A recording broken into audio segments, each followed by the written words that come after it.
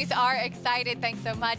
I'm your host, Acacia Clement, as we get ready to kick off this week of live racing. A beautiful afternoon here in Elmont, New York. A little bit of a light breeze. The sun is shining. Of course, looking forward to celebrating Father's Day this weekend with many of you. But today, we'll get ready to kick things off and in style.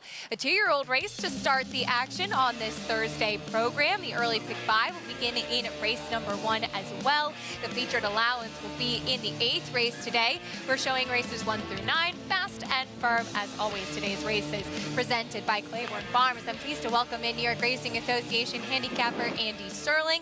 Andy, the Belmont Park, we're at Belmont Park. The Belmont Stakes is in the rearview mirror for us. Clearly, I'm still recovering mentally.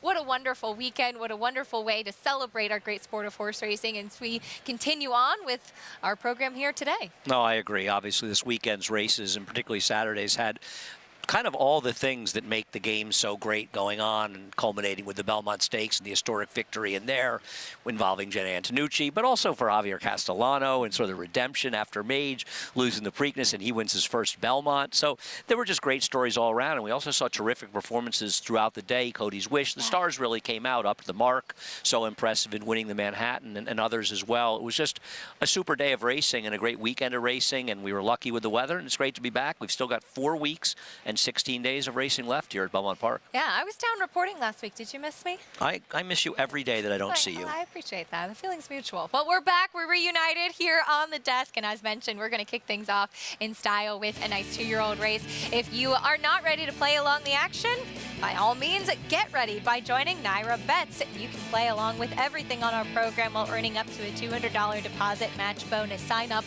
with promo code BONUS200 and earn up to a $200 deposit match right after your first deposit. Bet any track, anywhere, anytime. Get started at nairabets.com for your $200 deposit match bonus. Our first race in the program today at beautiful Belmont Park is the 2-year-old race of the day, brought to you by Spendthrift Farm, home of North America's 4-time reigning champion General Sire, Into Mischief. Here's a look at the field. New York-bred fillies, 2-year-olds sprinting on the turf to go 5 furlongs. We check in with the 3rd member of our team, Maggie Wolfendale.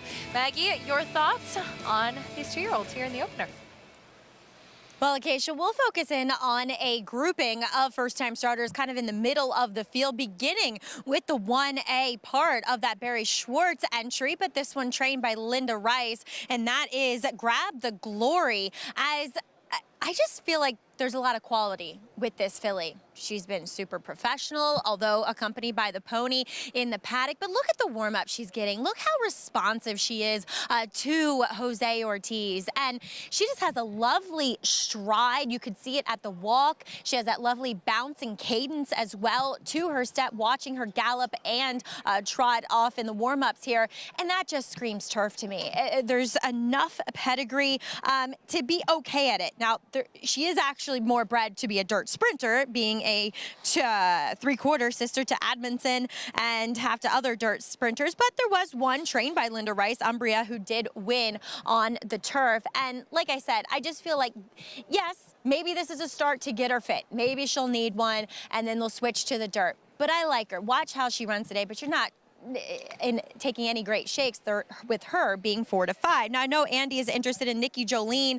Of the 2 that sold at the OBS March sale, she definitely worked, I think, better than Run for Your Honey, who I'll get to in a moment. The thing with her is that she's very fit, very well defined. We'll see how fast she is. She worked like a horse that wants distance. She looks like a horse that wants distance. So I feel like this 5/8 is probably just a starting point for her, but sometimes it doesn't matter if they're good enough to win at a distance shorter than what they really want. They're good enough to get the job done. Number 6, Run for Your Honey. I didn't like her work much. She worked 10 and 3. She wasn't asked a lot, but she didn't have much stride length watching her. Now, she is a 3/4 sister to Constitutional Rage. She was a little bit of a crazy girl. She definitely raged a lot, but she's also half to Maddie's Grace, who has been running recently and very proficient in turf sprints in her 2 tries at it. She's nicely put together, but she could look stronger behind. So we'll move on to to number 7, Sorority Partner. She's the other Mike Maker trainee. This one, there isn't much immediate pedigree, though. Bustin' Stones is actually good with his 2-year-old and turf sprinters. The Dam Have to Unitarian, who is a graded stakes winner, going really long on the turf, like 1.5 miles. She, though, looks pretty swift, and she's been very professional. You see her without the pony there. She is wearing a very small, short-cut cheater blinker. I wish there was a little bit more of her, but she's done everything right, and I feel like she could be that precocious type that is able to get the job done at first asking. As Acacia, Andy, I know you have some thoughts about Nikki Jolene. One of a couple, Maggie, that's coming out of a 2-year-old sale. And Andy, as Maggie touched on, this filly by Solomini went 21-1, and I've gotten a chance to see quite a few of the Solomini progeny at the sales, and I'm a big fan. We actually were outbid on one that sold for $700,000, a Solomini New York bred, which is wild. But this filly comes in to debut, and she has some turf pedigree too. No, I agree. I like the workout at 21 1/5. I thought that she wasn't really pushed that hard in there and looked pretty good.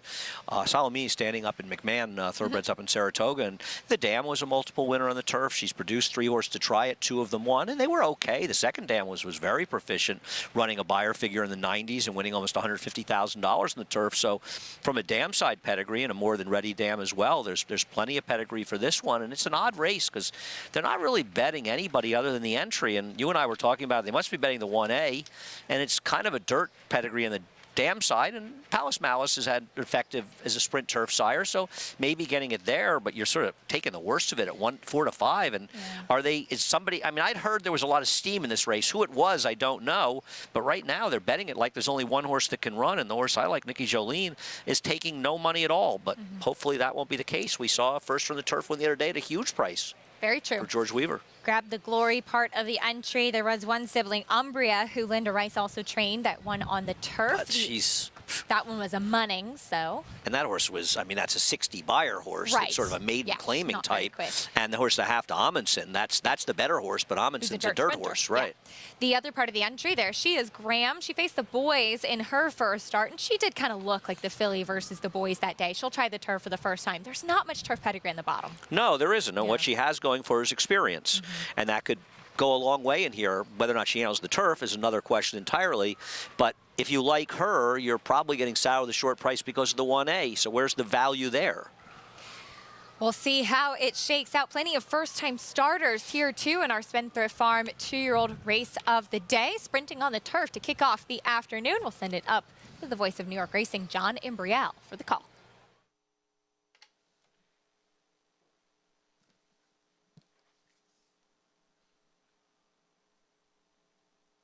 Just one left to load. Number 9, a stone's throw away.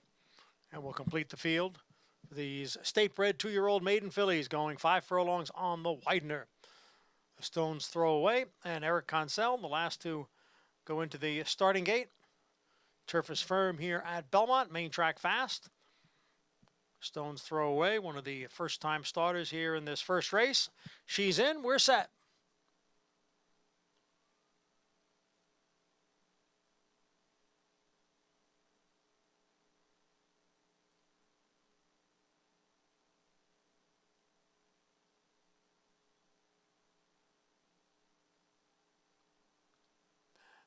And they're off.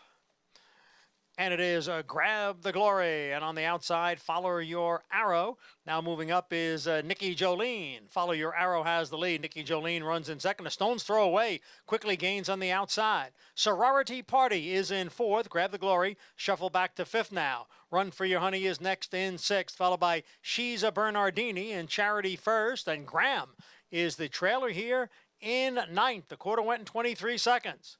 So it is Follow Your Arrow with the lead here by a length and a half. A stone's throw away on the outside, runs in second with Nikki Jolene in third. Here comes a stone's throw away up to challenge. Follow Your Arrow. A stone's throw away is taking the lead. Follow Your Arrow on the inside, back running in second. Then Nikki Jolene, followed by Sorority Party, and then the entry Graham and Grab the Glory. A stone's throw away to win her debut. Won it by a length, very close for second between Nikki Jolene and Graham. A stone's throw away. First-time starter for George Weaver gets the win on debut. Filly by Bustin' Stones. Well, that'll knock George Weaver's ROI down for his 2-year-old firsters and turf races this meet, because the other one paid $40. And this one looks like can only pay a sort of meager $26 or $27, but a stone's throw away. And you mentioned the Bustin' Stones can handle the turf. This one's not the dam side pedigree is not strong, to be kind, but this horse stalked the pace and kind of looked a winner every step of the way. My horse, Nikki Jolene, ran okay, as you were pointing out, had some trouble changing leads and might have gotten nipped for second by what we think was the other half of the entry here. Kind of like the winner did the running, and nobody else did that much running.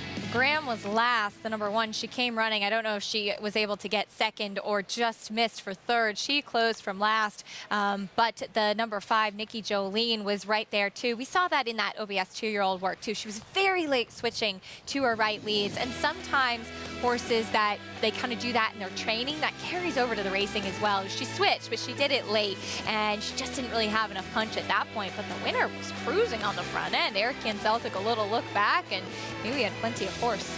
George has gotten these horses ready, and he's got a horse that's heading over, I believe, to Ascot as well. He won one of those, the normal route to Ascot, the old Gulfstream Durf course to the Ascot turf course. It's now a winning you're in, though. Now you're winning you're in. Wonders never cease to amaze me in horse racing, but George Paris-Bay has a strong hand with the 2-year-old turfers pretty early in the year. He does. 12-1 winner, a stone's throw away, as it was 9-1-5-1A in that Spencer Farm 2-year-old race of the day. We'll bring you prices in a moment. Coming up a little bit later on, though, race 8 will be our feature on this Thursday program at Belmont Park, and unfortunately, Andy was impacted by 2 key scratches with Sheriff Bianco and Miles D coming out. I would imagine that Stage Raider, the one that's really going to take most of the attention now. Yeah, I mean, keep in mind that 2-1 on the entry was because of Sheriff Bianco as much, if not more, than Total Impact. So I think he would have made Stage Raider the favorite, and they have to justify. He's a bit of an enigma because he's, he looked very promising with the fast figure in his second start in the slop. Not so well, even though he won his next start. He really put it together, finally, going the 1.8 miles in Saratoga. And I think at that point, you're kind of looking at him and thinking, this could be a stakes horse. Yeah. And obviously something went badly wrong because he was then off for 9 months. And he came back, and he really didn't run very well at even money. And you look at that pace, it wasn't that hot. Unbridled Bomber, the winner, who's more of a closer type, was on top of the pace. We'll see if he can run better second off a layup, but there has to be concern with that horse, whether or not he's really going to be effective going forward. It's just funny. He is the half-brother to Justify, as you mentioned. They look nothing alike, which always interests me to see how those genes will They look over. nothing like coming down the stretch either. No, they didn't. races, unfortunately for him. Yeah, tough to look like Justify as well. But the remaining part of the entry, Tonal Impact, as you mentioned, will stay in for Linda Rice. Did get a win last time out. Yeah, I mean, I think he beat subpar horses with a very good trip, but he beat him convincingly, and he's obviously run figures fast enough. Is he a horse that's a little better with more distance? Just going to ask you. Probably. And the horse that wired him, Uncle Moonlight, now is benefits from Sheriff Bianco coming out. I'm not an Uncle Moonlight fan, but maybe he'll run better. I think the question is whether or not you're more interested in some new shooters in here, like Kinetic Sky going to Rick Dutrow, or Shooters Shoot, the kind of interesting new face coming in off a long layoff for Joe Sharp. Shooter Shoot, who we haven't seen since April of 2022. That's coming up in the 8th race a little bit later on. Back to our first race, the Spencer Farm 2-year-old race of the day for the New York bred 2-year-old fillies. We saw a nice first out turf winner, a stone's throw away. Filly by Bustin' Stones delivers at 12-1 on debut. Yeah, she looked like a winner, really, as you were pointing out, every step of the way, getting it done, and just a lot, really looking good out there. I'm George not here, Melissa Cohen, the assistant. Of course, Melissa worked for so many years for Rick Violet. Yeah, absolutely. Nice to see her. Eric Cancel in the saddle as he's standing by with Maggie. Eric and George Weaver, pretty familiar duo that we see here now with the 2-year-olds. You were just telling me George Weaver didn't seem ultra confident with this one, but she certainly showed a lot of precocity with this debut win, Eric. Yeah, I mean, I spoke to him this morning. He told me that the filly, she's a little bit laid back. That he worked on the turf and she worked pretty well. But he told me, just try to get a clean break and ride her as hard as you can. And that's what I did, you know. She broke very well. And I just took advantage of it and put her in a good spot. And once I asked her, you know, she started picking up the pieces little by little. Eric, as we just mentioned, George won the Win and You're In turf races to go to Ascot down at Gulfstream. We've seen two high-priced winners, 2-year-old winners here in New York. Do you have any insight on why he's doing so well with his 2-year-old, especially turf runners this year? You know what, to be honest, I can't really say. You know, I know that they're all very hardworking, just like every other trainer, you know. He's very dedicated. He's a very good horseman. And I've been working for him since I got here, you know, and they always do a great job with horses. They try to find a way, you know, to keep them happy and comfortable, and I think that's the key to success, you know. Try to work with them, not against them, and it works out well. And I've seen you work horses for him for years. Is it more rewarding winning for people that you have that type of relationship with? Let me tell you, to be honest, yes.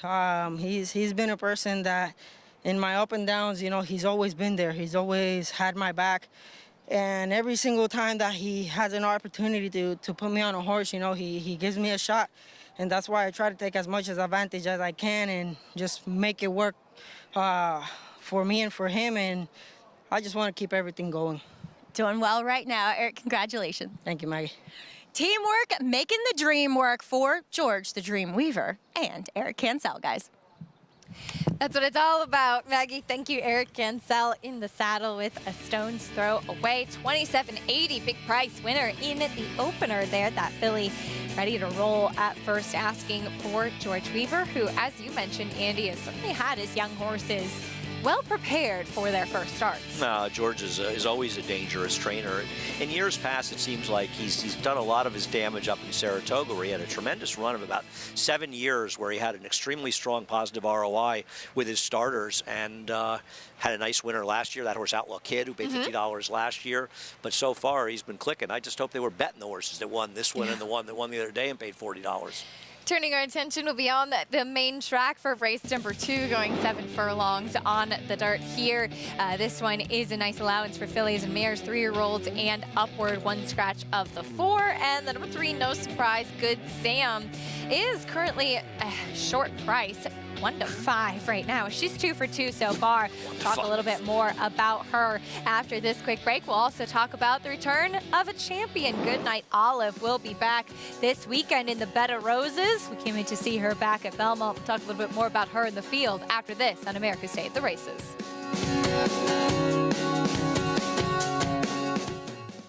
The Run Happies are running, the Run Happies are selling, the Run Happies are winning. Eclipse champion Run Happy is showing a new dimension with winners on turf, dirt, and all weather.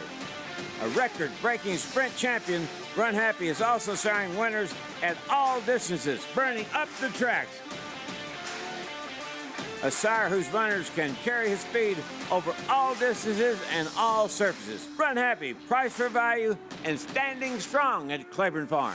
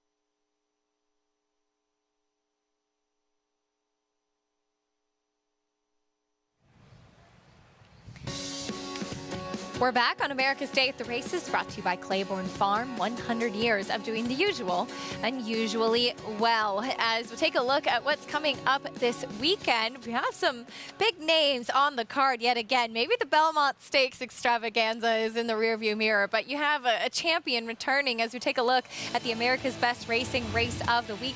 It is the Grade 2 Bed of Roses on Saturday, Andy, and maybe it's a compact field, but there are some very, very talented fillies and mares in here. Oh, this is an extremely good race. I mean, maybe the only horse missing is Matarea, because you've got the champion, you've got stakes quality runners, stakes winners in this race, and also up-and-comers in here. There's really nobody in here who doesn't have the talent to be effective in here. And, you know, we're going to show the Breeders' Cup Sprint with Goodnight Olive, but really the race to show is last time out when she was completely blocked and locked in down on the inside, and Wicked Halo was able to best her in finishing second. I'm going to tell you, I think that Goodnight Olive is extremely vulnerable in this race. I think there are improving horses in here, and I've never felt like she necessarily was that much better than this group, even though she obviously had no trouble with the likes of Wicked Halo and Echo Zulu in this race. That's the win in the Breeders' Cup Filly and Mare Sprint. She would then win the Madison in her first race as a 5-year-old mare at Keeneland, a later developing filly. We really didn't see her start to get very incredibly good really until a 4-year-old when she had that champion season and was undefeated in 2022. Goodnight Olive coming in trying to defend her champion title this year. Then, after the Madison, though, was that Derby City Distaff that you touched on, Andy. Wicked Halo finishing second in this race. Goodnight Olive in third, Matarea the winner. Talk us through what went wrong for Goodnight Olive.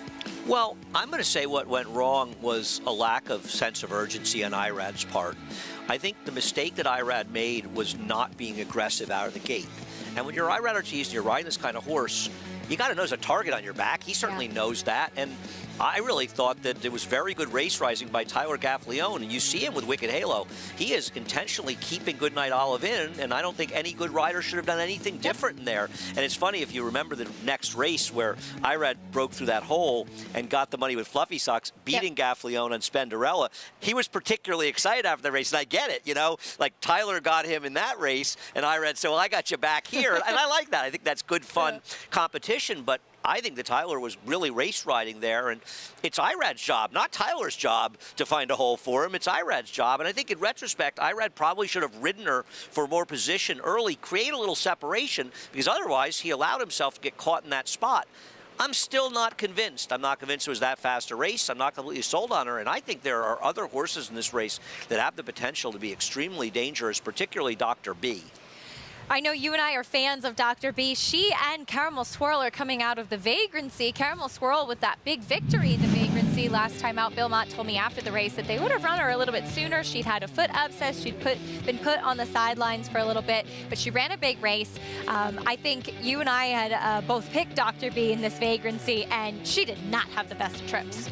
I'm not sure, but we might be showing the highlight or low light reel of rides Irad would like to forget. Irad, we're not trying to beat up on you here, buddy, but these are races I can guarantee Irad's looking, he's going, oh, please, I don't want to look at this, because this was not his best ride. I mean, and not taking nothing away from Caramel Swirl. She's a terrific horse. She's always been a dirt sprinter. She's been in races where she probably wasn't in the right spot at times of her career, but for the most part in dirt sprint, she's delivered, and she delivered very well here and put that bad effort at Tampa behind her in her prior start.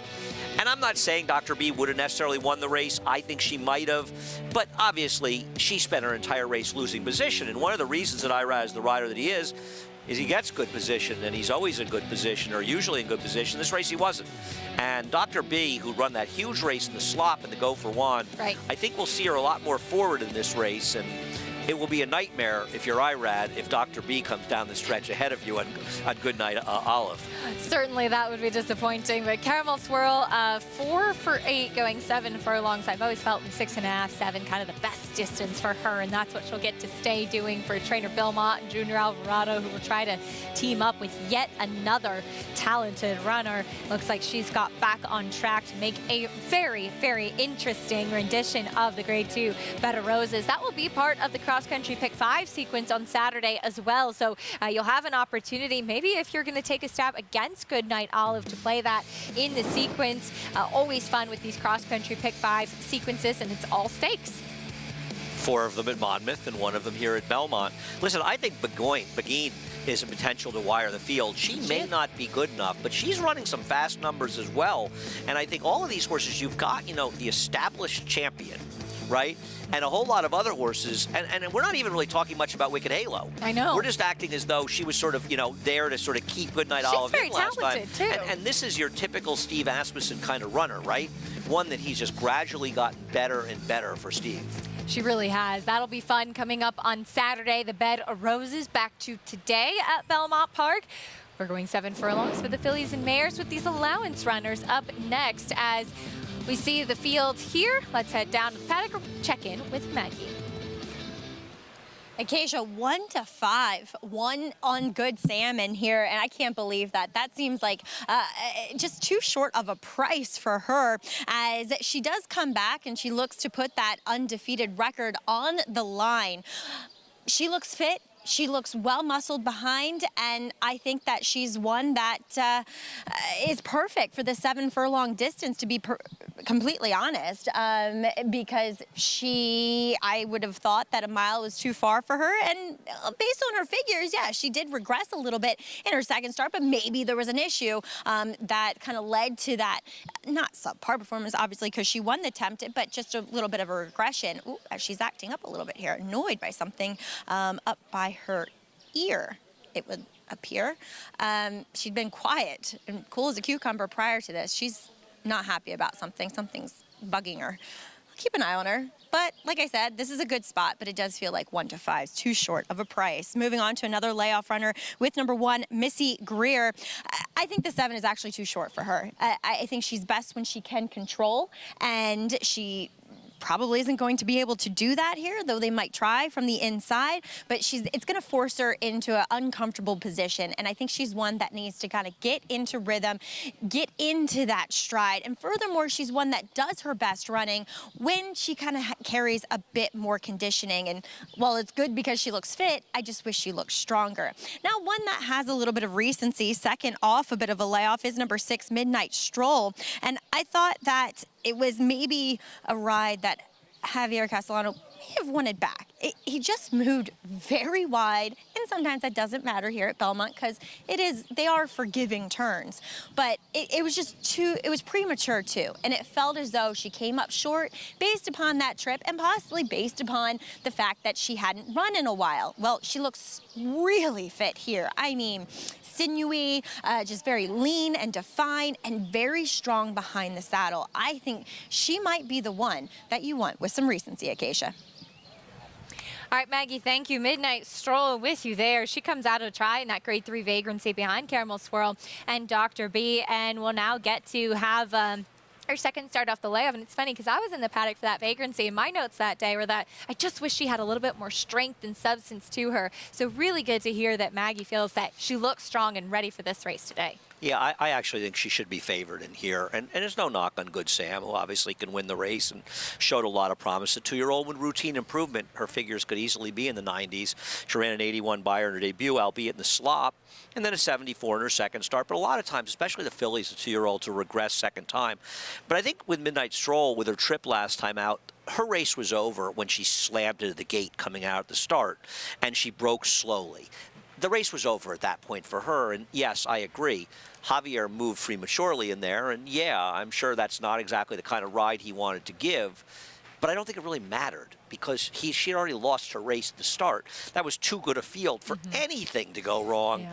And if you go back with her, probably a mile and a 16th, a little farther than her best, though she did win the Delaware Oaks at a mile and a 16th, but the Wicked Halo third place finish is effective enough, and they're over-betting Chad Brown and Irene Ortiz at the expense of horse Midnight Stroll, who's done the deed, and to me looks like the horse who's the one to beat. She's the class, I'd say, too, in this field. I mean, Good Sam has done, she has potential to be there, but this is a horse that's already run well in graded stakes company. Listen, you're looking at this race, if you're Peter Brandt and Chad Brown, and you're thinking, I want to take a shot in the test coming up in Saratoga in a month and a half.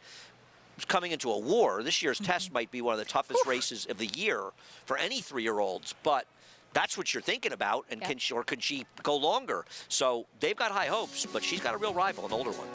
It'll be fun. Race 2 coming up. We'll take a quick time out. We'll bring it for you on the other side of this break. We'll also look back on history made in this year's Belmont Stakes. Jenna Antonucci becoming the first female trainer to win a Triple Crown race.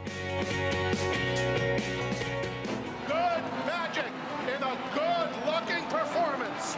Cruises home in the Haskell Invitational. And it's a vintage performance by Vino Rosso in the Breeders' Cup Classic. Nest, much the best. Elite Power on the far outside, and Elite Power gets up to win the sprint. On the outside, it's Malafat coming to the wire. Who's it gonna be? It is Malafat.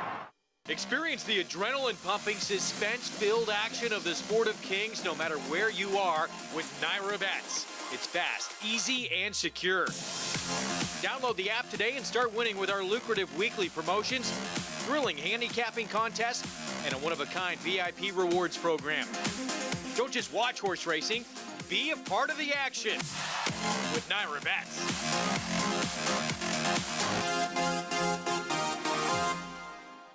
I'm very bullish on it. Tom's D'Etat's got a 4-length lead at the 16th pole. Tom's D'Etat has conquered the Clark.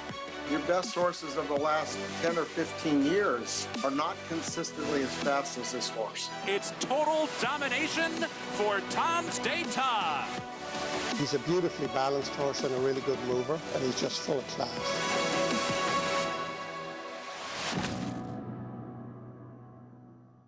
Racetrack Television Network brings you every race, from every track, on every screen, every day. With monthly packages starting as low as $5, RTN gives you great value and access to more live HD streaming and race replays than anyone. Visit RTN.tv today to sign up and watch on almost any device, including Roku and Amazon Fire. RTN has packages that start at $5 per month.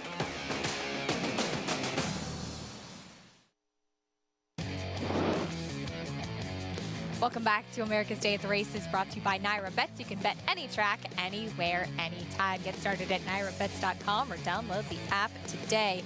Getting ready for the second race. If you're looking at your past performances, we were told the number 5 here, in my opinion, is scratch. Did not come to the paddock here today. Taking a look at the field, though, that is running. Here's the number 1, Missy Greer. Yeah, Missy Greer looks like the speed in this race. She has run her better races on wet tracks, but she does appear to be the speed. Whether or not she's good enough remains to be seen. Honey Money now with Jamie Begg. She's the one who probably will be stalking the pace. And for those wondering, Jamie Begg is deputizing for Rob Atras, who's serving, I believe, a 10-day suspension. I believe so, yes. 10-1 on that horse as well, that 6-year-old mare. Here's the 6, Good Sam, your favorite. We're going to show you a trainer stat that fits this horse like a glove, and she's very dangerous and may well win this race. But as of now, she's extraordinarily overbet. Very short price on that runner. Then we go all the way to the outside, 8-5 now on Midnight Stroll coming out of the vagrancy. Just seems like a consistent type that didn't have the best of trips in a race off a 3-month layoff today. And Javier Castellano is riding the crest of a tremendous year so far. And I think that the other trainers have noticed that put Javier back on your list of riders you need to ride. You can earn a 20% bonus today by playing with Naira Bets. Deposit $100 and bet at least $100 on Belmont Park to earn a 20% bonus. Opt in at nairabets.com to get your 20% deposit bonus today. Pick 4 kicking off here as well. There's a look at your favorite 3-5 now on the number 3, Good Sam. She's 2 for 2. This filly by Good Samaritan. She won on the slop in debut, and then she did win that Tempted. And while she regressed by her speed figures, she looks like a little bit of a quirky type, Andy. Did you notice that? The way she kind of runs with her tail stuck straight out, switches her tail around. She was green in that debut as well. She seems like a little bit of a quirky filly. I wonder what kind of maturation we'll see from her today. I always wonder, these horses that do these things and stuff, does it matter? And maybe if she stops doing it, she won't be as good. Maybe. But look how she's drifting a little It's bit. weird, It makes yeah. the rider's job a little bit easier. Also, sometimes, we talk about horses and they switch their tail or the way that they carry their tails. Sometimes it means that A, they're maybe not moving the freest, or B, kind of what Maggie was touching on with other things, is that if they're agitated, if they're irritated or agitated by something else, they're not focusing on what they're doing. I think Sharp Cat, horse that Wayne Lucas had years ago, is an extremely talented horse. I feel like she was a tail swisher. You don't see that many good horses that are tail swishers. But given how she's run, yeah. I mean, it hasn't seemed to get in the way for running really well in her first 2 starts. As you know better than I do, horses are quirky. And sometimes they have, I mean, it's not necessarily a thing you're looking for, but does it get in the way? Listen, I don't know. I don't know anything about him. You know about him physically. I just feel like these Chad Brown horses, they run well off the layoffs, and we have the stats for it, but they don't run up to their odds. And when you're dealing with a horse 3 to 5, and it's the curse of success, and you see it with trainers that win a lot, and you see it with any trainer, you're never going to see that many high ROI stats for trainers that win a lot because their horses get overbet and they're bad value. So yeah, and when you're Chad Brown, you're delivering at almost 30% off these layoffs. That's great. But if you're betting on them at short prices, it's not. 3 to 5. Now for more on your favorite, let's go back to Maggie. And guys, speaking of that quirky behavior in regards to Good Sam in here, well, she gets it from her daddy. Good Samaritan, and I've been, doing those post-race horseback interviews for several years now. He's the only one that tried to bite, kick, and savage me when I tried to do it. So they're a little odd, I would say. And yeah, she was annoyed by something with her ear. Then she settled down and she got a little annoyed on the racetrack again. I think it's just her. And obviously there's talent, and if you can kind of be the rider that ignores those quirks, then you're gonna get along with her, and you'll see the good results, which obviously a Rod Ortiz does. Moving on to number 6, Midnight Stroll. She'll be my pick in here. I love the warm-up too. Yeah, she's a bit of a lighter frame filly. I'm not gonna, ignore that fact, but I just love how strong she looks behind the saddle. That's the most important thing. And as Andy said, she got away slowly, going back to that vagrancy, but Javi today gave her a big warm-up, but it was controlled. He had her focused on the task at hand, and that's what you want to see. So I'm going to take her today. I think she benefited greatly from having that race back, albeit against some tough customers, and she doesn't have to face those types today. Acacia?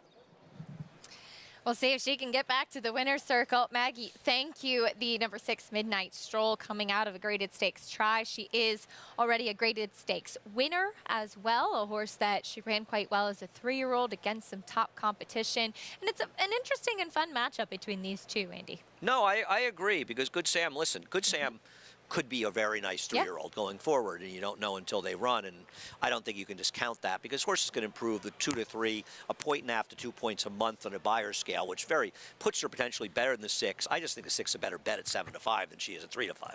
There she is, number 6 Midnight Stroll. Javier Castellano won 2/3 of the Triple Crown this year. See if he can get back to the winner's circle here. Johnny I standing by. Set for race 2.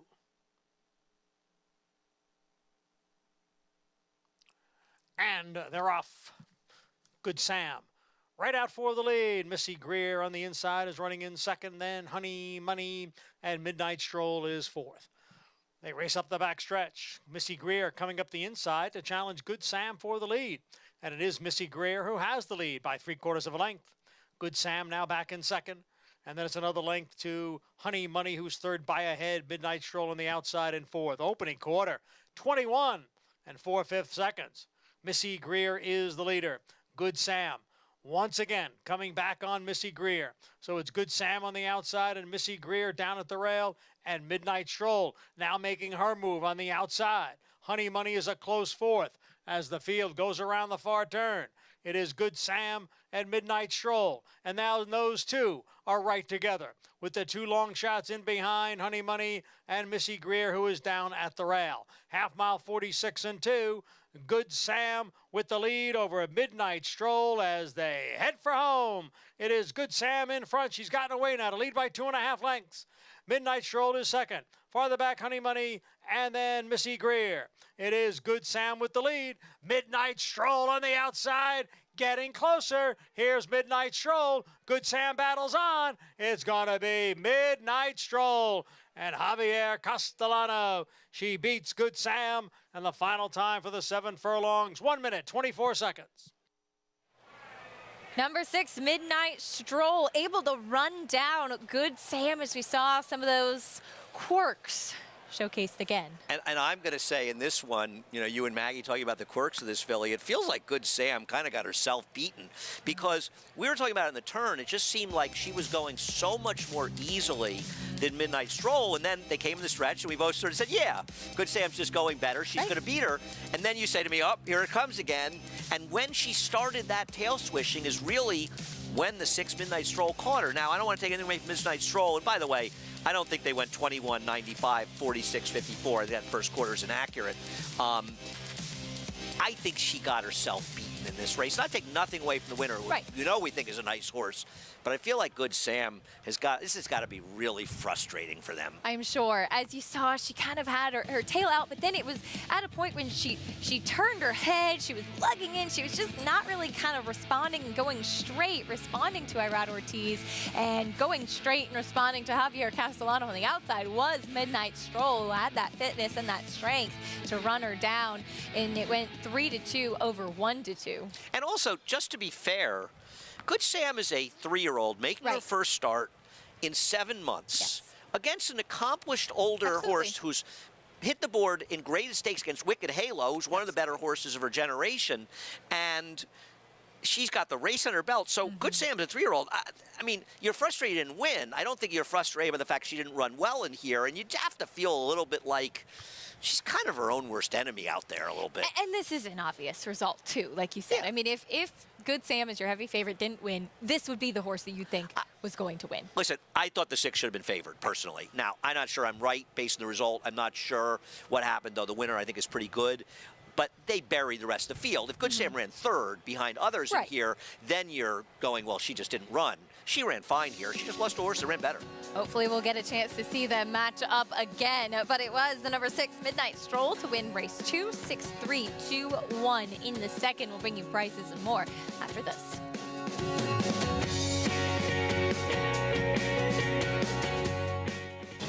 It's 1,000 words fighting back, coming down to the finish. If a picture is worth 1,000 words, this is one stunning picture. 1,000 words just in front. 1,000 words wins the Robert B. Lewis. Honoree P is full out now, second on the outside. And they're coming down to the line, and 1,000 words has done it.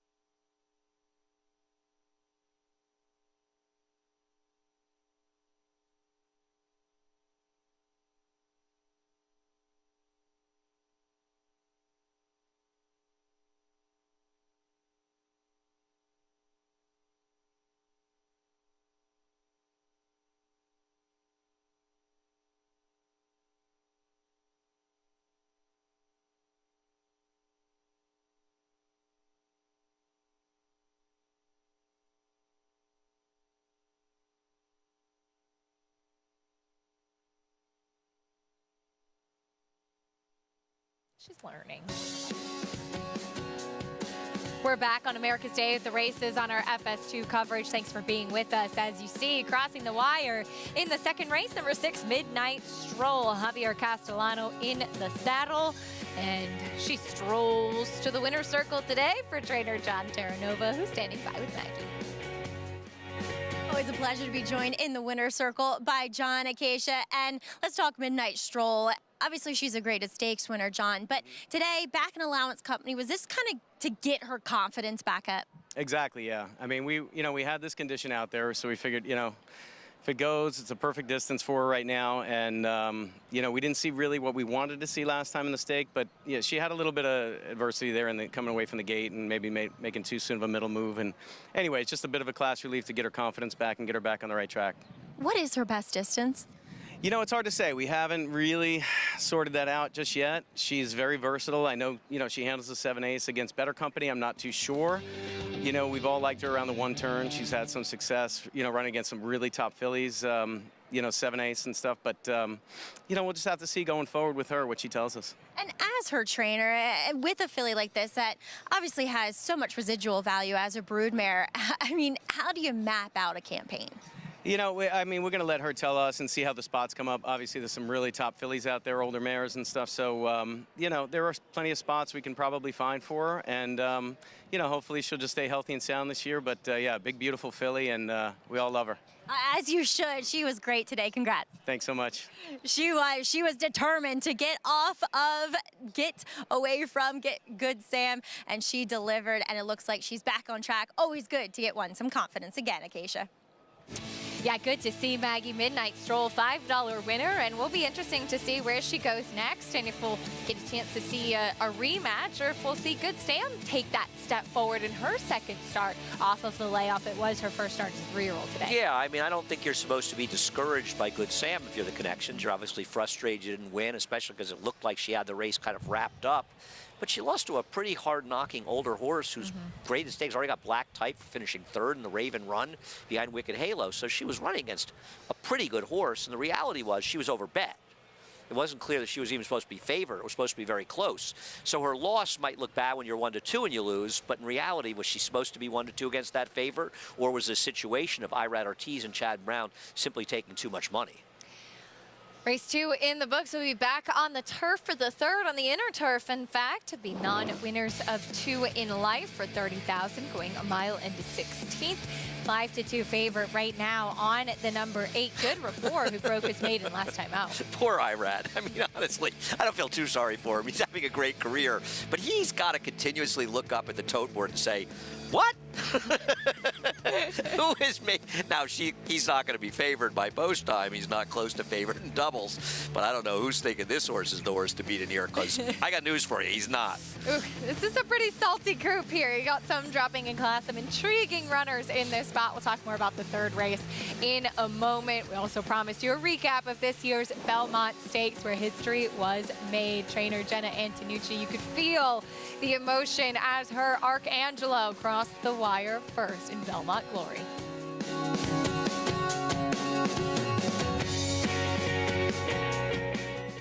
Warfront. This son of Danzig ranks among the world's elite sires. Ranked #1 by percentage of stakes winners, graded stakes winners, and Grade 1 winners. No stallion has a better strike rate. Warfront is the sire of over 100 lifetime stakes winners, including some of the sport's most talented runners both at home and abroad. The leading turf sire of 2022 by stakes winners and stakes performers. Warfront, standing at Claiborne Farm. Now more than ever, it's time to get with the program. When shopping for your next race prospect, consider that New York Breds start with an advantage. Our New York Breds run for serious green. At Saratoga Race Meet, New York Bred maidens run for up to $88,000. New York Bred allowance horses run for up to $100,000. And New York Bred owners can collect awards of up to $20,000 per horse per race. So get back with the program. Seriously. Harris Farms, proudly standing Smiling Tiger, a triple Grade 1 winner, defeating Breeders' Cup champions Dancing in Silks and Amazombie, a leading California sire with over $9.7 million in progeny earnings, with 94 winners in 2021 and graded stakes superstars like Spice Perfection. Spice Perfection wins the Grade 1 La Brea. And Tiger Dad. Smiling Tiger, a leading California sire, standing at Harris Farms. It pays to be Cal-bred.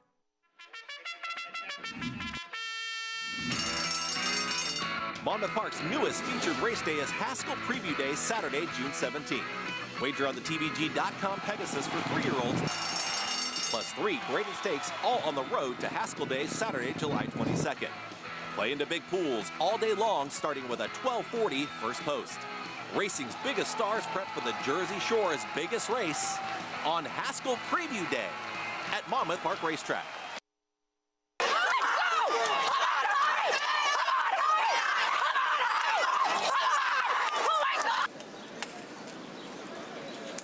We are at the beautiful Belmont Park in Elmont, New York, and it is the third jewel of the Triple Crown for Belmont Stakes Day.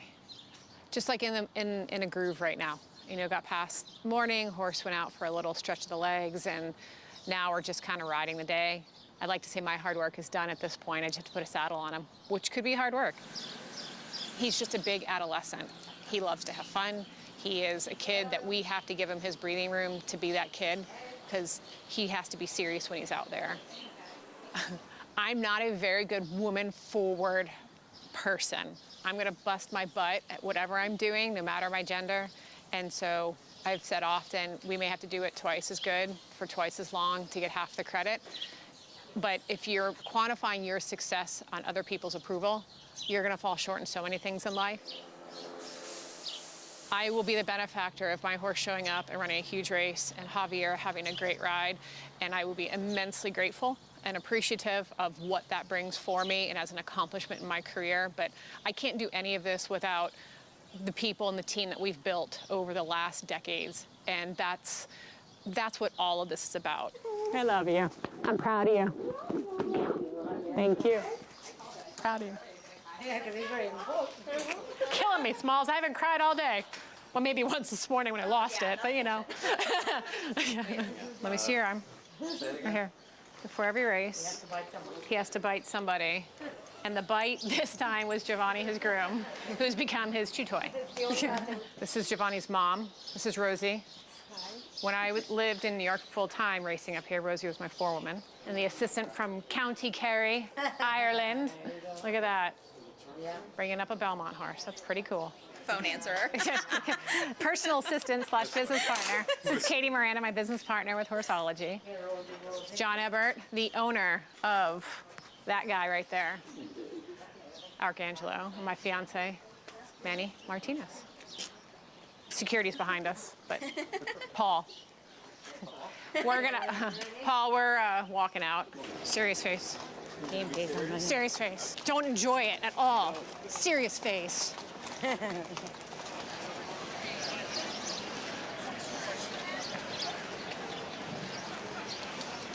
Javier's going to sit a smart trip, and we've told him that. You know, I'm not going to be in his ear while he's out there. He's got to feel it, and I think this horse gives Javier a great feel and allows him to get into a nice cadence, and he's going to let things develop for him and make the best possible decisions out there that he can, and God willing, we end up in front of the wire. Let's go kick some ass. Good boy.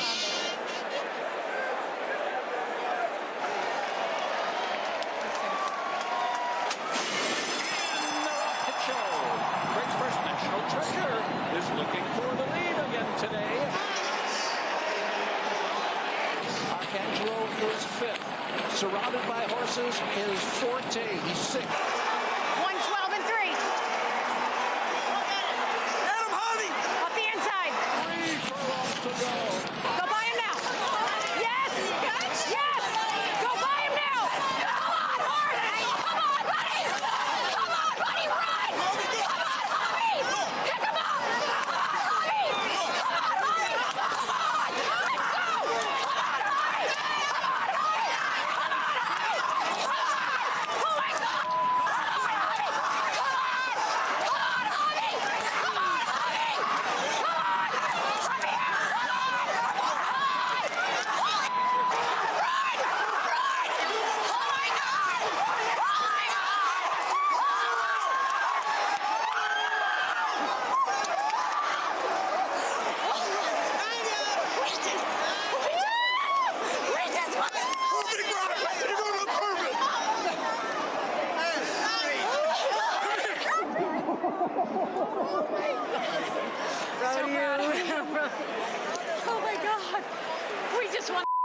Belmont Stakes.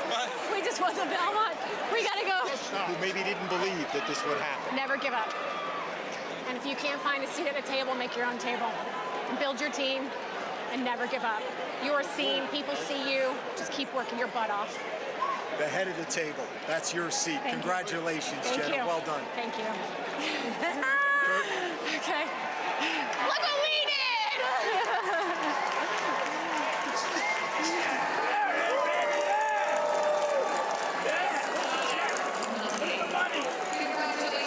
I'm not crying if you're not crying. Historic Belmont Stakes, the 155th running on the 50th anniversary of Secretariat's Triple Crown win. Of course, with Penny Chenery being so much in the spotlight. And then you think of Julie Crone 30 years ago being the first female jockey to win the Belmont. And then this year seeing Jenna Antonucci do it with Arcangelo. It's just so emotional, Andy. And as you and I were saying, it's a result that you just, even if you're not associated with the horse in any way, you can be truly so happy to see it take place. No, I agree. That was really fun watching that and sort of reliving the moments. And you and I were talking through it together. And it was a great moment on Saturday, and it continues to be a great moment for all the obvious reasons people have talked about. But I think it was also a great example of how great horse racing is for so many people that are involved in racing, and how much care goes into it, and incredibly hard work from so many different people involved in racing, most of whom don't get enough attention. I think that's also the thing with Jenna winning.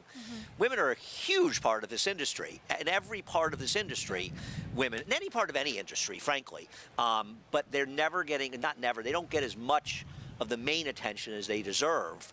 And it was great to see it in this case with Jenna and with this horse Arcangelo. Is really a pretty cool horse. It really is. What a tremendous performance in this year's Belmont Stakes. As we bring Maggie into the conversation, Maggie, I saw you from across the way, and as the tears were streaming down my face, I saw you getting a little emotional too, because it's amazing to see such a win like this take place. Makes you believe. I've been watching a lot of Ted Lasso lately, and it makes you believe, Acacia. I'm still getting teary-eyed just thinking about it, and even though I didn't get to see that piece, I listened to it, and just reliving that moment through Jenna, because it was a big one for not just women.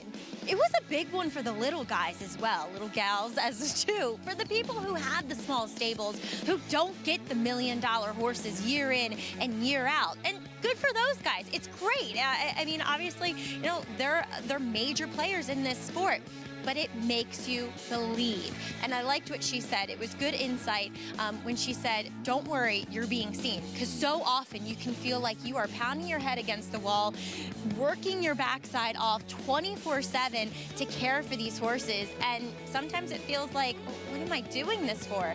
And then that's why you're doing it. Those wins, like Jenna being the first woman to win the Belmont Stakes, to win any Triple Crown race, it meant so much to every little horse girl like me and you, Acacia, to see her on that stage. And it's fun to ride this wave with her. It really is, Maggie. It's so special, and it's amazing to have had the opportunity, I know for both of us, to have spent a little time with Jenna, too. I got to know Jenna when I started down at Gulfstream back in 2016, Andy, and she was always so kind. She's incredibly involved in aftercare as well, really does a lot for the horse right from the beginning of that horse's life all the way through the end, as we see some of the female firsts in the Belmont Stakes.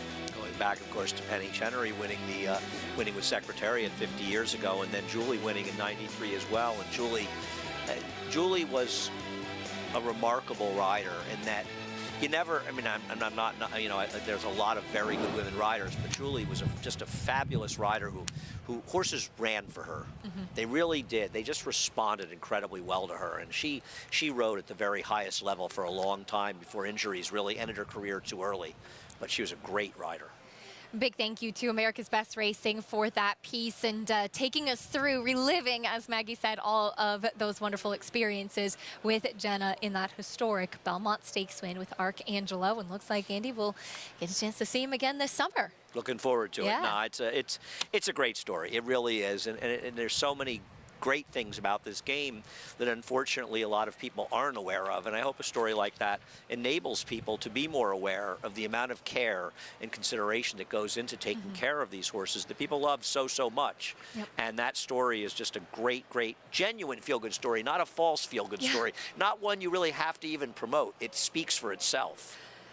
Turning our attention back to live racing today, again, we'll be on the inner turf non-winners of 2 in life. That's a look at your favorite good rapport. Red Ortiz going to be in the saddle. He just broke his maiden last time out, Andy. Do you think he can do it again, stepping up to face winners? No, I don't like this horse at all. I thought he beat a bad field with a perfect trip last time. The favorite by post time is going to be Paratus, the number 7, who's dropping down from a $50,000 claiming race at this level, and better horses last time out. But the blinkers on is like a desperation move for Belmont. And listen, I don't think anyone's going to be shocked if he wins this race. But, boy, he had a pretty good trip last time. He made a move and flattened out. I'm going to try to beat him. We'll meet the rest of the field, starting with the number 1, Ghostly Prince. I think he makes sense in this race. And of the Rui Rodriguez runners, I prefer him to good rapport. I thought he was victimized by a slow pace last time, and it's a crazy overlay at 11-1. He's the remaining part of the entry. He'll break from post 3. From the rail, here's the 2, Uragano.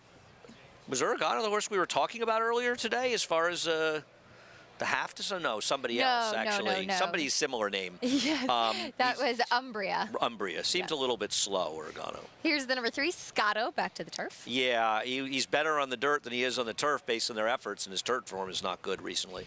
See if he can turn things around today. Number 4 is next, Father Glado in from South Florida. Dangerous trainer with Jose D'Angelo, but coming here in poor form. Lone victory did come on the Tapeta down at Gulfstream as well. Here's the number 5, last out winner, Mama Banned Me. Yeah, this horse always make me laugh because Maggie gave me a hard time when I picked him 2 back, but she was right. He needed a class drop. He's not really dropping off his last race. He needs a lot of pace to run at. Here's the 6, Spetro, stretching out. Yeah, he's going to drop down and be second choice by post time behind Paratus, and I thought he was the controlling speed, and I like him. See if he could wire the field under Joel Rosario at number 7. Paratus is next, as you mentioned, blinkers going on. Obviously, he could win. He's been facing better horses, but his efforts are not terrific for a horse, and you're not getting 9-2 at post time. 5-2 still on the number 8, Good Rapport. They just can't bet enough on Irad. They didn't go broke at 1-2 last time. They're sending it in here on a horse that ran a fast enough fig. I don't like the race he's coming out of, and overall, he's too slow. See if he can make it back-to-back victories. George Weaver looking for his second on the card. Here's Provision. I put him 3rd because there were so many I didn't like, and I felt like he was a bit of an unknown. His 1 race at Tampa on the turf, his only race at 3-year-old on the turf was against better horses. So maybe he deserves a chance against this type for a first time. You can follow along and get all the stats on the horses, trainers, and jockeys in today's races with free Equibase past performances. Visit NYRA.com/TV schedule to download your free past performances on all the races on today's show. That's the field for the 3rd race today. Let's head back to Maggie. Maggie, what are your thoughts on these runners for the 3rd? Well, we'll take a look at Paratus in here. Keisha, I mean, he's the one that drops down a bit. Sorry, I nearly called him a she because he is quite effeminate looking. He's a bit of a narrow build to him, but I will say that having that 1 race under his belt last time off a little bit of a layoff, I think actually moved him up a bit in that he looked stronger behind, which was my main complaint with him. And I like the addition of the blinkers, just a small cheater cut blinker in a race last time in which the pace basically held together with Penarash and Mauritius kind of just doing battle the whole way around there. And the blinkers, I think, help because Junior Alvarado sensed that this race was kind of unfolding in front of him and that he might not be able to get this horse there in time. And so he started encouraging him, and he was kind of giving him half the tank of gas, half the acceleration that he probably wanted. So I think the blinkers on might make him just run more consistently through the bridle, and he fits nicely with this group here, as we'll look to his inside with another horse that's second off of the layoff in number 6, Spetro. Now, I know this horse well. My husband used to train him, but he's one that he struggles to carry his weight. But another horse that looked as though he needed to strengthen coming in off the layoff, and he's done so. And furthermore, 6 furlongs is too short. I know he'd run effectively going back to last year at going 5.5-ish. You want to call that effective, finishing 6th. But I just feel like this distance is a bit more conducive to his running style. So we'll see if Joel Rosario can get him some forward position in this affair. But number 9, Provision's a horse that when I was kind of going through this race, handicapping it, I dismissed. He just looked slow on paper. But what Andy said is true, and that maybe he deserves another look here, because he definitely caught my eye in the paddock, as he's done very, very well from 2 to 3. He has grown tenfold. He's filled out a lot. He's moving incredibly well here for the George Weaver barn, who seems like this Belmont meet could be heating up for the barn. So I'm going to go with him purely based upon what I saw with him physically and getting a little class relief from those Florida races, Acacia. I like it, Maggie. Thank you. 6 to 1, a nice price on Provision. Got some good notes as far as his appearance is concerned. And George Weaver will look for his second win on the card. There's a look at the 6 Spetro, who Maggie was touching on in her trackside report. Take a look at a race from November for him when he finished second behind Timbuktu. But his early speed as he stretches back out, Andy, could be the key. Well, that's why I showed this race, because his first time he's run a distance on the turf since this race. He had the prep going 6 last time out, and you have to imagine the connections along with Joel Rosario are assuming they're going to go to the front with him, as he is the main speed on paper. And he ran well enough in this race to win today, and I just think he's very logical off of this race. If he can run as well as he did in here against today's field and this course, I thought he was kind of the worst to beat. I'm not way against Paratus. He's just not a horse that does a lot for me. He obviously can win. And listen, he was 7 to 2. He's very playable. He's going to be favored by post time. The money for Irad is it's beyond irrational. It's like, what's that famous line from Alan Greenspan, irrational exuberance? The irrational exuberance for Irad Ortiz horses, it's hitting an all-time hysteria. And that he was 1 to 2 in the last race, that this horse is favored at any point in the betting. It's ludicrous. They're putting a burden on the guy that he's not going to be able to achieve. And his ROI is going to plummet, because they're not going to win these horses, and they're going to lose, and they're going to be overbet. And listen, he's winning the title by 2 over his brother, and he's a great rider. Yep. But they're not supposed to be favored just because he's riding, and 2 to 1 on good rapport. So unless this horse has been the cloak of darkness working 44 or something, and he's doing so well coming into it, he's not supposed to be this price. Irad Ortiz had a big weekend, though. He did win the Manhattan with Up to the Mark, who was the favorite, but a horse that was stretching out for the first time to try and navigate the 1.25 mile distance. And he showed Andy that he could handle it with no problem. I was really astounded by the physical change in this horse, too. I mean, he really filled out a lot, and he was impressive in this win.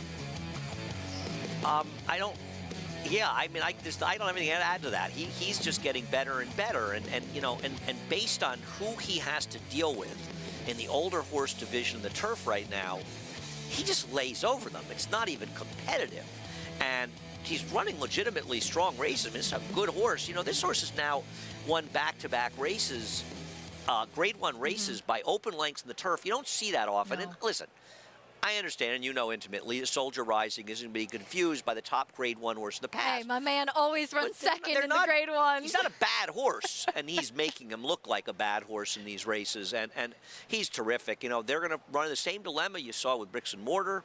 You saw it with domestic spending. They're going to probably go, and I saw Todd mention it, to whatever you want to call the Arlington Million at Colonial now, at 1.25 miles, because there's a dearth of those races. But after that, they're either going to cut him back to a mile, or they're going to go 12 furlongs, saying the Breeders' Cup. I'm not going to be shocked when he stretches out. The distance is always a question, but enjoy what you got now. It's a good horse and a clear leader of this division. Yeah, nice performance in that Grade 1 Manhattan. Irad Ortiz on good rapport, who's still 5 to 2, trying to make it 2 wins in a row. Loading in for the 3rd race in the inner turf. We'll send it up to John and Brielle for the rest of the load and call.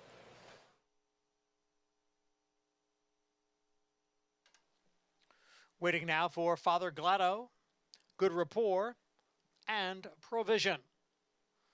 Good Rapport goes in, and one more to complete the 9-horse field, and that is number 9, Provision. He's in, ready to go for race 3. And they're off, and it was a slow start for number 9, Provision. Oregano from the inside post out for the lead. Spetro quickly ranges up to challenge. So it is Oregano and Spetro. They are heads apart. Ghostly Prince down on the inside runs in 3rd. Father Glado in between horses in 4th. Good Rapport in the clear on the outside in 5th. Length and a half. Provision has advanced up until 6th. Scotto is down at the rail and in 7th. And alongside is Mama Band Me. Trailing the field is Paratus in 9th. First quarter over the firm turf in 25 seconds. Up front, it is Spetro who leads here by a length, with Father Glado now moving into 2nd. Oregano runs in 3rd. Good Rapport is next in 4th, 3.5 lengths off the lead. Then Ghostly Prince, who is down at the rail. On the outside is Provision, followed next by Scotto. Paratus has moved up a spot. Mama Band Me is last of 9. The half mile in 50-1. Spetro continues to lead here by a length. Father Glado in 2nd as Good Rapport now moves into 3rd, and the move of Good Rapport is followed by Provision, and on the far outside is Paratus, who is coming on. Down towards the rail is Oregano. 3/4, 1:15, and now they are in the stretch, and now Good Rapport is right alongside of Spetro. Oregano is looking for a way through. Spetro still the leader, then Good Rapport, Oregano. On the far outside is Paratus, who is coming on with Provision. It's Provision and Paratus. Spetro now back in 3rd. They come on for the finish, and it is, very tight. Very close. A head bob between Provision and Paratus. It was a tight photo finish between the number 9 Provision and the 7 Paratus. I was a little bit more confident that the 9 was holding on, but the number 7 Paratus made it quite interesting at the end, Andy. Yes, I agree. I had liked the 6, but I had a small saver, but double with the 9, and I said, you root for the 9 to win this photo. And you said to me, oh, he's got it. Things got a little tense up there. There's no such thing as a sure thing. I'm thinking, even with the Acacia jinx, I think he held on. So it was very close. We'll wait to see the photo. No excuse for my horse in here. Spetro, who, Joel was able to control in the front end. He just couldn't really get the trip. And, I mean, I'm sorry. The money on Good Rapport is just preposterous. And it's horse racing. It's not jockey racing. And as good as Irad is, and he is terrific, he's not good enough to get horses like Good Rapport home and bet on horses based on their talents, not on the riders' talents. There are a lot of great riders out there, and we just saw a whole bunch of them in that race. Yeah, absolutely. As it was the number 9 Provision to hold on. Maggie really liked what she saw from this horse. Her top selection, 5-1. Provision holding on in that photo finish, 9-7-6-1 in race number 3. So you can see how tight, how desperate it was coming down to the wire. But it was an improved effort from Paratus with those blinkers on. He definitely had that little bit more punch that he needed. Right. On the other hand, he still kind of hung a little bit on the money, and, this is obviously a much easier spot for him. And at the end of the day, Manny gave a terrific ride on the 9. He managed to get decent position from the outside post and just got it done. And the Weaver Barns now got 2 wins here in just 3 races so far, and maybe they can get Saratoga. How about the owners, though? This is actually their 3rd win in a row. Randy Hill and Gatsa Stables are sweeping the card. Our producer Josh is absolutely right. John Terranova, the trainer of Midnight Stroll in the 2nd race, but the owners, all 3. Pretty impressive day. It would be a little better if Randy had come out to visit us. I miss Randy. I don't think I've seen him since Saratoga. He was here on Saturday at the Belmont. He did not have one of his signature Paisley shirts on, though. Really? Usually he rivals Jonathan Kinchin for the shirt. Do you think he's wearing one now at home watching these races? He might be. Randy and I go way I know back. Randy, he's well dressed for the winner's circle, even if he's not here. Randy used to attend the Daily Racing Forum seminars at Ciro's 20-plus years ago, Randy's and that's how I great. met Randy back in around 2000, 2001. So it's great to see him doing so well. Well, if he's not here, we're sure he's watching. Congratulations to Randy and Gatsa Stables. Randy with all 3 Gatsa Stables winning the last 2 races as well. But the number 9 Provision with the victory. Mage, Forte, will they have an opportunity to meet again in the latter part of the 3-year-old season? We'll talk more about the division after this.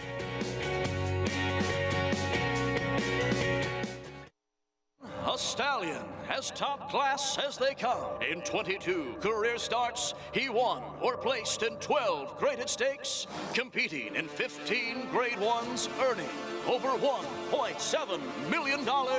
His undisputed speed is evidenced by 7 100-plus Spire speed figures, a 3-time Grade 1 winner, Raging Bull.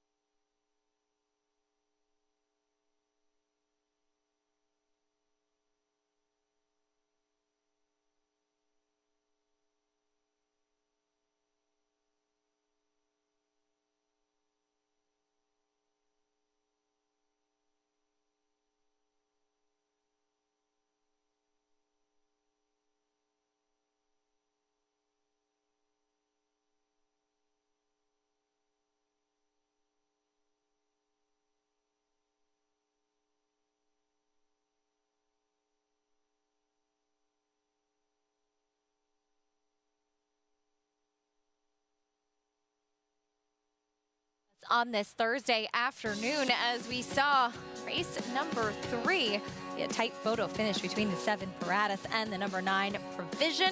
Provision prevailing. Second win today for George Weaver, and third for the owners. Yeah, no, that's pretty incredible, actually. Does Randy have any horses in later today? I don't know. He might be driving out quickly out to the track to get here. Might It's be too late now, Randy. You missed out. I'm sure I'll be seeing a lot of them in Saratoga, which we look forward to. Good guy. Absolutely. Yes, so always a lot of fun. A very fun post-race interview to do, too. Here's a look at the race once again, and you see Provision and Paratus, the two who were the ones coming down to the wire. They're making those big moves on the outside. They are making big moves on the outside. I don't know what's going on with the number 1 in there, Ghostly Prince and Jose Gomez, but that might be a horse you want to follow a little bit going forward, because he goes buried in traffic and really wasn't even riding till the end. He probably should have won. There's an argument he might have won the race, to be honest with you, but Provision gets it done, and Manny Franco. $12.20 winner, Manny Franco in the saddle. There's a look at the photo. Ooh, that was tight. That actually was tighter than I thought. Well, it wouldn't have been that close if you hadn't told me that I was home with a 9 passing the 16th pole. So I'm going to say you had a little something to do with that occasion. It was the weight of all of us. You're so on the strong 9. that he still didn't win. So, you still didn't want that to happen. I want you to know, even if the 7 won, I wouldn't have totally blamed you. After I yelled at you, I wouldn't have blamed you. I would have been yelled at anyway, yeah. There's all kinds of superstitions when it comes to horse players, if you haven't noticed. As we turn our attention over to race 4, 6.5 furlongs on the main track here. It's a $40,000 claiming race. Here's a look at the field. Number 1, Catches Soon for Linda Rice after that big win last time out is your favorite at the moment at 8-5. Yeah, well, listen, Catches Soon comes off a very easy win with a nice figure against lesser horses, and I prefer Happy Farm here, but I found this race inscrutable. This is a tricky one. We'll get more information on the 4th race in a moment. But before we do that, we've talked often about the need to highlight all of these wonderful programs that do such good work looking after our thoroughbred racehorses after their racing days are over. The Thoroughbred Retirement Foundation is one such organization, as we'll get a chance to learn a little bit more about their members. We are so happy to be here in Chestertown, New York, at the beautiful home of Heather and Joe Rio, their daughter Hazel, and one of the luckiest horses I've ever met, Dusk to Dawn. Dusk to Dawn turns for home with a 5-length lead. 2018 was the first summer that we brought horses up to Saratoga. We called it our TRF Saratoga Summer Farm, and we brought 4 or 5 horses up from the Wallkill Correctional Facility. Dusky was one of them. asked Joe, can we please go see the horses? I'd love to go see horses for my birthday. We had a lot of people visiting. It was all about introducing our herd ambassadors, but then this sort of magical connection established. It was love at first sight when I saw him running through that paddock. So my husband Joe turned to me and just said, I see it in your face. You're in love with Dusky. For your birthday, I want to get you a horse. I started crying in the barn. I'm like, I'm around all these people. So I found a barn in Fort Anne about 20 minutes from us, but I had my daughter and COVID happened. And they locked down barns and you couldn't go to the barns freely to go visit. And that's when I really started thinking, I want him home. I need him home with me so I can be there. Was this arena here? Was that barn here? No, so we found the house and we ended up having an excavator come in and clear the land, bring in sand, and Joe built all the fencing around, found a place to build the barn. I would call this the house that Dusky built. Yes, definitely. Did you have any idea that it was just down the road from where Dusky had been born? I knew that Dusky was a Chestertown Farms racehorse. Had no idea we were moving to the same street that he was actually born on. Oh my Just, gosh. You know, a couple miles down the road. It, to me and to all of us at the TRF, is an example of a fairy tale ending. The most fun part to me is being able to show my daughter the lifestyle of having a horse, teaching her how to clean the barn. She loves throwing the shavings down and sweeping up and giving Dusky lots of treats. You know, being able to give her back what my dad gave to me. When a family adopts a horse from the TRF herd, they not only adopt one, they save two by making a space in our herd where we can take another horse into our care. You know your mommy is a hero for the horses? She is. And you're her little horsey helper. You're the hero helper. Is that right? I love that piece. For more information, you can visit trfinc.org. So great as Kim Weir, who is absolutely fantastic. If you do not know Kim yet, please find an opportunity to meet her and chat with her. Her passion is absolutely unmatched, Andy, and just the work that the TRF does is remarkable. No, I obviously agree and know Kim very well, and her enthusiasm is unmatched by anybody in this industry, and TRF has done so much good for racing and for racehorses over the years, and really with the help of so many people caring about the horses as well. And listen, nobody should tell anybody how they should spend their money, and a lot of people can't afford to give, but if you can afford to give and you want to give, TRF is a great organization to investigate and get involved with. They do so much good stuff, and I know you and Maggie are extremely involved in them as well. Very much so, and very passionate about it. And Maggie, there's a special day coming up this weekend where we have an opportunity to highlight what the TRF does a little bit more. That's right. People may actually get the opportunity to meet Kim Weir as this Father's Day Sunday, June 18th. TRF will have a booth here at Belmont Park, and race number 5 will be named in the TRF's honor. And really, we're kind of bringing it back home. The TRF originated here. It was the brainchild of Monique Kohler way back in the 80s, and now 40 years later, we get to celebrate it and celebrate the opening of Wallkill in their Second Chances program. So if you're out at the races, which I know a lot of families come out, you can stop by the TRF booth, get a little photo op with the 40-year celebration sign, and 2, you can really check out what the TRF is all about. It's an innovative program. We had the Adopt that we just saw with Dusky, that side of it, and also the Second Chances program, which gives those horses that can't go on to those second careers an opportunity to work with people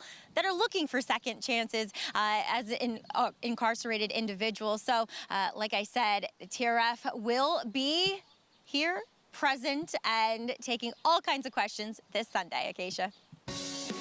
Hope you get a chance to stop by and chat with them, learn a little bit more about the program, and as Maggie said, just can't say enough good things about the Second Chances program. When we come back, we'll take a look back at the Sunday's 2-year-old action. Boy, did we see an impressive performance. We'll recap it after this.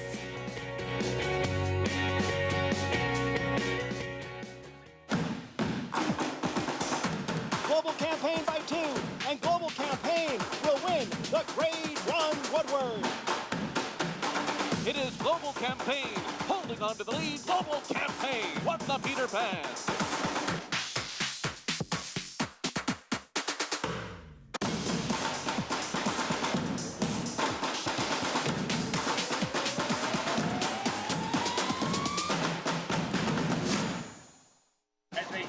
When it comes to horse racing, you can never have too much information. With Twin Spires, you can place your bets with confidence. Whether you use handicapping insights, like our Brisnet speed ratings, prime power and past performances, the guidance of our experts' top picks, or just choose a name that catches your eye. Yes! No matter how you pick your horse, bet with Twin Spires. Start earning your $200 sign-up bonus when you sign up with offer code GET200. Number 1 is Mo Donegal by Uncle Mo. And they're off in the Remsen. As they come on for the finish, and it's going to be tight here in the Remsen. Mo Donegal. Mo Donegal bearing down on the outside. It's Mo Donegal and early voting, and it is Mo Donegal to win the Wood Memorial. And it will be Mo Donegal to win the Test of the Champion, the Belmont Stakes. Racetrack Television Network brings you every race, from every track, on every screen, every day. With monthly packages starting as low as $5, RTN gives you great value and access to more live HD streaming and race replays than anyone. Visit RTN.tv today to sign up and watch on almost any device, including Roku and Amazon Fire. RTN has packages that start at $5 per month.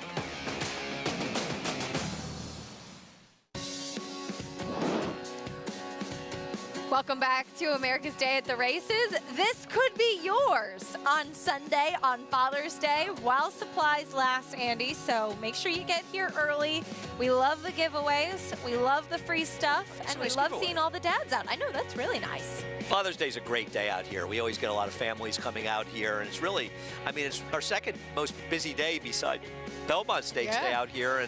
And I always, obviously you want the good weather on Belmont Day and the big days, but besides Belmont weekend, the one day I always hope it's going to be good, nice out, and it's supposed to be a very nice day on Sunday, is Father's Day, because we get good crowds and a lot of fun and see a lot of families out as well. Absolutely. We love getting a chance to see everybody coming out to spend a day at the races with their dads. This weekend, though, we saw some pretty impressive young horses, including in the Tremont, Andy, a 2-year-old by the name of Gold Sweep, who could be Steve Asmussen's next star sprinter.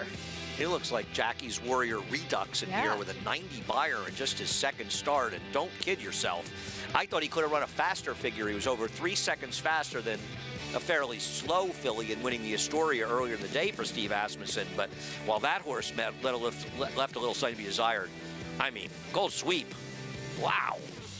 I mean, this is a joke how good he was. Yeah, very, very impressive. And that was closing act who won the Astoria earlier in the day. But Gold Sweep, boy, did he sweep the field there. Very impressive. A son of Speightstown to get the win in just his second start. He makes it a stake victory. And as you said, a very strong buyer speed figure. That can make things really interesting as we get into those 2-year-old races this summer at Saratoga. And Maggie, I know these races are always ones that we look forward to. It's not surprising to see Steve Asmussen with a good one, but that was really good for early in the year. This horse is running and physically appearing more like a early 3-year-old than an early 2-year-old. What he did this past Sunday in the Tremont was pretty impressive. Actually, it was pretty jaw-dropping, to be honest, because the way he presented himself in the paddock, and remember, he was coming into the Tremont as a maiden, and he just looked like a horse that was crying out for more ground. He got a little bit more to work with, but the longer that this guy gets to go, the better. And despite being that son of Speightstown, but like just looking at Speightstown as a sire, he can get all kinds of kinds.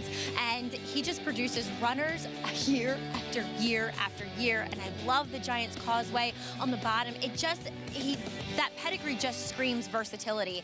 And I think this is a horse that if he stays healthy, he'll have a lot of noise to be made up in Saratoga. Can't wait to the 2-year-old season up at the spa. This was just a little appetizer.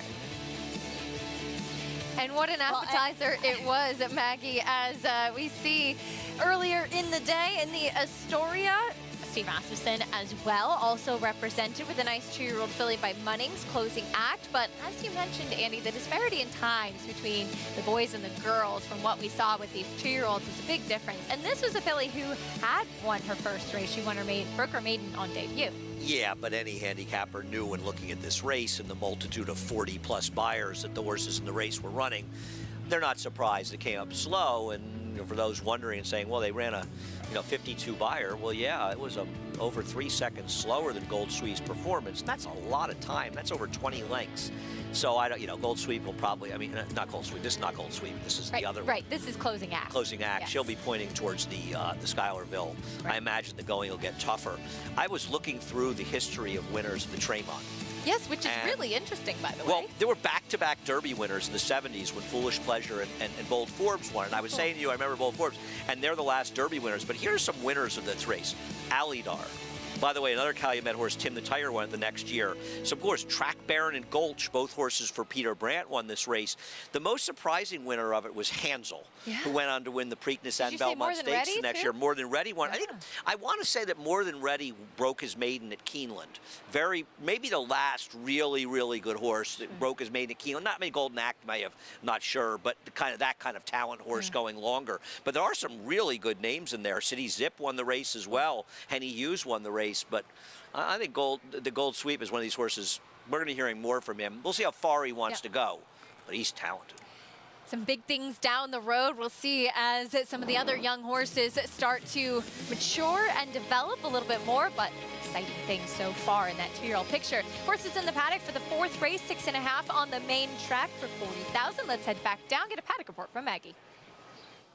Acacia, we'll start with your current favorite who is looking to pair wins back-to-back here for Linda Rice, and she took over training with number 1, Catch Ya Soon. I wasn't in the paddock that day, but I could tell on the TV that this guy was sharp. Now, he's going to abstain from the walking ring because he does get himself pretty revved up. He kind of has he has 2 white, wily looking eyes that indicate that he can be a little bit of a loose cannon. But really physically, you can ask a favorite and a horse that is quick to look any better, especially with how strong he looks in his hindquarters. Moving on to 2 horses coming in from Oaklawn Park.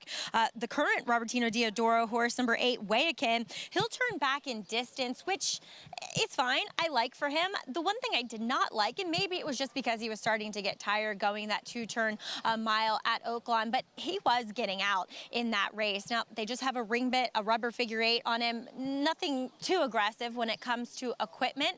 He looks incredibly fit, though, having a bit of a break, April to June type of layoff. He's fine. I can see him being effective here, though not taking maybe quite as much money as one would expect. But let's check in with number 5, Emerald Forest. He breaks quicker than the form would suggest. When you kind of go back and watch his replays, he does get out of the gate quite proficiently. But it seemed as though that the rider last time out, at least, was in no hurry to have him forward, and he was beaten by a horse in Go West who would return with a 92 buyer, and it just felt like it was kind of, as Andy likes to say, a merry-go-round race where maybe if he was a bit more aggressive, he would have been closer at the finish. He does come in off of a break too. He looks fit. He's gotten a little hot here in the paddock, which I don't love to see with layoff runners, but he also is one, like I said, that is sharp, and at least he's displaying that keenness. Acacia? All right, Maggie, thank you. You like to see that with a horse you expect to be forward. We'll see how Emerald Forest does as he does come in off a bit of a layoff since that April race behind the talented Go West. Yeah, I agree with Maggie. I don't know what the rider was thinking last time. This is a horse that needs to be forward to be effective. And listen, the pace was honest, to be fair to him, but I agree. Whether he wins or loses today, you have to expect that Torres needs to be more aggressive with him. You don't want these horses to be taken out of their style and give them their best chance. I'm not thrilled with horses coming from Oaklawn. This horse mostly raced at fairgrounds. And with Catch Ya Soon, who's getting bet like the race has already been run, the pace may not be in his favor, but I do agree with Maggie. He needs to be more forward. You can feed your competitive edge with live money handicapping contests nearly every week. Register now to win cash prizes and seats into next week's $300 contest. Registration ends at 5 p.m. on Friday. That's tomorrow. Check out NYRA.com/contests to learn more. Always great opportunities there as you take a look at the post-parade, starting things off with your favorite 8 to 5 on Catch You Soon. Listen, he's coming in off the race off the big win. It was a real improvement in general for him, and you have to ask yourself back to back, can he do it? Belinda does well when horses are in good form, and they're betting him like it's been run already. Striking while the iron is hot. Here's Happy Farm. I picked him. I don't think the drop down is really that negative. They claimed him for $40,000. They've made over $100,000 with him, and I think he fits very well. Has been facing some hard-knocking campaigners. First off the claim is 24 Mamba. Can he improve off the claim for Charlie Baker, and can he close that gap of over 6 lengths to Catch You Soon? Very popular at the claim box is Lafitte's Fleet. Amazing, right? Yeah. Will he appreciate getting back to less distance? Well, he's run some of his best figures this distance. He's not impossible. And he's a wild... I read Ortiz at 12 to 1. They all went broke, and now they can't even bet him. He should be less than 12 to 1. That's exactly what happened. Here's Emerald Forest. Yeah, I agree with Maggie. To have his best chance, he needs to be more forward in here. And listen, 2 and 3 back, he ran figures that could absolutely win this race. Yeah, and he's a generous price given those races as well. The 6 is out. Here's the 7, Lost in Rome. It's just going to take this race collapsing an awful lot good to happen for him to get a big piece of it. 15 to 1 right now, and way akin for Robertino Diodoro on the outside. I'm against this horse. This is the one who spent all the time down at Oaklawn, and I don't disagree. He's run against some better fields. I don't really want it. It feels like he's coming up here for Diodoro, hoping to lose him, though I'm not sure he'll be claimed for 40 here. But to be fair, if he ends up around 9 to 2 and you like him, I wouldn't dissuade you from betting him. I just don't particularly like him. That's the field for the 4th race. Pick 6 starts here. Good luck if you're playing and getting involved. Just big opportunities. We'll take a look at the number 2, Happy Farm. This is a horse, man, you gotta say one thing about him, Andy. He never misses a beat. He is always in the entry box when you expect him to be. No, I agree, and he maintains that form. You know, sometimes you think, oh, he's kind of losing his form, and then he pops right back up and runs another good race. And he's a 9-year-old, and I think it's a good example. I mean, look at his record, Acacia. He's 27 for 42, first and second in his races. He's a machine. He just keeps running well, and that's why, you know, I get it's frustrating to hear people say, oh, you know, they're getting older, they shouldn't be racing. That's just not true. He's happy racing. And, you know, these horses get older. I don't agree with that argument. This guy, he just keeps running well. Colonel Bowman ran a hole in the wind last time. Those were better horses. I didn't mind that he was aggressively ridden. I actually thought Eric rode him well in there.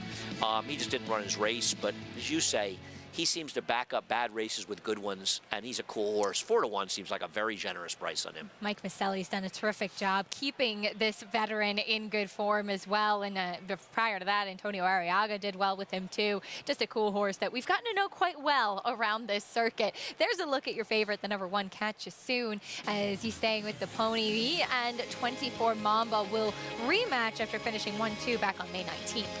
Yeah, and Catch You Soon obviously got much the best of him. And what he has going for him is that he's a 4-year-old. He seems to be in terrific form. Linda Rice is very good. When her horses are in good form, they maintain that good form. And I don't have any problem with understanding he's the horse to beat. I think 7 to 5 is an underlay on him in here because this is a tougher spot. But based on his last race, he's one of the main horses to beat. I just don't think he's good value at 7 to 5. I picked him second occasion. 7 to 5 right now. For more on these horses warming up, let's go back to Maggie. I just want to get my 2 cents in about the Oaklawn shippers really quick here, and I will give credit to Paul LaDuca because he's the one that first brought it up when we were discussing the Churchill races, and we saw those Oaklawn shippers. From my visits out there and sometimes in the mornings, I remember, you know, the Rebel, for instance, it was a sloppy track, and I went out and went up to the clocker stand to watch training, and I said, wow, everybody trains over a track like this? And they said, yeah, because there's no other time to train. Like, the track is always this sloppy and wet. And really, that's why you don't see a lot of trainers, for instance, here training over wet tracks, because it just is not great for horses. It just leads to more problems than good. So I think that's what we're seeing a lot with these horses. They need some time. And this guy, Wayakin, he's had some time, but I'm still going to take the wait-and-see approach with him, as I'm going to take number 3 in here. That's 24 Mamba. First off, the claim for Charlie Baker, yes, he finished a distant second behind Catchasoon last time, but Catchasoon was able to control everything on the front end, and 24 Mamba was checked pretty severely going into the turn. Now, I don't know if it had the greatest, effect on the outcome. Could he have maybe been a little bit of a closer second? I think so, because he then ran on gamely while kind of going around the entire field. He looks fantastic today for Charlie Baker. Not that he looked poor before, but he's put on a little bit more conditioning. He's moving really, really well on the racetrack, warmed up so well with Joao Rosario. I'm going to take a shot for him to possibly turn the tables on Catchasoon, who may have some more company, as we mentioned, Acacia, up front. Yeah, we'll see how it plays out, Maggie. Thank you. That's an interesting conversation to have, too. Andy, with the favorite, Catchasoon, who was able to wire last time out. Could things get a little bit hot on the front end in here? And would he be able to sustain if not having that easy kind of lead? I don't see it getting hot up in the front end, so no, I don't agree. The only way it's getting hot up front end is if they want Torres to send in an all-out drive. And maybe it'll happen, but no, I don't think it's going to get hot up front. With Catchasoon, though, drawing the rail, it puts him under the gun, and maybe things will be a little more competitive than they were last time. But to be honest, around here, I usually just assume that they won't be, because for the most part, the paces aren't that fast here. So we'll see how it plays out. One thing I would say about him is, watching the dirt races here, and we've only run one, but we've seen it a lot here. The riders ride like you want to be out in the middle of the racetrack. I don't think the rail's been bad per se, and Arcangelo came up the rail, so I don't think it's really been a problem, but the riders are staying off it. So if either Happy Farm and or Emerald Forest decide to put pressure on him, keep him down there, maybe he gets into an uncomfortable position. But based on the horse in here, I look at Timeform US, and they have this to be a modest pace. And modest paces around here on paper are usually modest paces on the racetrack. We'll see how it plays out as they approach the starting gate, pick 6. Starting here, still a big price on the number 4, Lafitte's Fleet. I don't know if he can get around a couple of the other contenders that we talked about in here, but he's a very generous price at 9-1 for a horse that has some quick races on the go back. Yeah, no, I agree. I mean, I'm not his biggest fan. I picked him 4th in here, but I agree with you. I just thought you're right. He's an overlay. He should not be that price. He's definitely run some better races here, and I would not knock anybody who's playing him in here. I think the one, I picked him 2nd. I don't. People sometimes think I say they can't win. I just think he's overbet. Right. Well, your conversation is more about, is he value in this spot? Me, he's very bad value. I get it, but I just think he's overbet. We'll see if he can make it 2 victories in a row, 7-5 on Catchasoon, who will be hoping to say just that to this field. There goes the veteran, Happy Farm, loading in for race 4 to kick off today's pick 6. Sprinting on the main track. We'll send it up to John and Brielle for the call.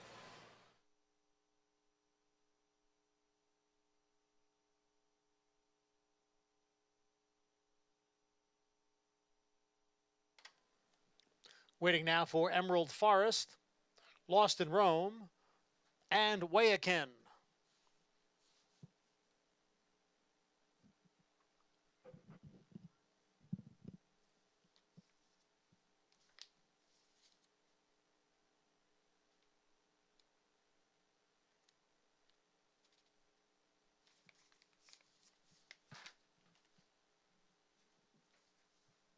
Set for the start.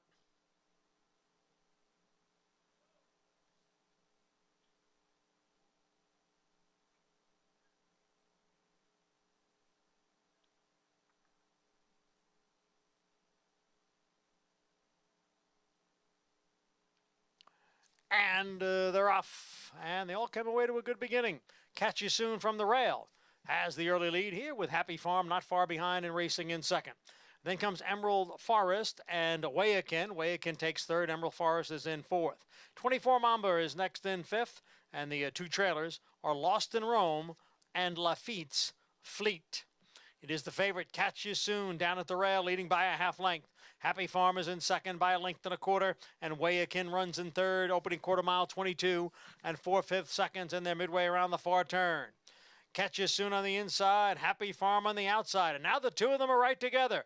And they've got 2.5 lengths on Wayakin in third. Then Emerald Forest, followed by Lost in Rome. Down at the rail, 24 Mamba. Lafitte's Fleet is at the back. The half mile, 45 2/5 seconds. It is Catch You Soon and Happy Farm, and they are right together at the 3/16 pole. Catch You Soon on the inside, Happy Farm on the outside. And looking for a way through here is 24 Mamba, who is now down at the rail and gaining. Lafitte's Fleet is also gaining ground. Far outside, it's Emerald Forest, but it is 24 Mamba who has the lead, and it is 24 Mamba who gets the victory here under Joe El Rosario. 24 Mamba, first off the claim for Charlie Baker, slips up the inside to get the victory. Yeah, gets it done with Joel Rosario, and enough pressure put on Catch You Soon. I don't think the pace was blistering, but it was certainly honest enough. Though Happy Farm ran a respectable third in this race, but 24 Mambo turns the tables, gets it done with Joel and runs well. And Lafitte's Fleet, who we talked about as an overlay, a rare overlay with Irad Ortiz, in this case a 9-1, finishing second. As the race fell apart in the late stages, Catch You Soon kind of eased up at this point by Jose Ortiz, which is a little odd,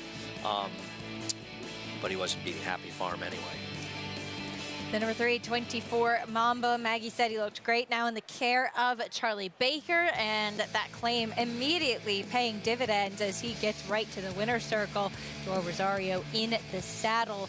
And up the inside as well was the number 4, Lafitte's Fleet. So looks like there's no concerns as far as the inside of the track. Oh, that's a great point, Acacia. You know, I think you see a lot of the riders sort of staying off, and it's also because Belmont Park, you don't really get punished for staying out in the middle of the racetrack, and I think people often make too much of horses losing a little ground at Belmont. It's one of the reasons we love the balcony Belmont. The outside moves, it makes the races fairer. They're not punished as much. 3, 4, 2, 5 in the fourth at Belmont Park. 9-2 winner. Number 3, 24 Mamba. First off the claim. Took some kickback, clearly, as you can see from those dirty blinkers. But didn't matter, slipping up the inside to get the win. When we come back, we'll talk about jockey Javier Castellano. What a year he has had, winning the Kentucky Derby and the Belmont Stakes with 2 different horses.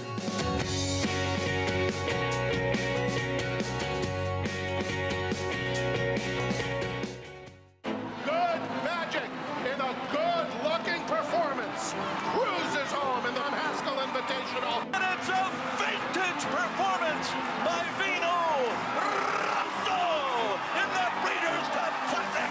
Nest, much the best. Elite Power on the far outside, and Elite Power gets up to win the sprint.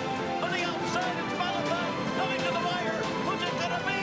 It is Malafat.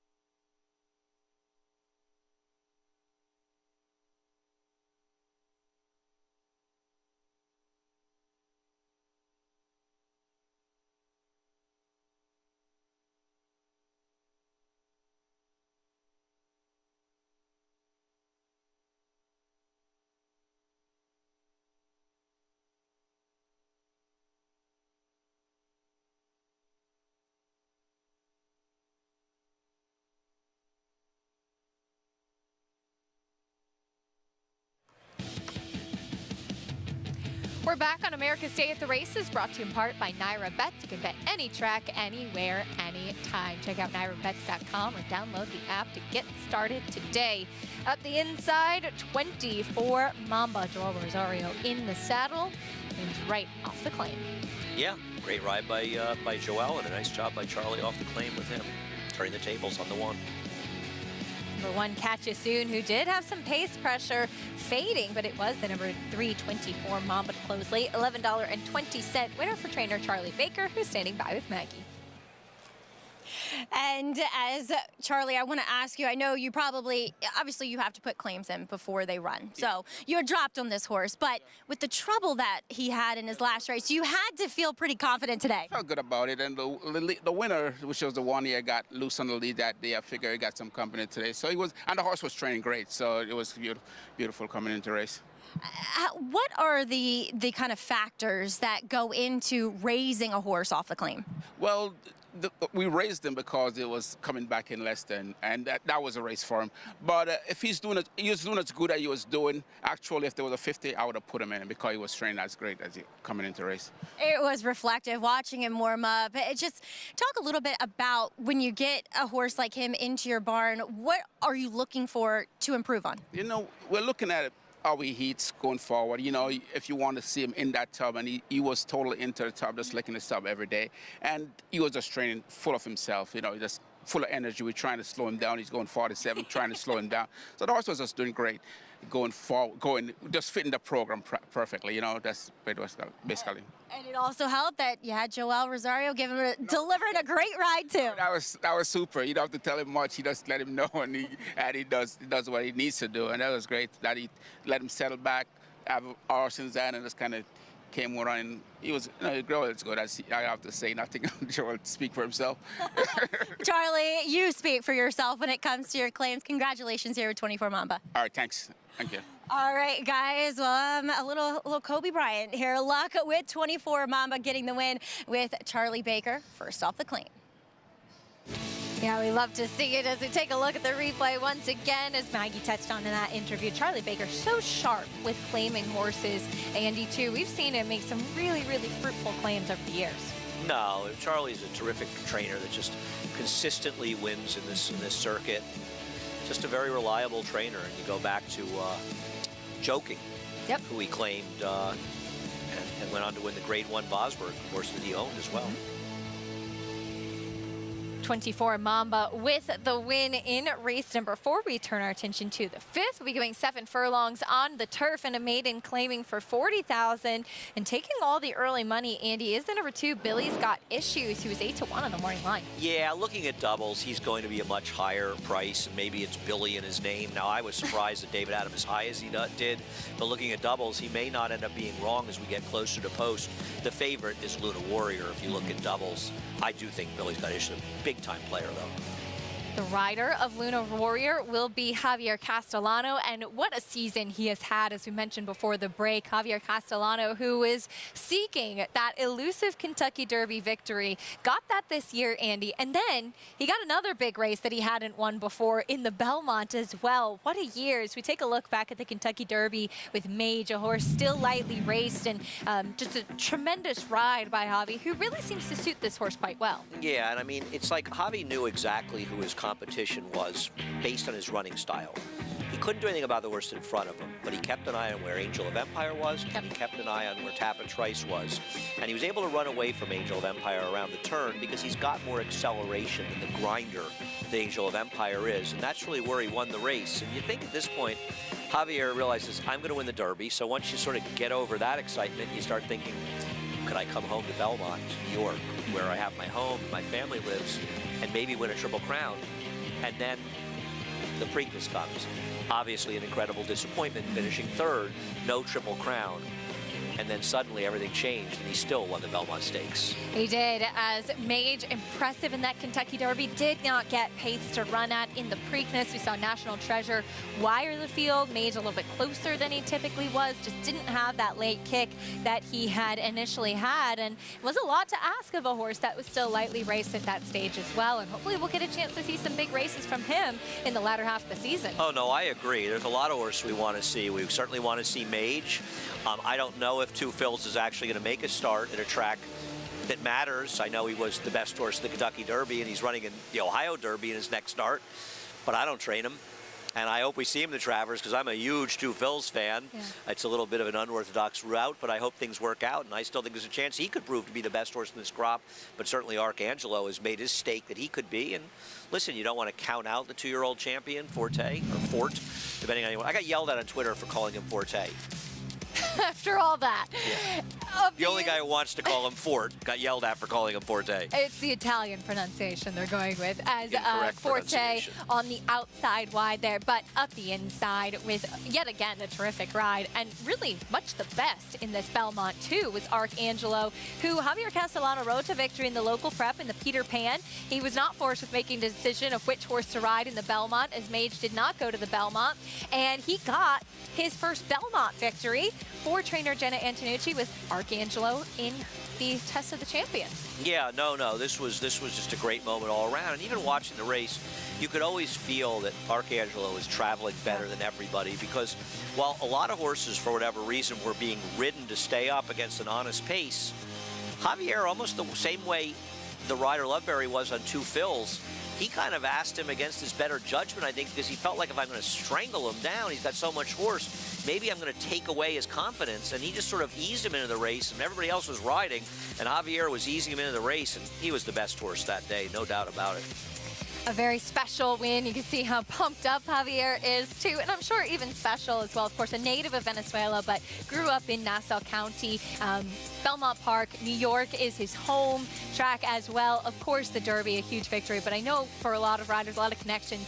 To win here in New York when this is where you're based is that much more special. Yeah, no, an incredible run for Javier, and a reminder to everybody that there's still a lot of good riding left, and we've talked about it a lot. He really came back into his great form here last spring and summer, went up to Saratoga, had a terrific meet, and Javier's back. He won 4 Eclipse Awards. He needs no introduction. Right. He's a top rider, and it's just an exciting moment for him. And he has a choice people are talking about. Mage, he's got the connections with the connections, Venezuelan connections, but of course, Jen Antonucci as well, and winning this race, Arcangelo. But yeah, it's a tough decision. It's a decision that every single rider would like to have to make. I was just going to say that, a good position to be in, as there's plenty of good racing left for the 3-year-olds throughout the second half of the season. Maybe the Triple Crown is already in the books, but there's a lot of big races to look forward to, and a lot can really change in what is a pretty wide open 3-year-old division right now, because we don't really know who is the best of this crop, and a lot can change with some of these big races down the line. Yeah, I think a lot of that will get settled in all likelihood by the time you get to the Travers, with the Haskell and Jim Dandy in the Travers. But you're absolutely right, Acacia. There are horses that are improving in here. There are probably horses that maybe will fall a little by the wayside, but there's some nice horses out there, and it'll be interesting to see who steps forward among this group. And we're looking for some great competitive racing as we're less than a month away from opening day at Saratoga. Pretty crazy. A lot of excitement still to come as it's time for you and I to say goodbye. Fun while it lasted. I'll be down reporting a little bit later on, but stay tuned. Greg Wolf and the rest of the team going to be up on the set to take you the rest of the way. There is Javier Castellano's mount in the 5th race, Luna Warrior. More discussion on the late pick 5 from Belmont Park after this on America's Day at the Races.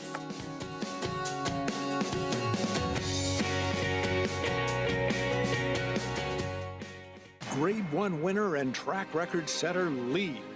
Like their sire, his runners have excelled on both dirt and turf, including these standout performers. Poppy Flowers putting in a late burst here. They come for the finish. Here is Nagarok, who takes off. Nagarok will roll. Nagarok. Out of a Galileo mare, this dual surface star has sired juvenile stakes winners on both dirt and turf. Lee, standing at Claiborne Farm. Experience the adrenaline-pumping, suspense-filled action of the Sport of Kings no matter where you are with Naira Bets. It's fast, easy, and secure. Download the app today and start winning with our lucrative weekly promotions, thrilling handicapping contests, and a one-of-a-kind VIP rewards program. Don't just watch horse racing, be a part of the action with Naira Bets.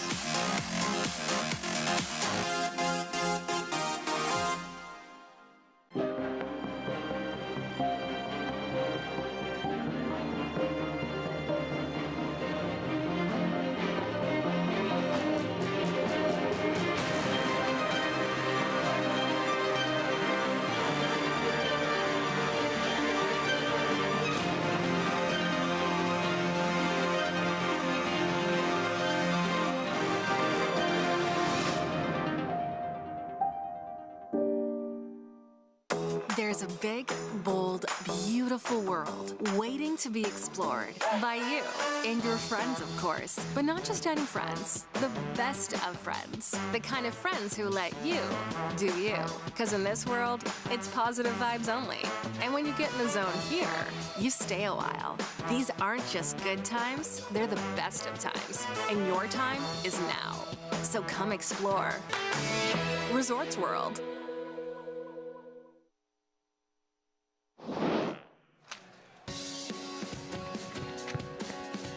Down deep, urged onto the wire to win the Derby. Good Magic continues to impress as a stallion. 2023 Kentucky Derby winner Mage is from the first crop of champion Good Magic. With Mage's victory, Good Magic joins Triple Crown legend Gallant Fox as the youngest sire of a Kentucky Derby winner at age 8. Both did it with their first crop. Good Magic is the son of champion Curlin. Today, both call Hillendale at Alapa home. The Stallion Barn has a roster of world-class stallions up and down Shed Row. As outstanding as Good Magic's first crop has performed, farm owner John Sakura had high expectations well before his initial crop was ready to race. Blazing sevens by 3 lengths. His crop has been well received. Well, more importantly, it's been very well received at the 2-year-olds and training sale. That's usually more indicative of people's opinion because they're closer to the racetrack. They're watching them gallop, they're watching them breeze. Chad Brown trained Good Magic during his racing career. He remembers his professionalism from the day he arrived at Saratoga. You know, Good Magic was always a very sound horse, very precocious, good temperament, easy to train. Right when he came in the barn early in his 2-year-old year, he identified himself as really the best prospect we had. Really from the first work, those really special horses that have remarkable talent identify themselves really early on. And from that point forward, he never disappointed us in a workout. Breeders' Cup Juvenile race was really special. I thought he ran outstanding and really identified himself as the clear leader of the division going into the winter. Good Magic's gonna win his first race, and he's gonna do it in the Breeders' Cup Juvenile. A good feeling to have as a trainer when you have the winter time favorite for the Derby going into next year, and I'm happy that he showed up the right way in the race. Justify and Good Magic start to pull away from the others. And to have the constitution to get out of that grueling Derby and come back and win a race like the Haskell showed just how consistent and how strong and durable he was. But the champ is back! Good Magic in a good-looking performance. You know, I buy a lot of horses for clients, and I bought several Good Magics. They look to be much like him. Wonderful temperament, precocious enough, but they really finish their works and gallop out like horses that are going to do better as they go longer on dirt, and that's really what I'm looking for. Good to be with you on continuing live coverage here on FS2 of America's Day at the Races, brought to you in part by Hillendale at Alapa. New crew taking over on the desk, and we're going to take you the rest of the way tonight. Greg Wolf champion jockey Richard Migliori, Mr. Baseball Paul LaDuca. Good to have this crew together again. I like it. The band's back together. Yeah, the band's back together, and the Yankees and Mets stink. Sorry about that. So we concentrate on horse racing. Yes, we do. Right. And we have a good one, good feature coming up later today. 8th on the cards, 1-turn mile in our main event. Did lose Miles D out of here, but we have Stage Raider, who is a horse that, at times, massive ability from this horse. And then Tonal Impact coming off a huge win last time out for Linda Rice. Tonal Impact gets pace, and it looks like he'll get some pace here. He's tough. He comes with that strong late run. I will say about the Chad Brown trainee, excuse me, if I can find it here, Stage Raider. He was very heavy last time in the paddock. He really looked like he was a horse that was going to improve with the race. But this is what I'm talking about, Paulie, with Tonal Impact. When he gets pace, he kicks. Yeah, he kicks. And, you know, he's the kind of horse, like, you know, Steve Asmussen had this horse, and he always lays way out of it and comes from way out of it. He runs his races upside down. And if you look at his 1-turn mile races, he did win at Churchill Downs. He has run well here at Belmont. And I think the sweeping turns will help him the most just because his long stride, he might be able to wear this field down because it's a short field. Long time off, though, for Stage Raider, and this is, and he has been, for the most part, a much better horse than what we saw last time out. Yeah, absolutely, and I made note of it. I was actually reporting. I was in the paddock last time, and I just felt like he looked heavy. Now, Chad Brown is so good at getting horses off of layoffs. I think people dismiss that when it comes to handicapping a Chad Brown horse. Oh, he'll be ready. But some horses, you just can't train them fit. Paul, I think you're going to see a better version of Stage Raider today. Complete agreement. This is the horse to beat. And when you look at the PPs, this horse by Pioneer of the Nile, the horses run well at Keeneland, run well at Belmont, run well at Saratoga, came back, threw in a tiny bit of a clunker at Aqueduct, now comes back to Belmont, where the horse is 2 for 2 in the exacta, and the blinkers have completely helped his son of Pioneer of the Nile. Brother to Triple Crown winner Justify, and bred by the man who bred Justify, John Gunther. He owns him as well. 5th coming up next on our Twilight card, our final Twilight card of this meet. Kicks off the late pick 5, 40 maiden claiming sprint on the lawn. 7 furlongs. Let's head downstairs to Maggie Wolfendale. And Greg, we'll check in with your current favorite here in the paddock. That's number 11, Luna Warrior, a horse who is coming off of a layoff and turning back in distance a bit here as he does get to return to, I think, arguably his preferred surface. But boy, has this guy had a lot of trouble staying on the track. You're taking a 5-year-old maiden as your current 2-to-1 favorite. The turn back's fine. You know, he has enough tactical pace going a little bit longer that the 7 furlongs should work out well for him. He's a bit more compact and shorter coupled. That all makes sense. But as a favorite, I wish this guy looked fitter than what he does. He's just pretty soft around the edges, and I just thought there were a lot more interesting propositions assembled here in the paddock for this 5th race. We'll move on to some first-time starters. Mike Maker will send out the gelding by Get Stormy, Cosmic Storm, number 5. We know Get Stormy's a good influence on the turf. The dam went 3 for 18 in her turf efforts. Now, the one horse she produced, who is by Revolutionary, did not like the turf, but this guy's all turf. I mean, he has a massive turf hoof to him. His hind end so angular. Everything about him is turf. The 7 concerns me slightly because he actually looks as though he wants to go longer than that, but the good side of it is that he's pretty keen, he's sharp, he's wearing a short cut blinker for this debut, so maybe 7 will be okay for him, but he's fit and otherwise well prepared for this start. I think he fits nicely with this crew of maiden 40s. Chad Brown will send out a debuter, number 8, Moment of Insight, a son of Mendelssohn. The dam was unraced, one sibling to run had been good on synthetic, and the second dam was a stakes winner on the turf, and the dam a half to Old Time Hockey was a graded stakes winner on the turf. So plenty of pedigree to go around. He fits well. I like the 7 actually for him. He's a bit more compact. He's not kind of that Mendelssohn that's the long and leggy type. He's more of a sturdy looking, robust type. Being a little bit green here to get Irad Ortiz up. Sometimes with first-time starters because they're used to actually being stopped in the shed row for the rider to get up. Getting up on the walk is a little confusing, so that's what we're gonna do, and we should have no problems. There we go, see? It works every time if you stop. Yeah, he's a major player in here. You can never count out a Chad Brown firster. Guys? Maggie, thank you. We'll get to the post parade here in a moment. 5 minutes away from this late pick 5 pool. Up and over 231,000 now on this Thursday Twilight card. Little buzz in the air. We got some electricity out here on the racetrack. Are we officially underway now where we start counting down to Saratoga? Yeah, I think so. Right after the Belmont Stakes ends, I think that's when the countdown begins. But we still have a lot of good races to come at this meet before we wrap things up. You can play all the action, of course, with Naira Bets. Bet any track, anywhere, anytime. That's the offer. If you sign up, you get that $200 deposit match sign-up bonus. That is the code for new members to punch in at sign-up bonus 200 at nairabets.com or use your QR code scanner. Continuing to get these amazing aerial views. Mig lived it firsthand on the ground. Turf courses look good, don't they? Looks beautiful. Yeah. Tell you Here's what, our post parade. Since I've been back here, the amount of work that's been done.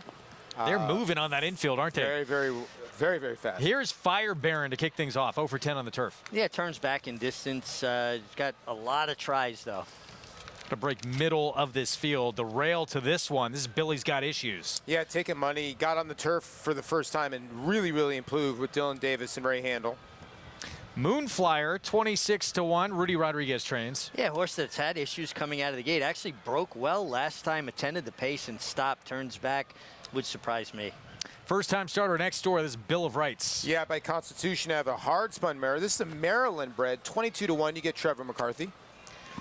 Another first-time starter. We know these silks. Paradise Farms, Mike Maker with Jose Ortiz. Yeah, by Get Stormy. Maggie talked about the turf influence there. The mare did win 3 times on the turf. Has not produced as of yet. 57-1. This is Equalizer cutting back in distance. Yeah, I like the other Equalizer, which was Denzel Washington. Great movie. Yeah. 5-1. Flavian Pratt. Yeah, and yeah, Lawful David Jacobson having a terrific meeting. Makes his first start leaving the Sherry DeVoe barn, Cherie DeVoe. This horse has got races good enough to be competitive here. Here's the Chad Brown-Klarovich first-timer. Moment of insight. Yeah, no, it's really tough to gauge how this horse is getting played. $260,000 purchase for Chad. That was 7-2 on the morning line, now 9-2. Golden Purchase is 0-4 in the money on the lawn. They would have to find a race we just haven't seen yet. And here's Luna Warrior. Those good races on turf, most recently at Gulfstream. Yeah, a lot of stops and starts, but by that good Claiborne Farm Stallion Warfront, half to Alter Reed. First Carpe Grade 1 winner. Copella Romero Mirage. Yeah, 35-1. Probably should be, I would think, maybe 50-1. In 5 starts, this horse has beaten 1 horse. And Run DMZ. Cleverly named son of Carpe Diem. Good steady works. Ray Handel's having a terrific meeting. All right, big price on that one outside. It gets in from the also eligible list. Let's go back to the favorite, Luna Warrior. Equipment change here. Trainer Jose D'Angelo has a man who is having quite a renaissance in quite a year. Won 2/3 of the Triple Crown. Javier Castellano will be aboard today. It was Outright Ortiz Jr. this time out. Yeah, and you know, right here, Mig, you're thinking, okay, I'm Candy right here, I'm home. This would be my one question mark when it comes to this horse. This was for maiden 20. So now we're going to maiden 40, and, you know, Irad usually can seal the deal, and this horse just idled on the front end. Now, I reluctantly picked this horse, and, you know, you go back and you look, and you sort of want to change your pick now. Well, I mean, he snatched defeat out of the jaws of victory, and it looked to me just like what you said. He idled. He hit the front and said, oh, where's my company? Where's all the other horses? He just seemed like a very herd-bound kind of individual. 2-1 on Luna Warrior here, coming to New York for the first time since that debut. Belmont, September 2021. Looks like expected this horse to be a solid favorite, and he is. And 2-1 on the board. But Paul, do you feel like a horse that's going to be leaned on a lot in this pick 5? You know, that's a good question, because this race is very, very wide open. In the next race, I think some people will look at the 1, Angelique, and the 8. Those horses are getting heavily bet in the doubles. And then what do you do at Running with Scissors? I think Running with Scissors, those last 2 races have been so impressive. Some people might lean on that horse, or they might lean on the Chad Brown in the last, even though I think that horse could be beatable. Let's stick with this race here.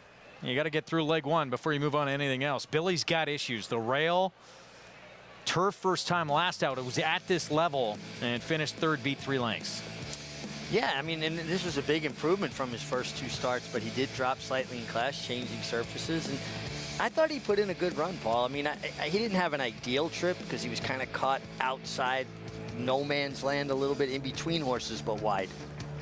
Yeah, you know, it sort of looked more in the comment line. That's why you got to watch the replays, because it looked more in the comment line that he got dead left. He just kind of just, you know, first time starter, just didn't break sharp. It wasn't like he got dead left, so I wouldn't kind of worry about that today. He's on the wrong lead. He's a tiny bit green. Dilly's trying to get him to switch, but I like that he's persistent. I get it that they kind of ran around the racetrack, but he was the one horse that was in the back that made up a little bit of ground. He was trying to lug in, though, huh? Even there, like you saw, he would have been second if Dylan didn't have to correct him there as well. But he gets the inside. He won't have that issue. He'll have the inside to begin with. Let's head back down to Maggie. Well, they named him right, guys? Billy's got issues? He has issues in his races, but I actually really like that effort. It was a wide, sustained run behind Kinwood, who was a gate-to-wire favored winner that day. So I really feel as though that it was a step in the right direction, having not shown anything in his due dirt efforts, and I think the extra furlong helps him. Looking at him physically, he's got a little bit more stretch to his frame, and he's just done so well since the first time I saw him, which was his debut. He's so much more focused. He's a lot more fit, too. And that's why I'm going to side here with, sorry, I meant to pick the 2. I think I said 7. Sorry, guys. Billy's Got Issues will be my pick. Okay, sorry, I can't read the graphics. Can't read my own name. Want to give a quick shout out to Holly Ferris with number 4, Bill of Rights. This is her first starter, I believe, as a trainer with this Son of Constitution. Got him for the bargain basement price of $7,000. She said it's taken a year to get here, and she's just relieved to get him here for actually a guy I know from back in Maryland, Chip Reed, and just want to wish her the best of luck. I know it's a nerve-wracking event when you're sending out your first horse, Greg. What a moment. Keep our eyes and see how Bill of Rights does coming up. Well-named Son of Constitution. As we take a look at one of the main contenders here, Dylan Davis for Ray Handel on Billy's Got Issues, who has that rail to deal with, and another bad start would be extremely bad from that post. Yeah, but I agree with Paul. I don't think it was that bad a start. It wasn't as sharp a break, but I really think he got off clean enough to have his chance. Yeah, and if he's off like a step quicker, then he's going to be laying in that second flight, and like you're saying, instead of going the overland route, he can be able to save ground, and maybe he can get a little lucky. I'll tell you what, Craig, the 7 Lawful is taking some sneaky money here for David Jacobson and Flavian Pratt. Yeah, 4-1 right now. And this is barn 2. Brings a lot of runners in from Penn National, actually, to this circuit. His horses can surprise you and run huge. Well, this is a horse that's got a ton of talent, but the gate's been his issue. There you see the 4 right there, just balking a little bit. First time starter, first time at the gate, just everything a little bit new. But the 7 Lawful has had issues at the gate almost every start, so pay attention to that. There's Cosmic Storm, Mike Maker, first time out, dangerous as well. He's got Jose Ortiz on this first time starter by Get Stormy. Here's Equalizer, my favorite Equalizer quote. When you pray for rain, you got to deal with the mud, too. Wow. Well done. Not today, though. It's gorgeous. There's also the Equalizer, Queen Latifah. That's true. Yeah. Doing her thing. We're set for the late pick 5. 40 maiden claimer at 7-8. You guys lost me. I'm sorry. John Imbrial, the call.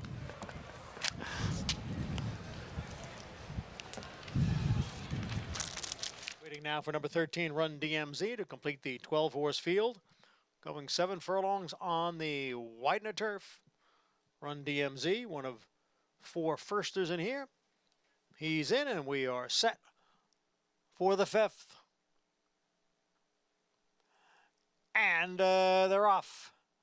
Bit of a hesitant beginning for number 4, Bill of Rights, and he trails. Run DMZ is out first, with Luna Warrior racing in second. Carpe Capella on the outside is in third. Golden Purchase in fourth. Moonflyer down at the rail in fifth. Then comes Equalizer in sixth. Followed on the outside by Cosmic Storm next in seventh. Billy's Got Issues is in eighth. Moment of Insight is ninth. Then comes Bill of Rights and Lawful. And farther back in the field is a Cosmic Storm in 12th.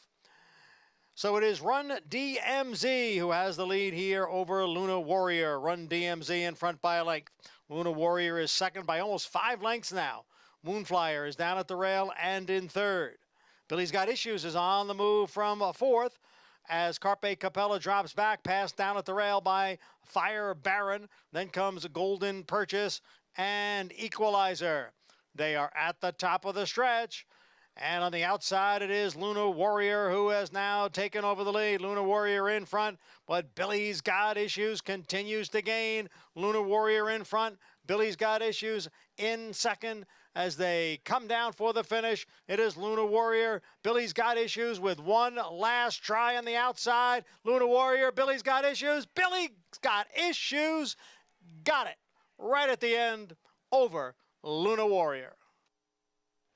Billy's Got Issues grinding away on the favorite and able to get there at 3-1. Billy's Got Issues was trying to lug in again, did not change leads the entirety of the stretch. Dylan Davis did a really good job, strong handling. And Paul, Luna Warrior just laid down again late. Yeah, I said it to you. I said, this horse, you watched that last replay, it just showed you. Horse laid down again. Irad, I thought maybe could have got away. He was trying to save as much in the tank. The two's doing everything wrong on the wrong lead, and then finally there's going to switch, and just had enough to go by. That last replay just showed you the 2 had a little bit no quit, where the 11 had quit, and that's what ended up happening at the end. Nice call by Maggie with the 2. Nice call by you with the 11. That was the race day exacta, and my selection came in a distant 4th, so I blew the try. We all the middle, so we hit the super. It's that easy. Billy's Got Issues. Dylan Davis, Ray Handel kicking off the late pick 5. What are the logical ones here? Second choice at 3-1 on the board. Well, the prices for you when we come back. We'll set up the pick 4 on a gorgeous Thursday evening in Elmont, New York, and we'll talk about the champ ready to come back. Good night, Olive. Need a little redemption after a tough trip last start as well.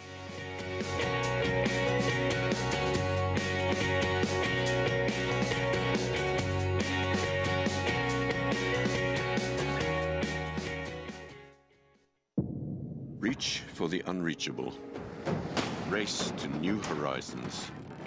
The artisan's quest for beauty burns in the heart of Japan, forging strength like no other, with love and honed to perfection. Noble, authentic, and only here. The legacy of strength.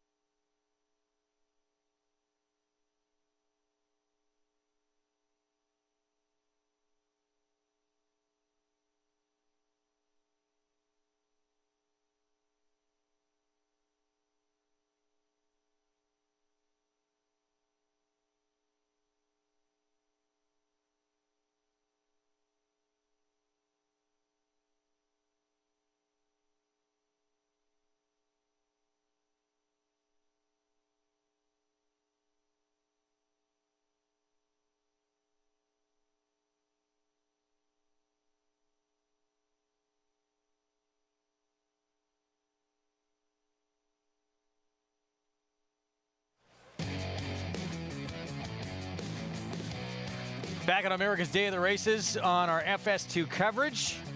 Regional networks out in Southern California with us as well. Program brought to you in part where you can play all the action in Naira Bets at nairabets.com.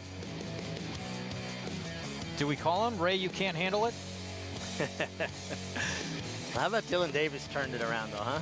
Big time. Was really struggling early in the meet, Paul, not making good decisions. Just seemed like his confidence level was low, and he's taken it to the level he was riding at earlier in the year. He's back there. Well, when you have 48 seconds and thirds, basically a third of the time you're running second and third, you're gonna start cracking the code here pretty soon. And that has happened in the last couple of weeks for Dylan Davis. Let's go downstairs to Maggie. Greg, I hear we got copyright infringement on that new nickname for Ray. Is Ken Sweezy already called you that, right? Yeah, the governor, you know, Governor Sweezy, come up with it a long time ago, usually yelling at me for doing something stupid.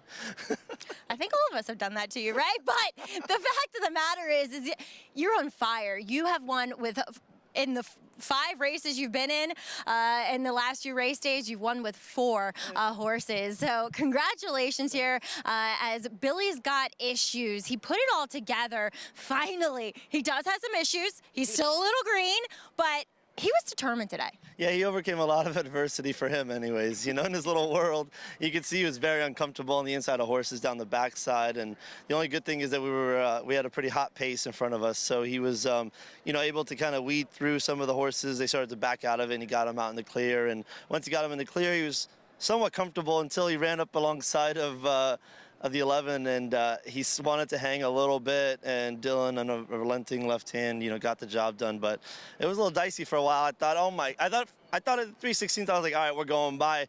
And then at this 8th pole, I'm like, oh my God, this thing, he doesn't want to get there. Well, jumping and riding him with Dylan the whole way home. His problem is switching leads. Does he do it in the morning? No, never. I mean, he hesitated last time too when he got upsides. There was the Falcone horse that ended up running second, but he got right next to him, and Dylan had to pick him up and make him go. And it's nothing. He's no Elman. He's been very sound and never had any problems. In the morning, switch is perfect. But for the races the last 2 times, he just is like, what the heck is going on? He's got issues. Yeah. Who's Billy, though?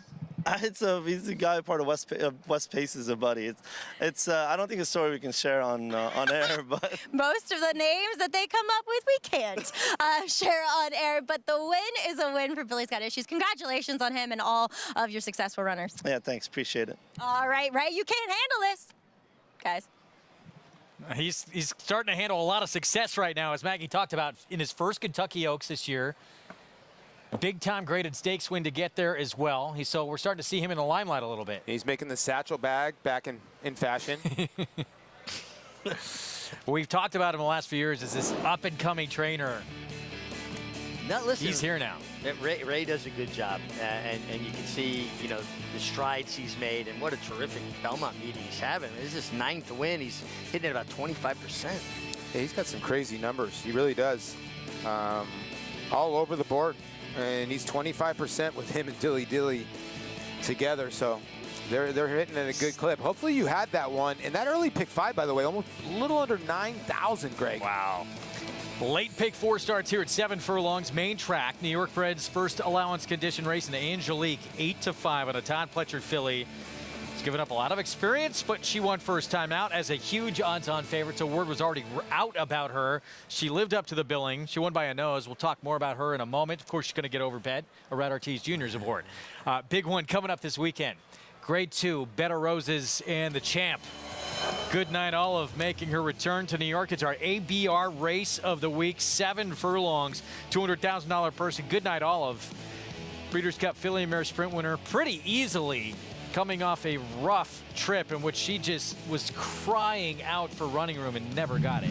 And this is the danger you run into when you're on a huge favorite. Last time she was 57 cents on the dollar. We're watching her win the Breeders' Cup, Paul. She got a perfect trip this day, was able to make that move the outside unencumbered. But last time in a small field, she got bottled up, and now she gets post one again. And she's definitely the one with the X on her back. The path to the winner's circle is through Goodnight Olive.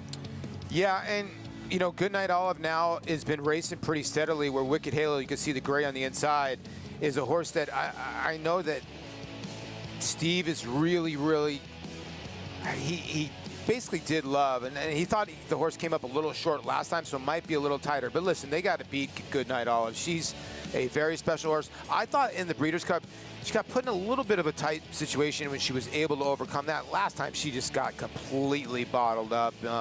She probably should be 8 for 9. We're going to show that to you, no question. Just waiting and waiting for running room in that Derby City Distaff, and it just never came.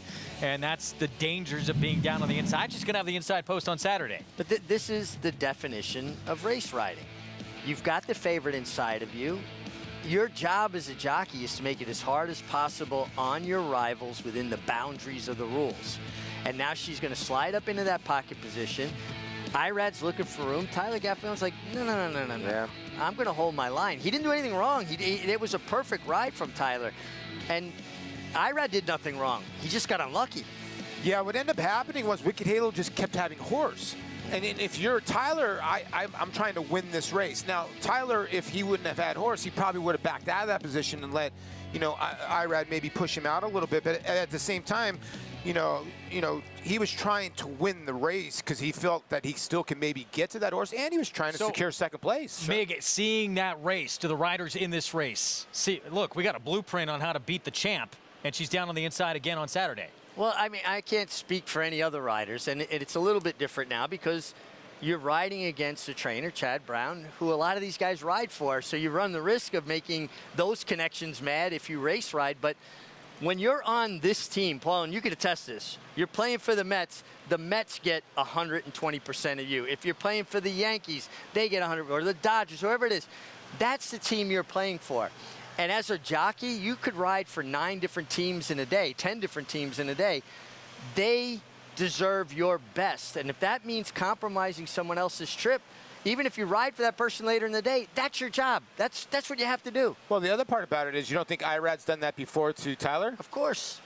So, I mean, it goes both ways. I mean, when it comes to being an athlete, and Irad understands it more than anything, that's why he didn't even have any, he was a little upset. He said, I got bottled up. I remember him after the race, but that's called race riding. Irad would have done the same thing if Tyler was in that same spot. And again, Irad did nothing wrong in that race. I know I heard people criticizing him. That was the position he was in, and a lot of times it'll shake free, and you're able to split horses or get the run inside, and then he's a hero. But that's a jockey's lot in life. If you win, it's a great ride. If you lose, it's a bad ride. That's not the reality of it, but that's how a lot of people approach it. Yeah. Meanwhile, Caramel Swirl for Belmont will have Junior Alvarado aboard. Very talented mare. Is she as good as this group up to this cut level of runners? She's coming off a grade 3 win in the Vagrancy, and that was her return to New York back on May 14th. I will say this, Mig. Is it me, or do when Bill Mott's horses hit 5, they just turn into monsters? I mean, they really do. I mean, you can go on, but when they hit that magic number of 5 for some reason, and it's probably the peak, I would think, of a horse right in their prime. Because we see them as 3- and 4-year-olds, and when they win, they go off to stud here and that, the really good ones. And this is a mare that could be getting better at age 5. Well, a horse fully matures at the age of 5. Bill Mott's a trainer, much cut from the same cloth of like a Shug McGahee, that their horses continually get better, and they have longevity. And at 5, you're seeing a lot of his horses running the best they've run. He's got a very strong shed row right now. Oof. That was probably the strongest of his career. That's how good it is for one of the best trainers in the history of this sport, who's had some incredible runs. He's got the depth of it, I agree with you. Incredible streaks going on right now with Elite Power and Cody's Wish, who we were treated to last weekend. Another good one here with Caramel Swirl. That's just Cecilia, who's on the rise. 2 for 2, looks special. Maybe the best 3-year-old filly in the country. We'll find out maybe in that next start of hers. Still to come, race 6 here, kicking off our pick 4. There's Angelique, 8-5 favorite. Arad Ortiz Jr. for Pletcher coming up. The momentum continues for War Dancer as Ms. Big Bucks goes wire to wire. Ms. Big Bucks will pull off the upset in the nightcap. Her full brother Bucker 2 and Brennan's War score a War Dancer exacta. Bucker 2 in front, Brennan's War on the outside. The two of them come on for the finish, and it is Bucker 2. And New York Anthem kicks off the year going a perfect 2 for 2. New York Anthem not going down without a fight. Shouldn't you have a War Dancer? War Dancer, proud to stand in New York. On a perfect day, there is no finer place in all of sports. Nerves, excitement, and anticipation. Than beautiful, truly stunning.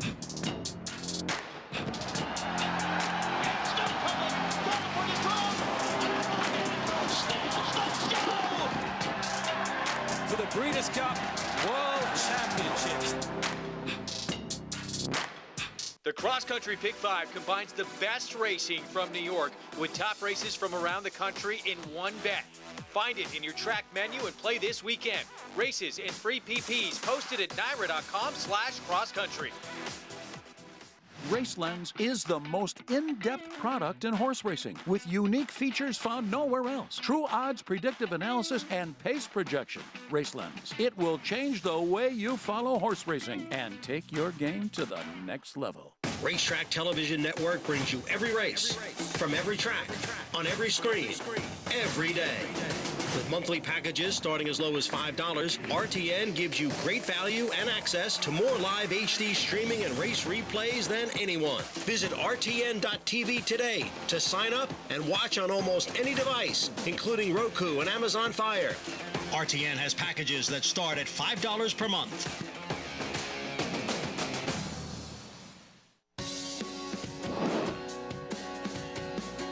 We're back with you on our Thursday twilight coverage here at Belmont Park of America's Day at the Races. For more information on the New York Thoroughbred Breeding and Development Fund, be sure and head to nybreds.com for more information. We have the Pick 4 coming up, and Angelique is the 8-5 favorite there in the background. Let's head downstairs to Maggie. And all things looking good for Angelique as she makes her second start. But I want to take a look at some other runners in here, Greg. And we'll begin with number 8, Dancer Doro. As she's one that I saw when she was coming back from that layoff and really didn't make the greatest of impressions. And in both of those 2 starts back off the bench, she kind of got washy. She never looked that fit. Now, I haven't been around for her last 2, including the blowout maiden breaking performance last time out. But wow. She's done very well now that we've gotten into more towards the middle of summer. Her coats come around. She isn't getting hot, washy, or nervous anymore. She just looks more athletic and fit. All things good. I just feel like she might be one that's heading in the right direction. And furthermore, she's shown she can handle the 7 furlongs. Now, one that I question, the 7 furlong distance, is the projected speed, the early speed here in number 3, Toscanova Beauty. Yes, this is her first start, or excuse me, second start going the 7/8, and when we saw her going that, she was up at Saratoga and she finished 3rd. But I feel like, as Meg often says, it's not how fast you're going, it's how you're going fast. And it doesn't feel, at least on paper, and looking at these horses in the paddock, you know, sometimes there's a horse that's really, really sharp that, you know, you think is going to show more speed than what they might look to do on paper.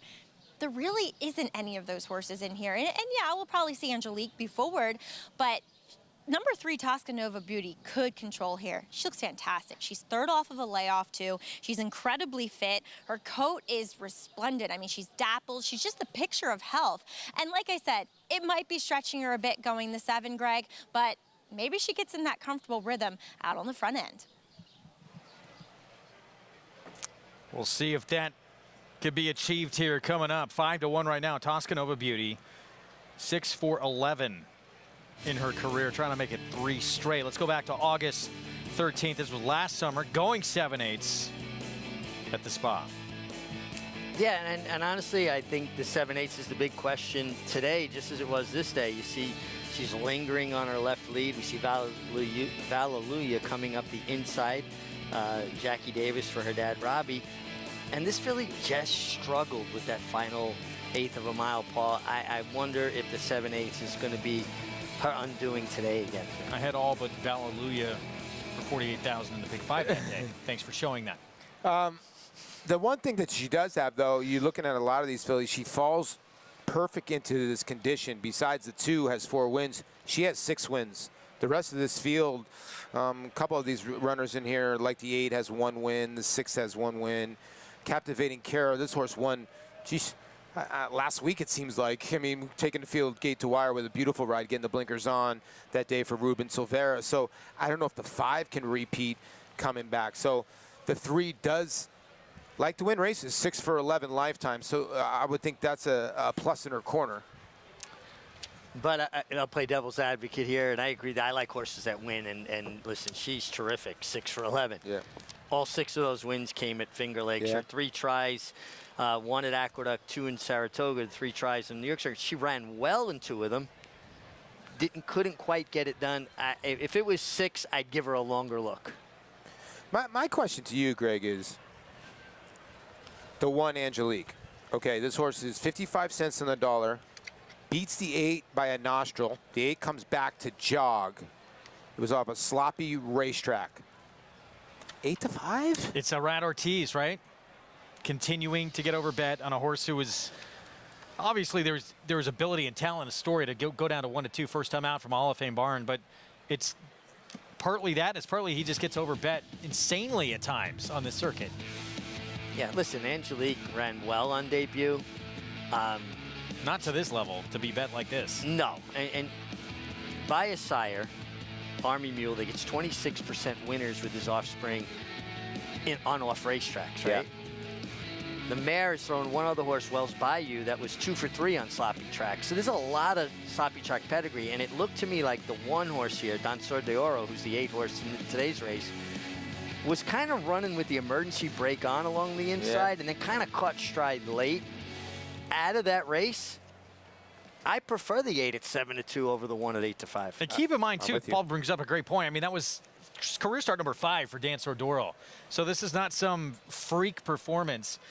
It's a Hall of Fame barn, and there she is. She could certainly move way forward off that performance, but to put that much credence in her at a short price, we'll see if she's able to do it. And there he is, the board breaker, Irad Ortiz Jr. on board Angelique, start number 2. Yeah, by Army Mule gets really good percentage with off racetracks with his offspring. Todd Pletcher, a Hall of Famer. You get Irad Ortiz Jr., a certainty to be a future Hall of Famer. A lot to like, but I prefer others at a little better prices.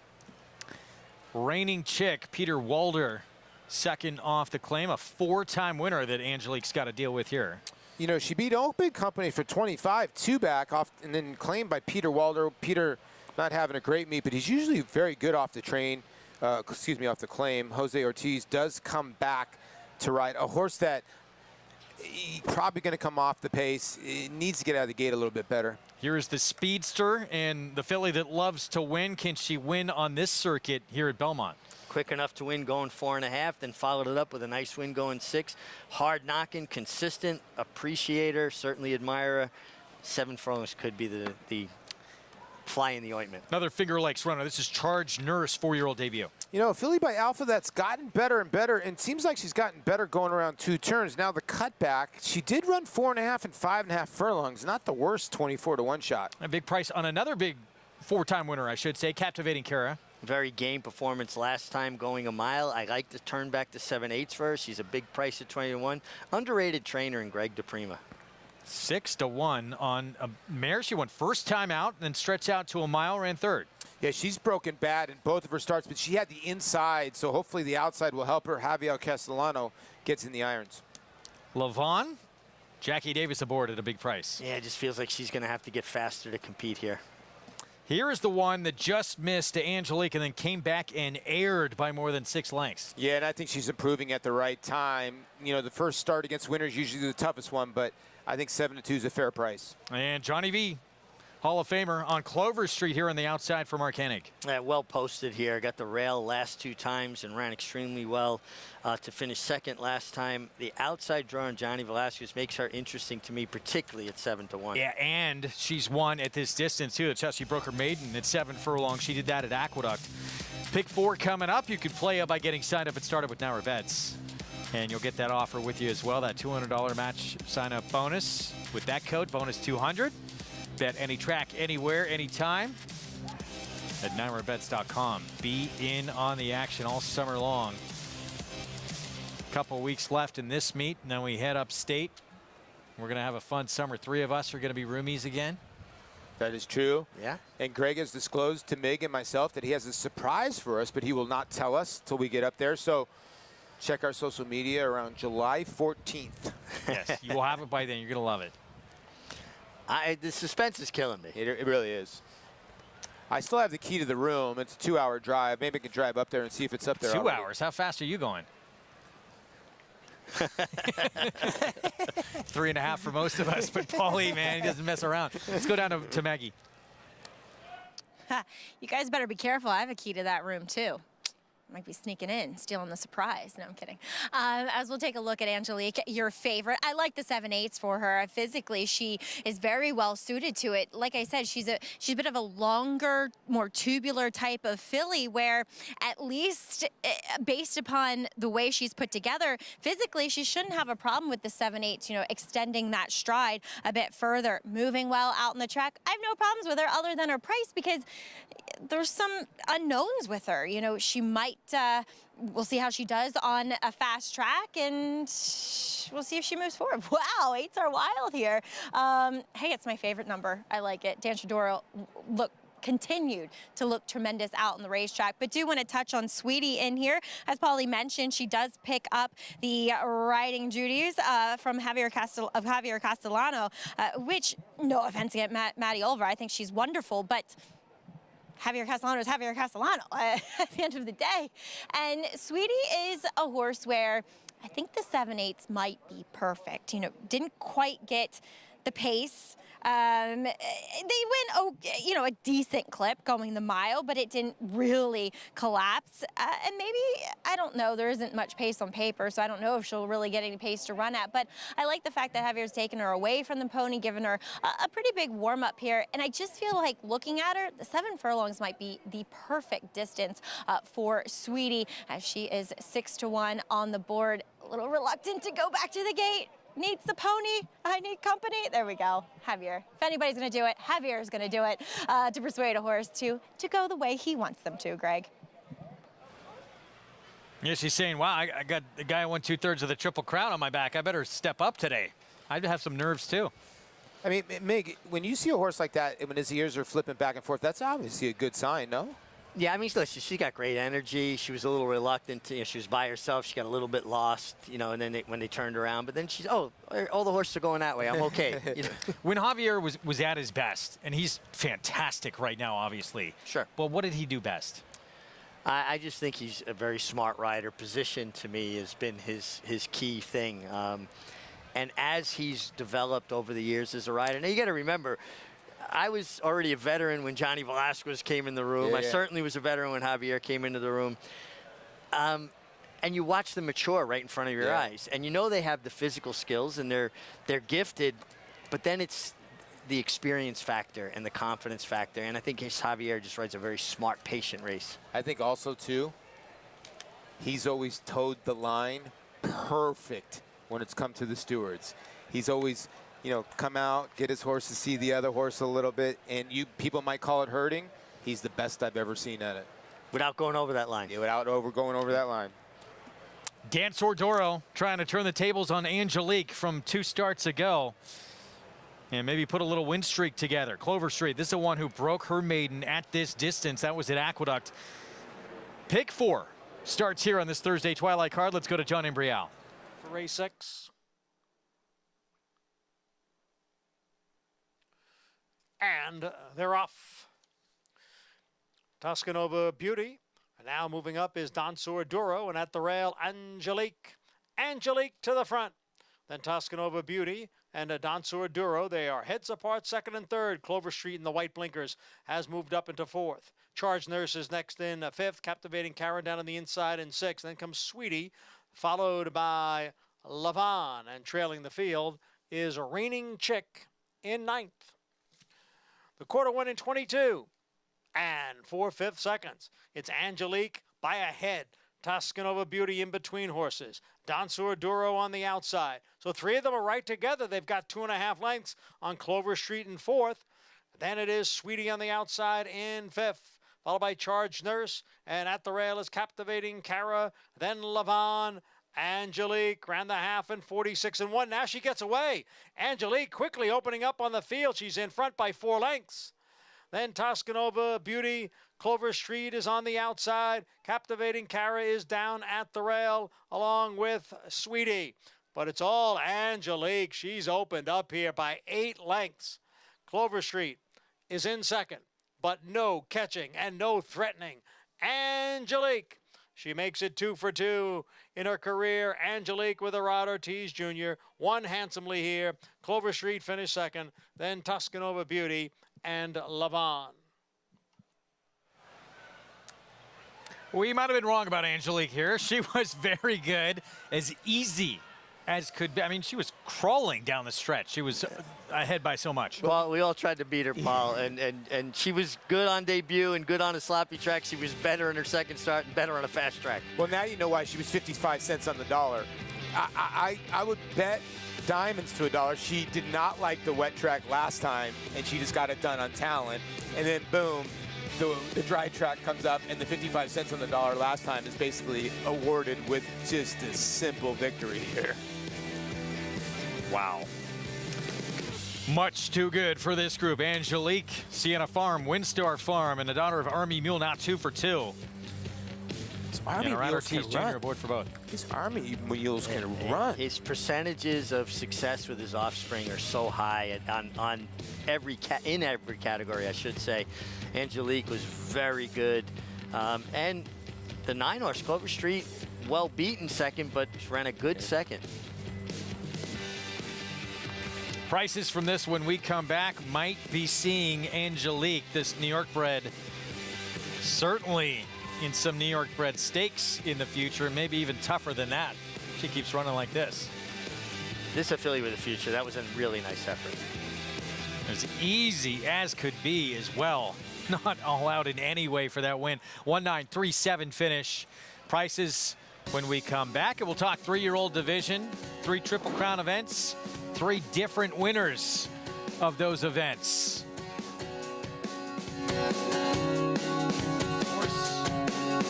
Beat him twice before going to the Kentucky Derby, then having to scratch the day of, ran huge off a 10-week layoff, trying to go 1.5 miles in the Belmont Stakes. Forte, we'll see what's next for this 3-year-old division going forward.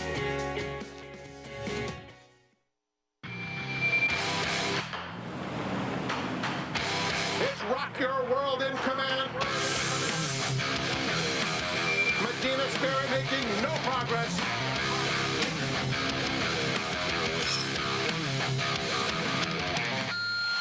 And it's going to be Rock Your World to take them all the way in the Santa Anita Derby. He's undefeated and wins by 4.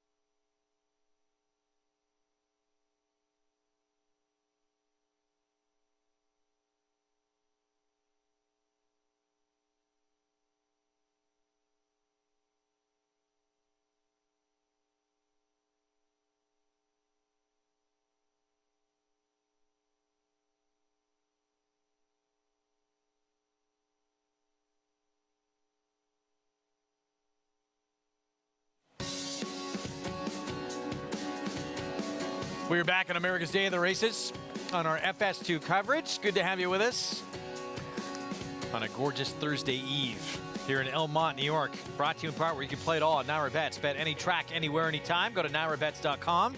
Get signed up and started. So many great races still to come at this meet and all summer long at Saratoga.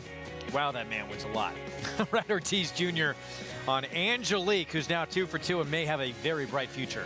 Not only wins a lot, Paul, wins all the big races too, or a lot of them. He's closing in. He's right on top of 200 wins already this year. This is why you want to buy a New York bred. $80,000 purse, by the way. An Army Mule filly out of a hard spun mare. They paid $300,000, so obviously a good looker too as well. Sit downstairs to Maggie. Here with assistant to top Pletcher, Byron Hughes. And Byron, we were just talking, you worked with Army Mule. Did he give you any indication, considering he didn't have much pedigree, but he was a freak, that he would be as good of a sire as he's starting to become? Well, I mean, he was very well balanced and showed a lot of talent, obviously, and we were always high on him. And Obviously, it's all a crapshoot at the end of the day. We weren't sure what he was going to produce, but they gave him every chance, and he's showing he can produce now. Talk about Angelique. She was heavily bet in her debut as a sloppy track, but turns out she just really needed a fast track for her to truly strut her stuff today. Yeah, she was still a little green on that first start. She kind of got lost there on the front end, but today she looked much more professional, was able to get it done nicely. Can she go further than this? She's big, scopy. She, in her training, her indications are that she could stretch out some more, so we'll see how she comes out of it and go from there. Now, when I'm going to put you on the spot. When you came down, I said, why you got mail in your pocket? Can you tell that quick story you told me about Mike Rapoli? Long story short, Mike ran into a fan at Starbucks the morning of the Derby. They started talking about racing. Mike picked out a horse in the first race. He gave the guy $50 to bet. The horse comes in and wins. Now the guy's trying to pay him back. He's having trouble getting a hold of Mike. So the letter ended up here at Belmont, and I'm going to pass it along, see if it gets to him. Not only are you a grade A assistant, you also are the Pony Express. So, Byron, though, congratulations. Great work with Angelique today. Thank you. Mike Rapoli, you know, he's giving out winners and campaigning grade 1 winners as well. But Angelique, truly a future talent here in the game, guys. Yeah, it really seems like it, Maggie. And of course, her sire, it's owned by St. Elias Stable. Army Mule was so good. Only got to see that horse, unfortunately, run 3 times. That Carter. So we take a look at the late pick 5 follow along. 114 buyer. I mean, that was sensational effort, and never got to see him again. Well, Sire Frisian Fire was a really good horse for Larry Jones. Actually, the favorite in the Kentucky Derby the year that he ran, and he just threw in a tiny bit of a clunker. He was never a great sire, but boy, he's thrown on Army Mule, and Army Mule, he's become a good granddaddy. On the turf, back on the turf for the 7th here, 6 furlongs in an allowance optional claiming race. Running with scissors, 2-1 right now. Guess who's aboard? Arad Ortiz Jr., the 7-year-old for David Jacobson, who was trying to win 3 in a row. And we'll get to this race more in a moment. We're going to talk 3-year-old picture, completely obviously wide open to this point with 3 different winners of these Triple Crown events. Arcangelo, best of all, just the story of 155 years waiting at the Belmont Stakes, and a female trainer finally wins. Jenna Antonucci, first ever in a Triple Crown race as well. Talk about the effort of this horse, though. To do this in his 5th start, Paul, he got an absolutely beautiful trip, perfect trip, saved every inch of ground, drifted the last 16th of a mile. But he helped create that trip because he was always on the bit. He was traveling so in the bridle for Javier Castellano. Yeah, and you could say whatever you want, the inside trip or not, but the horse was going away from him. And you got to give Jenna so much credit to, you know, the 2 races, you know, were not that good the first 2 races, then just reset from there, and then boom, 3 wins in a row, and just struck lightning at the right time where a lot of the other horses, you know, might have not been in their best form, and Javier Castellano just pushing all the right buttons. Meanwhile, the 2-year-old champ, he loses nothing in defeat. 10 weeks off and trying to go 1.5 miles, and you wind up runner-up. Well, the 10 weeks, but also the trip he had, right? He was wide while the winner was sliding through along the inside. And Forte's not a horse that runs through kickback well, and a little bit of a bicycle horse, maybe not as much as Tapit Trice, but he kept coming with this relentless grinding run. He had every right to get tired going 1.5 miles. You can see Louis Saez on the gray horse, Tapit Trice, actually re-engaged when he saw Forte on the outside of him when he saw him. But yeah, I give all the credit to Forte because it almost kind of was a little bit of the Florida Derby, kind of just like, okay, I got to run now here in deep stretch. You know, how much more ground too did he have to cover, as Mick was talking about, than Arcangelo? Not to take away from what that horse did in any way. Meanwhile, Mage squarely in that picture as well with that huge Derby performance. Yeah, and listen, he beats 2 fills. He beats Angel of Empire. Angel of Empire had a really wide trip in the Belmont, but you got to take nothing away from Mage, who was 3rd in the Preakness in a slow pace. It's going to be very interesting where we see him next. You know what this means? The Travers, the Jim Dandy are going to take on even more importance, and I can't wait because the Midsummer's Derby could settle the championship. Yes, it's going to take on huge importance as it usually does. Coverage continuing on FS2 right after a break. Grade 1 winner on both dirt and turf, War of Will became a classic winner with this victory in the Preakness Stakes. He added turf credentials to his resume with a determined victory in the Grade 1 Maker's Mark Mile. Now his first weanlings are commanding attention in the sales ring. Right here, 280,000. 191,000. 165,000. $160,000, thank you. A dual-surface classic winning son of Warfront, War of Will, standing at Claiborne Farm. When it comes to horse racing, you can never have too much information. With Twin Spires, you can place your bets with confidence. Whether you use handicapping insights, like our Brisnet speed ratings, prime power and past performances, the guidance of our experts' top picks, or just choose a name that catches your eye. Yes! No matter how you pick your horse, bet with Twin Spires. Start earning your $200 sign-up bonus when you sign up with offer code GET200. Spun to Run. In the Breeders' Cup Dirt Mile, he defeated a loaded field that included multiple Grade 1 winners Omaha Beach and Improbable. His brilliant speed figures were among the fastest of any 3-year-old at a mile or more. And he hails from the legendary Danzig sire line. Multiple graded stakes winner, millionaire, Breeders' Cup champion, Spun to Run, standing at Gainesway.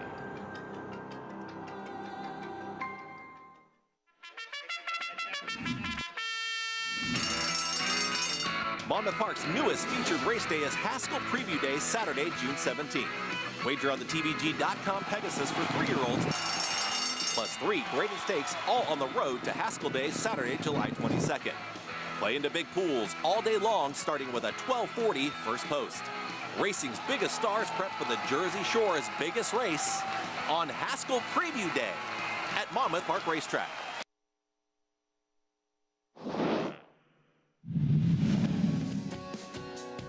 By the Moon, by the 8th pole in front. Lightstream bearing down on her as Mia Tori continues to battle at the fence. By the Moon at the 16th pole. Lightstream on the outside. Mia Tori keeps on fighting on the inside. It's By the Moon though, and By the Moon won the Bed of Roses.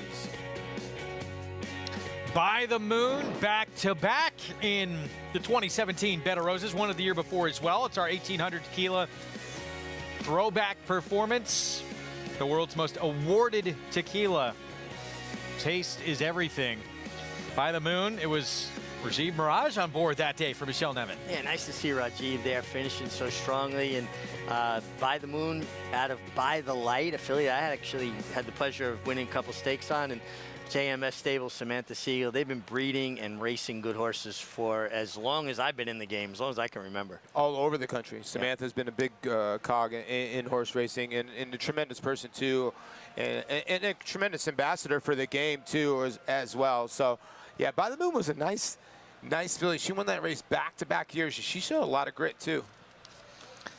Multiple Grade 1 winner, reigning champ, Breeders' Cup Sprint winner. Usually run up, line up in races like this and you think it's going to be a walk in the park. It is not going to be a walk in the park on Saturday. No, for Goodnight Olive. Competitive field and a small field, and that's where a rider can't get lost in a small field. Everybody knows where you are. I think Begin or Beguine, I think it's Begin, is the main speed in here. Does Goodnight Olive get trapped up behind her? Begin does have a tendency to drift out though, Paul. Yeah, a little bit, but, she can throw in a freaky race every once in a while as well. It's going to be very interesting if he pushes Goodnight Olive out of the gate and says, you know what, I got the best horse. I don't care if I get in a speed duel. Nobody can go by me. I think he might take that approach. Irad Ortiz Jr. Yeah, Irad. Or he lets Begin go and immediately gets the outside. He cannot get locked in again by Wicked Halo. How much does that weigh on his mind, that trip that happened last time that we showed earlier in the program where he couldn't get out? Well, I think he's going to guard. He's going to be defensive about it, especially because he drew the rail again. And I think even if he doesn't want to get in the duel that Paul's talking about, you got to come out running from the rail so that if anybody really wants it, it's going to create separation. That gives you the opportunity then to slip out to the outside and give your horse a chance. You don't want to come out and let everybody else form their position because now you're in the trap. It's, I've talked to Mike Smith, I've talked to you, I've talked to Gary about this a lot. What it is like you said, you send your horse out there, right? Goodnight Olive. You make the two go a little bit faster than they want. Now you spread everybody out. Now he has a chance to get Goodnight Olive outside before Wicked Halo gets up. And I think that's what he needs to do tomorrow. Did nights like this, night before, give you nightmares, or did you relish the opportunity and say, look, we're going to take it to him tomorrow? Well, I think especially coming off of that tough trip last time, right, in the Derby City, you want redemption. You want to go into it to, like, show that, okay, let's put that behind us. It was a bad day, right? But you also are extra on your toes to make sure you don't get that trip again. I wouldn't say nightmares, but you're certainly thinking about it. It's going to be a fascinating race. Don't swing at that same pitch again. As you well know. We'll have that for you on Saturday. That's race 9 on the card, 5:19 Eastern time for that Grade 2 Bed of Roses with the reigning champ, Goodnight Olive. As we get back to live action here, 7th on this card, 6 furlongs over the inner turf. And that was a look at Running with Scissors, the 2s, the 6-5 favorite. Again, trying to make it 3 consecutive wins on the lawn. Just won at this very same level and didn't just win. And this was easy. Yeah, it was. And when you look back at Running with Scissors, he's a horse. When John Kirby had him, he likes to be off the pace. Then they put him on the front end. He didn't like it. And now that David Jacobs had him, I think being kind of left in the gate has kind of helped him a little bit because he wants to see horses in front of him, and he just strided away from this group. I love the way he cruised up in behind horses, though, right? He didn't have daylight, he had cover, but he's traveling so well, and you saw Paco Lopez waited as they made the corner to come out to the clear. And for a turf sprint, for him to draw off and win by nearly 4 lengths as easily as he did, this horse is in outstanding form. 6-5 favoritism. Meanwhile, how about a horse who ran a 93 Beyer last year as a 3-year-old, and they tried him on turf one more time, and then they went to dirt. Now getting back on a surface where he produced that number for, you would think, if he moves forward from his 3 to 4-year-old season, I mean, what kind of number can he produce today? Well, you understand why they went to the dirt. It was late in the season. They said, all right, let's see if we have a horse that can compete through the winter on the dirt. They gave him 2 tries at it. The first time was okay, second time wasn't. Okay, close shop. And how about George Weaver? 2 wins today already on the card. And so nice to see his wife Cindy doing better, being out at the barn with him. And I think it's lifted that mood in the barn, and horses feed on positive energy. Back with us, let's welcome in Acacia Clement. And Greg, we'll talk about your favorite track side, because I do think that you can really tell when Running with Scissors is doing well in how he warms up. But speaking about trainer George Weaver, we'll start here with his charge in Outlaw Kid, who was the first one to grab my attention. And this is a horse that he's not one that's immediately you look at and say, he's got to be a turf horse. He does look like a horse that could be pretty versatile, but seeing him now back as a 4-year-old, I like him getting back to the grass. He also comes back incredibly fit for his first start of this year. He's dappled out from head to toe. He's really filled into himself too. My notes from him back in November when I last saw him towards the end of his season was that his weight was kind of going in the wrong direction. His coat was going the wrong way. It seems like he has really done well with that break and some maturity coming back this year. I like everything that I see. And while George is looking for his 3rd win today, I wonder if Randy Hill already has been part of 3 winners and is looking for a 4th on the card this afternoon. To his outside, the number 9, Into the Sunrise, is a horse that pressed a very talented and quick horse and Nothing Better last time out. While that one kicked on to win, he ended up fading in here, and he's a horse that I thought looked like he was carrying a lot of weight last time out. But every time I've seen him, I've always kind of felt that way. He's definitely a good doer. So while I wouldn't say he necessarily looks more fit today, I was kind of hoping he'd be a little bit more fine-tuned and tucked up this afternoon. I do think, given the fact that he's a horse that does carry so much condition, and he comes back off another little bit of a layoff line since that April start, I think he will have benefited from that race as well, as that was off of a couple months of a layoff. And he doesn't have a horse that's quite as quick early as the likes of Nothing Better to press in here. I do also think that this is one coming here to Belmont Park. We'll see if he can kind of get his feet underneath of him and keep a little bit for the latter part of the race. Greg? Acacia, thank you. Post parade coming up in just a little bit, approaching the 6-minute mark to post for the final pick 3 on this Thursday twilight card. Again, 6 furlongs on the turf ahead. Running with Scissors, our 6-5 favorite. You can play all the action with Naira Bets. Go to nairabets.com for that offer right there. And again, the promo code, there it is, bonus 200 for new members. So, a few ways to go in this race. Lot to like with Running with Scissors. Lot to like, assuming Outlaw Kid comes back, what we saw with him last time he was on the turf for George Weaver. I agree. I'm a little bit curious about the 2 outside runners, the 8 Outlaw Kid making his 4-year-old debut. And Into the Sunrise, I think, and I'm curious to get your take on this, Paul, could play out to be the main speed here. Yeah. The 9 has a ton of lick and could be the thorn in the side of a couple in here. Now, Running with Scissors is a horse that does not break well, but gets in the stride quickly. Pine Knoll, the 5, has got some look. I'll tell you what, the 6 at 18-1 is ridiculous. You don't take a horse from a 14 non-3 and go into an allowance on the turf and win at 10-1. And this horse does like Belmont. Pat Quick did a good job with the Son of the Factor. There's some, there's a couple of strange numbers on the board. That horse, and then how about the 7 Maxwell Esquire? It's a 5-time winner on the turf at Belmont. And look at the last time he came in off the bench, what he did here. 94 buyer and a win. Coming off somewhat similar playoff today, a little bit longer this afternoon, but about 10-1 on him, the 7. Here's Big Package. Oscar Barrera off the claim. Claimed last time off the layoff. Dave Donks, our trainer who races horse into condition. This horse will improve. He was 4-1 last time. It's running with Scissors. 9-1 today. And next, here's the 13-time winner. 3 of them on the turf, including the last 2 times out for the favorite. Well, the favorite today, 3-1, and then 7-1 the last 2 times. Well, the public's not going to get him get him at that price. He's got to break a little bit better against this group, though. Beware when everyone starts to jump on board. 7 cents at 20-1. Joel Rosario. Yeah, this one for Tommy Morley. You know, ran around the racetrack, might improve second time, probably needed that race. 21-1 next door on this gray. We just talked about it. Sorry. 7 cents. We got that corrected. Yeah. Can't sell. I was checking that. Can't sell, yeah. Thought that was a big price to see Joel on. Pine Knoll we'll see next at 17-1. Horse that's been showing speed going longer. This is his first time sprinting on the turf. After 5, Trevor McCarthy on a 2-time winner on the grass.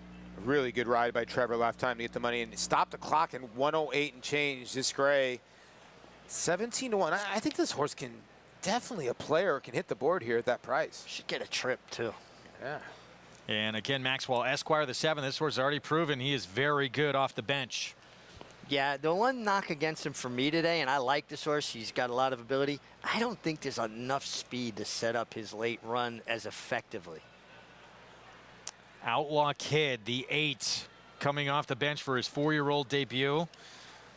With that 93 buyer, I should say, on the turf in that first try against Winners. Yeah, he's got really good turf numbers, and he's always gotten the inside draw. So now he gets an outside draw off the layoff, and like we were talking about, George Weaver looking for a hat trick today. And here's Into the Sunrise. Dylan Davis for Marquesi. I think this horse is very interesting. I think he plays out to be the main controlling speed. And if I'm Dylan, I'm taking no prisoners. You're going to have to run where I've been. So 3 minutes to post. Wow, 4-5 now. On Running with Scissors, a rad for David Jacobson as we go back to horse making his 4-year-old debut here and getting back on the lawn where both of his wins have come from. He put together back-to-back wins, Saratoga and Belmont and Aqueduct. Yeah, and you know, the conventional wisdom, and you see it play out, his numbers as a 4-year-old should be better than his numbers as a 3-year-old. And I think he's fast enough to get position, Paul, and I think he's going to sit a nice trip. Well, I can already tell that's Irad on the front end, the way he was riding his horse. He's got the distinct riding style. But, yeah, look at this horse just take off. And, again, you like to look at the ears at the end of the race and just wanted to do more. And out of this race, came back on the turf, ran a good third with a Lasix off in the Carl Place, which was a good race. And then the 2 dirt starts. You know, 1 dirt start against Stage Left was very good. After the horse had a brutal beginning. Then last time, face some monsters next time. Yeah, and the last time just something went amiss. Now they're just hitting the reset button. So 4-1 is a good price. And you know what? you were mentioning the 7, Greg. Bad Beat Brian came back to win a turf sprint at Churchill Downs. Emirati, I understand, did not run well, but is a horse that's been in graded competition. The 7 has been facing some tough animals. He has 11-1 right now. Again, the last time he came off the bench, May 12th of last year. He hadn't raced since November. 94 Byron, a win at this racetrack. 6 furlongs on the lawn. Let's go downstairs to Acacia. And talking about Maxwell Esquire, he's a horse that does have a lot of ability because he's often been able to kind of close into some slower paces, and that's been a little bit of his strong suit in here. And he's a horse that I noticed when he moved to the Mike Maker barn back in the fall, he was carrying a lot of substance and condition. He's very fit coming back here. He's a horse I know quite well. I used to be trained by my father-in-law. He's just an honest, consistent type, and Manny Franco took him right away from the pony. Thought he had a beautiful warm-up out on track. He's always one that can be a little bit forward. I agree with Richie that sometimes you wonder if he's going to get the kind of setup, and even if he doesn't always get there, he really can make a run of it no matter how the pace does shake out. So at 11-1, I do like what I saw from Maxwell Esquire in the preliminaries here. I talked to him in the paddock about the number 2 running with scissors and how I wanted to see him on track, because last time out, I remember speaking about him before the race because he just seemed like a horse that was happy and just doing well at the time, despite the fact that he was stepping up in class. You wonder, is it kind of Cinderella and her carriage turning back into a pumpkin at this point? He's a little bit more tucked up today. He's a little bit lighter in his weight, a little bit drier in his coat than he has been in his last 2 races, which is certainly not unexpected given the fact that he's a 7-year-old trying to put 3 wins in a row. I absolutely respect him, and maybe they're just striking while the iron is hot, and this really could be just the right time for him and a horse that's in his groove. His demeanor is great. I just really preferred the physicals that I saw from, namely the number 7 Maxwell Esquire and the 8 Outlaw Kid, who's my pick, Greg. Acacia, thank you. 4-5. Obviously, I mean, this horse is doing very good since they switched him back to the lawn with the 2. He's got some competition in here. I think this race is deeper than what he's faced. His last 2 races were terrific. But also, it's hard for horses to string together multiple wins like this. Yeah, the key's going to be the break, because there's not a lot of pace in here, and if he can break well and sit in that 3rd position and save some for the end, he's going to be very, very tough in here. But if he doesn't and the 9 gets away, I think the 8's going to run big, though. Running with scissors, the 2 with a Rat Ortiz Jr. trying to make it 3 consecutive wins on the grass. Let's go upstairs. John Imbrial, the call. Final horse moving in, number 9, Into the Sunrise. He completes the field, ready to go for race 7. And they're off, and it was a hesitant beginning for number 1, a big package. From the far outside, Into the Sunrise has the early lead. An Outlaw Kid after 5. They are right together, 2nd and 3rd. Running with scissors is in 4th. And right along on the outside is 7 Cents, who is in 5th position.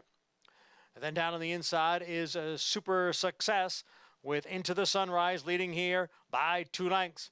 Outlaw Kid after 5, 2nd and 3rd, running with scissors. Now on the move on the outside in 4th. Maxwell Esquire has advanced in between horses in 5th. Then comes 7 Cents along with Super Success. At the back are Pine Knoll and Big Package. The quarter 22 and 3, Into the Sunrise. Challenged here by Outlaw Kid, running with scissors on the outside, now being asked for more. Half mile and 45 and 4. It is Into the Sunrise, but here is Outlaw Kid, who now spurts to the front here. And Outlaw Kid is opening up on the field here. Outlaw Kid in front by 4 as they come on for the finish, with Pine Knoll making a late run on the outside. But it is Outlaw Kid coming off a layoff to win under Javier Castellano. We talked about this horse, showed big ability back as a 3-year-old on the turf, and he does come back better at 4. Ooh, my goodness, 108 and 3. Party at the George Weaver barn, hat trick, and this Son of Violence, wow, Mig. I mean, just took over with consummate ease. The two look like, okay, running with scissors is in the right spot. When Javier pressed the button, it was over. Yeah, and you could see midway with the far turn, the way he was traveling Outlaw Kid under Javier, so nicely, kind in the bridle, but all there, all horse. He asked him, he quickened, shot away. The 8-horse Outlaw Kid kind of hit the wall there. Then it looked like the 7, Maxwell Esquire might get done. And here comes the 5 to pick everybody off for the runner-up, Pine Knoll with Jose Lascano, but the winner was very good. Very good. And an Ontario bred. Never know. They got some nice races up there in Woodbine. Yes, they do. It's been quite a year for Violence, too. We're talking about good magic. It has. You know, Violence's last race was the Cash Call Futurity at Hollywood Park. And that was his last race when he won as a 2-year-old. He was so dominant. I wanted to see him as a 3-year-old. He never got to run back. Obviously, Hollywood Park is where the LA Rams now reside, but Violence was a spectacular 2-year-old. Nice call, too, by Acacia. This is her top selection, and man, look at the way he's come back with his legs under him, the energy he has. This was a nice return and 3rd win of the day for George Weaver. So good to see them rolling. Looks like you after you eat an Italian sandwich. You're happy. Yeah, I bounce around pretty good. Never brings one for us, though. It's pretty amazing. Javier Castellano again with a W. 108-3. We're going to take a timeout. When we return, Clairiere doing what she usually does, making that big late run from off the pace, a repeat performance in the Ogden Phipps. And how about Cody's Wish and the streak he is on with that Met Mile win? He is dominant. We'll look at both when we come back.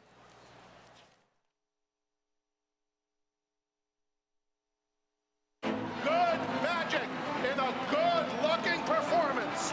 Cruises home in the Haskell Invitational. And it's a vintage performance by Vino Rosso in the Breeders' Cup Classic. Nest, much the best. Elite Power on the far outside, and Elite Power gets up to win the sprint. On the outside, it's Malafat coming to the wire. Who's it gonna be? It is Malafat.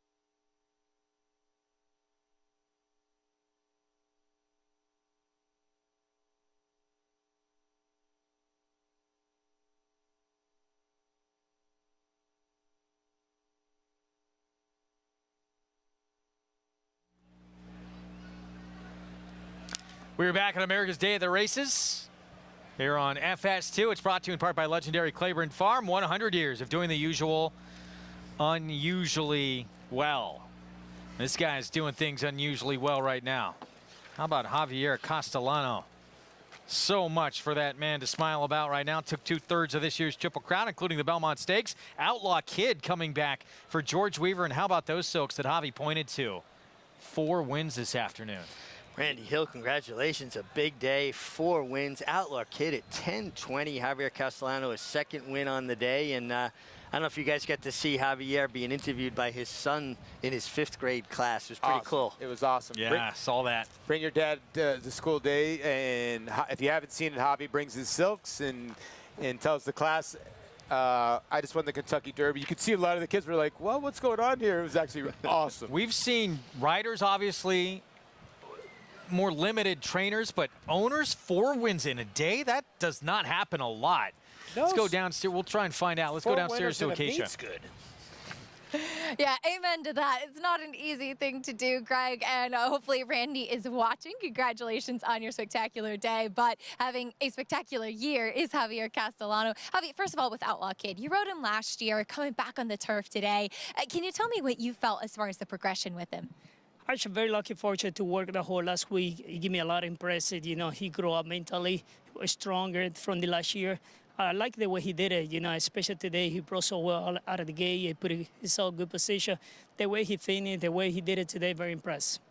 Paul was just saying how it was bring your dad to school day for you and your son after that historic win in the Belmont Stakes. Can you tell me a little bit about that? You said there was a lot of preparation that went into it, too. Absolutely, Askasia. I'd like to give it back to the community, go to school and teach the kids, promote the games, and look at the kids in the future, you know, enjoy the Belmont part, the Belmont, the state, the races. And my son, he prepared himself with the question. It was a beautiful moment, beautiful spirit for myself, for my kids, for everybody, you know, I try to teach the community to come to the race and promote the game. We spoke after your Kentucky Derby win, your first win in the Derby. Obviously, that's emotional, but your first Belmont win, you said this is home for you. Yeah, I love it. You know, I grew up basically here. I've been living in New York for 22, 23 years. My kids grow up here in Garden City. They go to school here. To win the Belmont Stakes, it's mean a lot to me, special emotion for me, myself, my family. I think that's the 2 biggest races I've been chasing for my career. Finally get it, I'm very satisfied. You could feel that emotion coming off of you. Congratulations again on this win today, Javi. Thanks a lot. Thank you, guys. Nobody riding hotter right now than Javier Castellano and doing it for the home team here in New York, Greg. It's been fun to watch. Meanwhile, George Weaver, he is weaving some dreams right now. Look at this. 3 sent out today, 3 victories, and all of them prices. Nice little parlay right there. Javier Castellano he's done an interview before. Nice little smile all the way to the end. Looked at the camera. Yeah, right? See, I got to worry, guys. Every time they interview these jockeys and they're getting more polished and they're looking at the camera, it's just creating more competition for me. But how about George the Dream Weaver? Yeah, right? Yeah, man. How about Randy Hill, too? Yeah. It's crazy. Incredible for an owner, again, to win 4 on a card. And it's going to allow this wine aficionado to buy a few more bottles of Burgundy. Over 2,300 bottles of Burgundy in his collection. That's it? Ooh. I didn't even know that. 23 different hundred. That's some Vasaramanis, I'm sure. Some but like Chassagne Montrachet. Like I said, like if you do like a boutique meet, like when we do meet at Saratoga, 4 wins is like good for the meet. It's incredible. One day. I'm a lot older than you guys, but I remember when the leading trainer, 24-day meet in Saratoga, would have 8 or 9 wins. The leading jockey would have 20 to 24 in a 24-day meet. It's changed quite a bit. Yeah. Not a lot of times, yeah, that an owner wins 4 on a card. That's well done. Outlaw Kid with the victory here, coming back. And what lies ahead for this horse after that comeback as a 4-year-old? I think bigger games in his future. I think stakes are in order. The way he finished, the way he came back, he looked terrific. Angelique was a favorite to win and was dominant doing it, by the way, too. A couple of horses here on this card that have very bright futures in front of them, it seems like. Both Angelique now and Outlaw Kid. As we move ahead to race 8, Belmont and the feature. Allowance optional claiming race, 1-turn mile. We talked about tonal impact and Stage Raider earlier in the card. And Stage Raider's 7-5 right now for Chad Brown, second off the bench. I think the race under his belt's going to help him immensely. I just saw a horse that was a little bit heavy, carrying a little extra weight. And some horses you just can't train into fitness, as good as Chad Brown is off the layoff. And we've seen this in this horse's past before. His worst race, he was off from May to March, and he ran poorly, and then he kind of got back on the beam. I think he'll improve vastly today. Yeah, this horse had 8 starts, and 7 of the starts the horse has been favorite. Blinkers went on about 4 starts ago. And I would think Irad has got to take the bull by the horns. He's got to go to the front end and just improve his position. All right, we'll get to this race coming up. Here from Acacia, have a paddock, or post-bred, I should say. We're going to look back to all that stakes action over the weekend and that Belmont Stakes Racing Festival Grade 3 winner again. And prerequisite, producing with a big performance. Tremendous ride from Flavien Prat, Paul. Yeah. Put this horse on the lead. Wasn't a tremendous amount of pace in the race. Controlled it on the front end, had something left. And all the things that Flavien Prat does well, he finishes as strong as anybody the last eighth of a mile. He really does. And like I said, he puts his horses forward. Everybody's focusing on the other Chad Brown runner that came in as a big favorite. And they let the other Chad Brown runner just walk on the front end, and the race was over. What makes him so, you know, he could switch to his left-hand late, and he'll do it here late here just to get a little bit extra and get his horse to see the other horse right here. And then the 7's never going by. That's the one thing about Flavien. You could tell he's never going by, and it was just a great ride. 5th win in the Wonder again, Grade 2, by the way, sorry, for Chad Brown, who has dominated this race. And they made the right move. Be aggressive here. Absolutely. You know, she took the lead, short run of that first turn, go mile 8. Watching that ISO was pretty cool, though, because he went to the left-handed crop late, get a little extra surge, a little surprise, meet that challenge. But the way he switched back from his left hand to his right hand by the wire, that was a magic trick. It was abracadabra. It was here, it was there. I mean, and never losing contact of the horse's mouth. I mean, that's not an easy thing to do and make it look that easy. No, and I think a lot of people don't realize Flavien's not, I think he's like in the middle as in height-wise, but he stays very, very aerodynamic on a horse, very straight, flat. And he gets a lot of run out of his horse. That's why he's so good, because he gets positioning. That's why he's so good on both surfaces. Got to think an Eclipse Award is in the very, very near future for him. Yeah, I think that was the move to the East Coast, to come here, take on the best, and get that opportunity to showcase all his abilities. He's been doing a good job of that. He has indeed. That move to the East Coast, immediate dividends paying off for Flavien Prat. We talk about it a lot. We're going to take a timeout. We will be back. Feature race coming up, and there's Stage Raider Chad Brown, Arad Ortiz Jr.'s second start of his 5-year-old season coming up.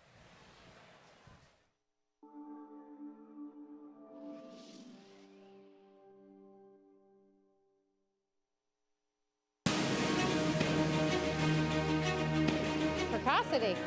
Strategic speed. Some speed at 2, but can carry it on through their later careers. Improbable, full of run.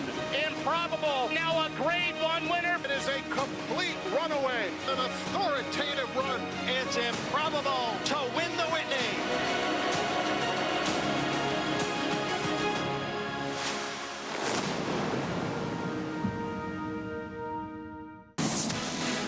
It's America's original sport, and no one covers it better than americasbestracing.net. From the sport to the lifestyle, the best races, horses, and destination venues, cocktails, gambling, fashion, and more.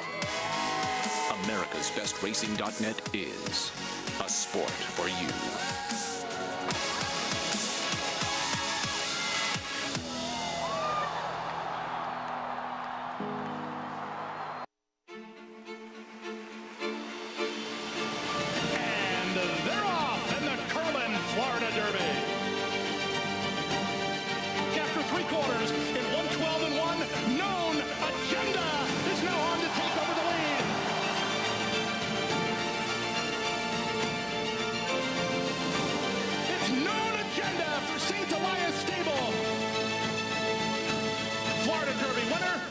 Agenda.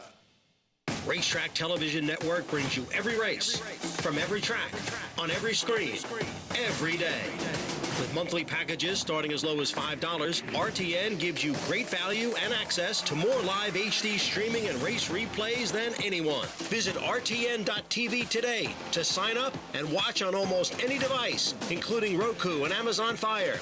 RTN has packages that start at $5 per month.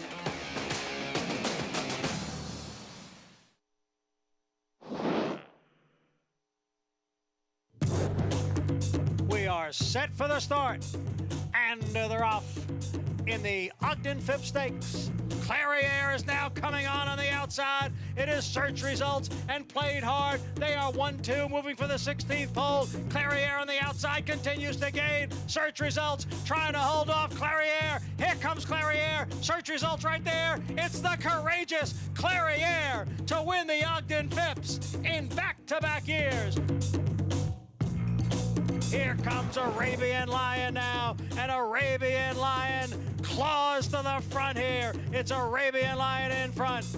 On the inside, Drew's Gold in second, and it will be Arabian Lion to win the Grade 1 Woody Stevens. And here she comes now. Caravel is up now to grab the lead, and Casa Creed is now kicking in. It's Caravel in front. Casa Creed surging on the outside. Late run here from Big Invasion. It is Caravel trying to beat the boys again. Far outside Big Invasion. Caravel has done it. She wins the Jaipur by 3 parts of a length.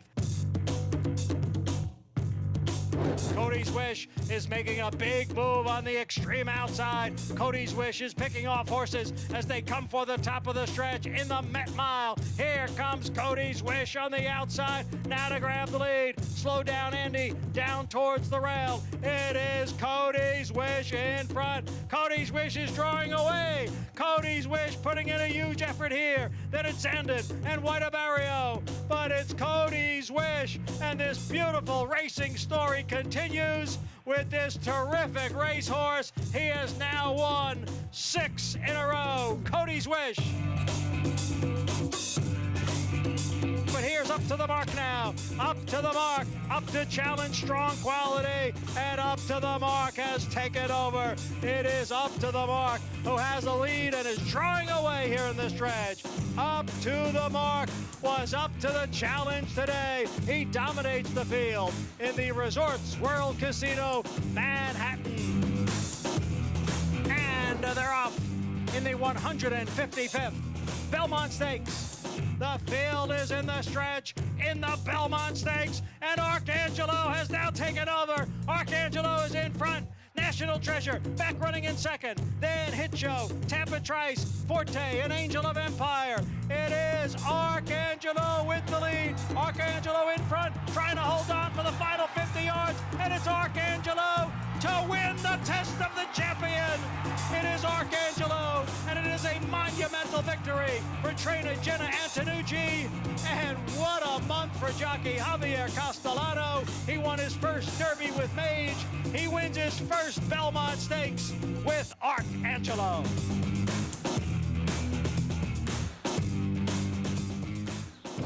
The stars all showed up on Saturday on Belmont Stakes Day. What terrific performances we saw in all of those graded stakes races on the card, and hopefully we'll get a chance to hear from all of those horses throughout the second half of the year. But horses in the paddock for this feature race on this Thursday, and we'll start off with the number 3 Stage Raider. He is the half-brother to Triple Crown winner Justify, and it's always kind of amused me a bit because they look absolutely nothing alike. While Justify was this big, burly, very imposing type of chestnut, Stage Raider is a little bit of a smaller type. He's very compact, much more stout. And I did hear Richie say that he was in the paddock for his last race and thought that he looked pretty heavy coming off of the layoff. And that doesn't surprise me because he is a horse that does carry his weight. He still looks pretty solid in here, but he definitely looks defined. He looks well muscled in all of the right places.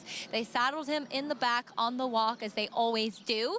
He hasn't turned a hair. He's acted pretty well. He is the type of horse that can get a little bit sweaty prior to his races. I'm not seeing that from him today, though. The number 1, Tonal Impact, will come back off of a win going the mile and an 1/8. I do wonder if this is just a little bit short for him. He's such a big, tall, and leggy type of horse. He really covers the ground, and he's also one of those horses that you need to ride for quite a while. So we'll see what kind of trip he gets today. The number 5, Shooter Shoot, is intriguing. We haven't seen him since April of 2022, and now he's here on the East Coast and in the barn of Joe Sharp. Obviously, I'm not familiar with him, but watching his replays, he seemed to get completely outfooted in his last couple of races out in California.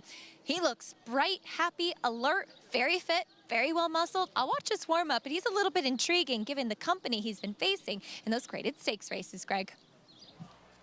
Acacia, thank you. Kendrick Carmouche adjusting those goggles on the 7. Uncle Moonlight, another one coming in off a win, who's 3 for 6 here at Belmont for trainer Michelle Nevin. Yeah, and the 7 in here, Uncle Moonlight, I would think is part of the pace in here. It's going to be very interesting who decides to go. I would think Stage Raider will try to establish position, but Uncle Moonlight is a horse that does possess some early speed. Here they come, post parade coming up, feature race on this Thursday, final twilight card of the meet. Sad to see it go. I know it's not as popular for the horsemen who got to get up early in the morning, but I like it. Well, when you get up at 4 and you race until 7:30, it's a long day. Yeah, it is. It is. Going to see the remaining half of the entry first here. And that is Tonal Impact for Linda Rice. We'll have post 3. Jose Ortiz will ride, and that big win going a little bit longer last time out. That was at 1 1/8 miles. 1 1/8 he got pace to run at. He's always a horse that's closing. Will the mile prove to be a touch short? He has won at the mile distance before, but that was against easier company. The rail is going to go to the 2. That is Kinetic Sky, Rick Dutrow. Away from the game for a decade. The first horse he brought back, he won with. It was a nice moment, and just claim this horse. This is an interesting horse out of the Tom Morley barn, but this horse has some back class to go to. Let's see if Rick can get to it. That big pedigree, the half to the Triple Crown winner Justify. Here's Stage Raider. Stage Raider should improve off of that race off the bench. He just, you know, didn't look as fit as a horse could be. And I agree with Paul. I think he needs to go. I don't see a tremendous amount of speed in here. Shooter's Shoot has been off since April of 2022, now with Joe Sharp. Yeah, a horse that's like over a year layoff, and another one that looks more of a closing type here. Graded stakes placed in the past, Shooter's Shoot. Business model, David Jacobson claimed off of Brendan Walsh here. Yeah, Brendan Walsh added blinkers about 7 starts ago, and it's helped his Son of Candy ride with 4 wins. Does have a win here at Belmont in his only start. And Uncle Moonlight on his best day. He fits right in the mix with this group as well. There's Kendrick Carmouche. Well, I think he holds the key to the race because he showed high speed last time, went wire to wire. This is a half. We showed her earlier by the Moonlight winning the Better Roses. He's a half to By the Moonlight being out of that mare By the Light, who's been a prolific kind of producer. He's outside. Is Kendrick going to take it to them and maybe make the pace, or is he going to decide from the outside he stalks? 5 minutes away from our feature race on this Thursday card. You can play it with Naira Bets. Take advantage of that $200 deposit match sign-up offer at NairaBets.com. Bet any track, anywhere, anytime. With that promo code, bonus 200. So 6 to 5 on Stage Raider. As we get a look at Tonal Impact, it looks like game face is on. The one thing, I get it, the mile might be too short, but these big sweeping turns help him out the most when it comes to this race. You heard Acacia, he's a big individual, and he was really running into a lot of seconditis, a lot of thirditis, and now when he gets to a bigger, longer track, or where he can get to those sweeping turns, and maybe a shorter field where he's not too far back, maybe he can outstride him. He looks tremendous. Goodness. You know, this is what we talk about when we say how well a horse frames up when they're warming up. What do we look for? For their head bowed, their balance to be that, you know, kind of impeccable, the way he's moving, that animation to his step. He couldn't warm up any better. Well, this was last time out, and this was about the best he's ever been in his career. Well, you see the way he moves. It's just big, long strides. Takes him a little while to get going. But when he hits the front, the race is over. He's going by you. His issue is he can sometimes get way too far back. And, you know, he gets into races where it's a bigger field and you think, okay, there's more speed he can come with a lot of speed. Sometimes he'll get disinterested and be way, way out of it. So sometimes when a slower run race with a closer like him that can just outstride horses, he can stay within 5 lengths, then I think he's got a better chance. 5 to 2 right now, Tonal Impact. Let's go back to Acacia. Yeah, he definitely won the check mark as far as the warm-up is concerned. But another one that had a big warm-up was the number 7, Uncle Moonlight, to the outside. And no surprise to see Kendrick Carmouche take a horse away from the pony and kind of get that blood flowing. But while Stage Raider, who could be forward, had a very quiet and subdued warm-up out on the track, I think Uncle Moonlight really kind of spoke to that intent, because last time out he went right to the lead and he had some pressure from Al Cools that day. And while he was drifting a little bit late, maybe a little bit tired after some of that pressure, and a horse that I don't necessarily think loves a wet track, he was able to really gamely hold off the closers in that last race, and he looks tremendous today. He's dappled from head to toe. His weight looks great.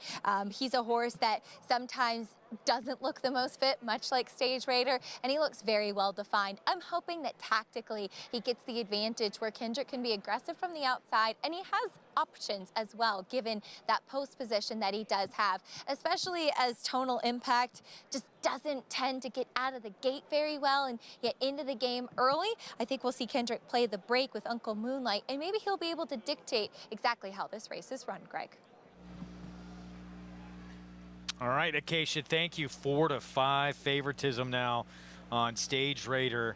Got beaten his debut in a good field. Prevalence beat him, came right back to win again. Then he reeled off 2 back-to-back wins, the first of those 2 on a wet track, but with a 96 buyer. And then, of course, last summer at Saratoga, he was sensational. Yeah, best buyer figure of his life. Got a 99 here and just basically dictated things. He was attending the pace and drew off at will, Paul. Yeah, he did. I mean, they put blinkers on him. This was his 3rd start with blinkers, and he progressively got better. Now, his 5-year-old debut, he just didn't run. He was 6-5 that day. He got in a little bit, I guess, of a speed duel. Maybe he was a little bit uncomfortable. They go back to their jockey with Irad Ortiz Jr., who's been no worse than 2nd. So maybe he has the key to this horse. But again, I think he has to push forward, or Uncle Moonlight in here in the 7 could control. I agree. And listen, again, I was in the paddock. I just thought Stage Raider just looked like he was carrying a little too much weight last time. And horses are individuals. Some horses take more training, or they take racing to get to the optimum fitness. Also, he's a 5-year-old whole horse now. And Paul, I'm sure as you got older in your career, injury or had to take a couple days off, it's harder to maintain or get to your optimum fitness level. Yeah, 100%. Trying to get to it right now. You're there. You'll get there. You have 30 days. Well, you have a mind. When you're a professional athlete, Mig, you got this too. You got the mind that you can still go in the gym and work out like you did when you played, and then when you wake up the next morning and go, why did I do that? Yeah.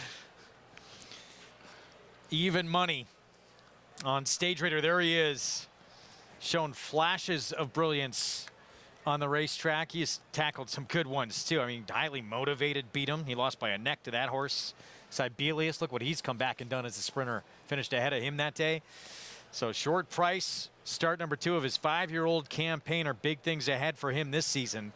See if it starts right here. He'll break from the 2nd post position to the 3 horse with Irad Ortiz Jr. Let's go upstairs. John Imbrial, the call. And we've got a field of 6 set to go the flat mile here at Belmont. Business model going in. Uncle Moonlight to round out the field. They're all in. And they're off. And it is Stage Raider away well. Shoot is there. Uncle Moonlight far outside. And Uncle Moonlight takes the lead. Shoot and Kinetic Sky heads apart 2nd and 3rd with Stage Raider now in 4th. Then Tonal Impact and the trailer is Business Model in 6th as they race up the backstretch. Uncle Moonlight the leader here by a length. Then it's the duo of Kinetic Sky, passed now on the outside by Shoot. Kinetic Sky down at the rail in 3rd, opening quarter 23 and 4. Tonal Impact is in 4th, 4 lengths from the lead. And then it's 2.5 lengths back to Stage Raider, who now just has 1 horse beaten, and that is Business Model. Uncle Moonlight continues to lead here. Uncle Moonlight takes the field into the turn. Shoot runs in 2nd, length and a quarter to Kinetic Sky in 3rd. Opening half mile was 47 and 1. Tonal Impact being pushed along here. Now 4.5 lengths from the lead. Stage Raider is down at the rail, better than a half dozen lengths from the lead. And it is Uncle Moonlight, challenged here by Shooter Shoot. Kinetic Sky on the outside. Tonal Impact is in behind the front three and in fourth. Stage Raider. And at the back is Business Model, 3/4, 1:11 Shooter Shoot right alongside of Uncle Moonlight. And now Tonal Impact is kicking in on the outside. And Kinetic Sky is there. It is Tonal Impact who has taken the lead inside the 16th pole. Kinetic Sky in second. Tonal Impact will win another one here at Belmont. Does it under Jose Ortiz. Kinetic Sky was second. Farther back, Uncle Moonlight faded to third. Tonal Impact, Linda Rice, Jose Ortiz, and when Jose asked for more, just decided to go around horses and gets it done. You made a good call, Mig, because you said Total Impact's close, and I said to you, I said, even though it doesn't look like he's moving, right here, it's just his stride is just so much bigger. He's just going to go by him. He always finds more, too. When he gets into the stretch and he gets to his right lead and he kicks on again, he gives you almost a second run, Paul. And when he was only about roughly 4 lengths off the lead around the far turn, he's good enough. He's supposed to win from here. Hopefully everything's okay with Stage Raider. Did not run a step, kind of sort of got eased, was trying to get to the front end, was getting pursued. Just one of those days where he was having none of it. And Total Impact, again, these type of horses, they like Churchill, where he's won, and tracks like this with that long type of stretch where he can use that big old stride. He tipped his hand before the race. Yeah. He looks sensational warming up, and he runs to it. Back-to-back wins now at Belmont at 1 1/8, and Soen, yeah, a mile not a problem for him either. Now, once the key was Jose Ortiz being able to put him in closer proximity. They didn't gun him and get so far away from him. When he didn't have that much to do, you knew he was going to kick it in. Great point about the wide sweeping turns, because he is a horse that runs better outside, and the turn is much gentler for him. I guess that's the way to put it. You know, the other part about this is that if you're a first-time handicapper, if a horse has speed and is going a little bit longer, does not mean the horse's speed's going to go longer. Same with this type of horse. Just because this horse has been closing at 1 1/8, his closing kick is more devastating at a one-turn mile, at least in my assumption. So you can't read into it a little bit, but he likes this racetrack. He's 2 for 2 over it now. Yes, he is. Wins it 2-1. Son of Tonalist, Bianco Holding Limited, Linda Rice, Jose Ortiz. And it's Tonal Impact in the feature with a nightcap still to come. 8th career win for this 5-year-old. We'll be back.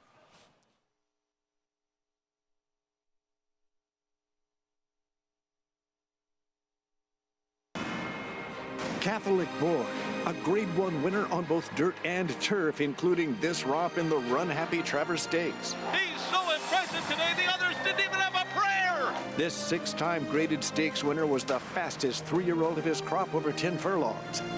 At the sales, his first crop yearling sold up to $300,000. Dual surface Grade 1 winner Catholic Boy, standing at Claiborne Farm.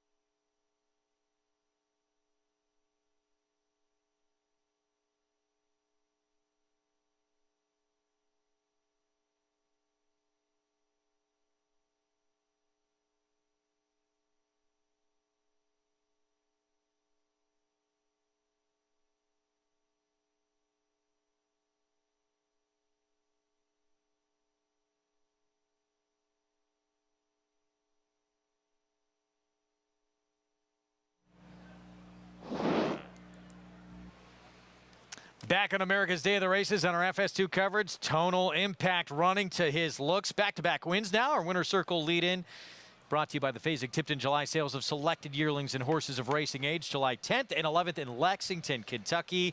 Where will you be? Jose Ortiz, how good a feeling is that to have that much underneath you? A lot of fun when you see them going a little bit quicker up front and you're in the right spot and know a horse that's going to finish for you. Makes me miss it. Tonal Impact, 5-year-old, reaching his prime on the racetrack. Let's head downstairs to Acacia. And he's in great form right now. So pleased to be joined by his trainer, Linda Rice. Linda, we saw Tonal Impact just frame up so beautifully out on the racetrack. He really seems like he's thriving right now. Yes, he is. I mean, I was a little concerned about the flat mile versus the 1.125 of his last race, but he managed to swing to the outside and run him down in the stretch.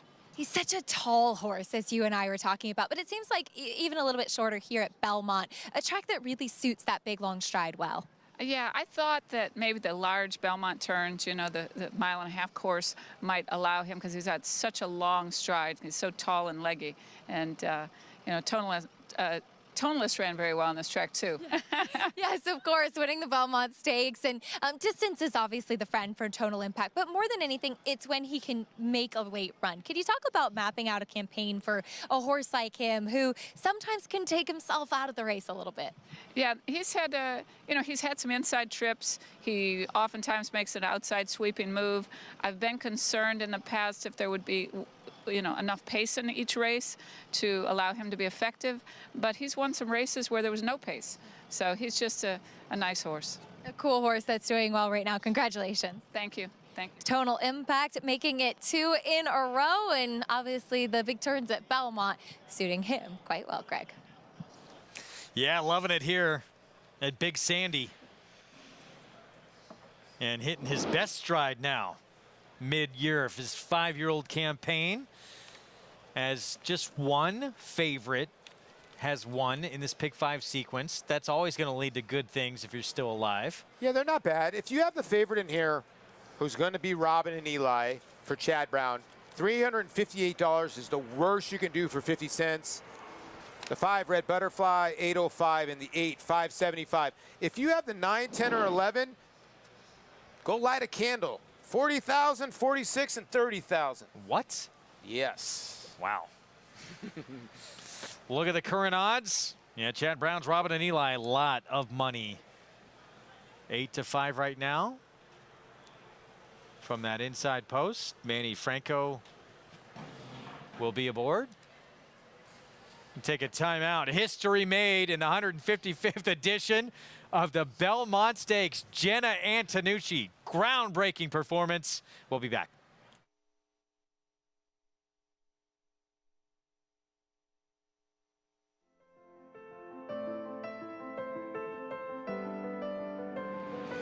It's a domineering display by the ultra-talented McKinsey. McKinsey Preservationist Vito Rosso and Yoshida. McKinsey's in front. McKinsey, they've done it. McKinsey has it by 2. It's McKinsey in a dominant performance. Pure class in the Malibu.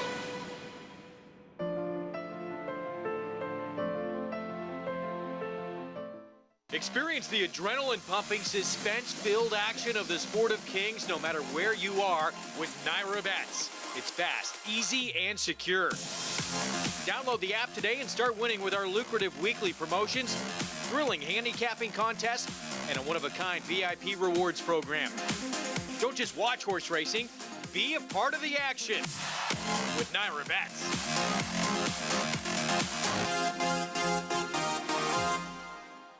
Introducing Venezuelan Hug, the tenacious, towering son of Constitution, now standing in New York. After breaking his maiden at Gulfstreet, he dispatched Cityman and Allowance Company at Saratoga, going on to 6 wins in 10 starts, finishing with 3 straight stakes victories, including the Grade 3 Canadian Turf. Now a versatile sire, complementing any mare with size, looks, and athleticism that's been called the best-kept secret in New York. Venezuelan Hug, standing at Mill Creek Farm. Visit millcreeksaratoga.com to book your mare today.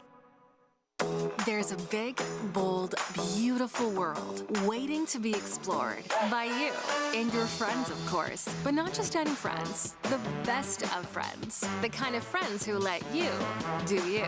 Because in this world, it's positive vibes only. And when you get in the zone here, you stay a while. These aren't just good times, they're the best of times. And your time is now. So come explore. Resorts World.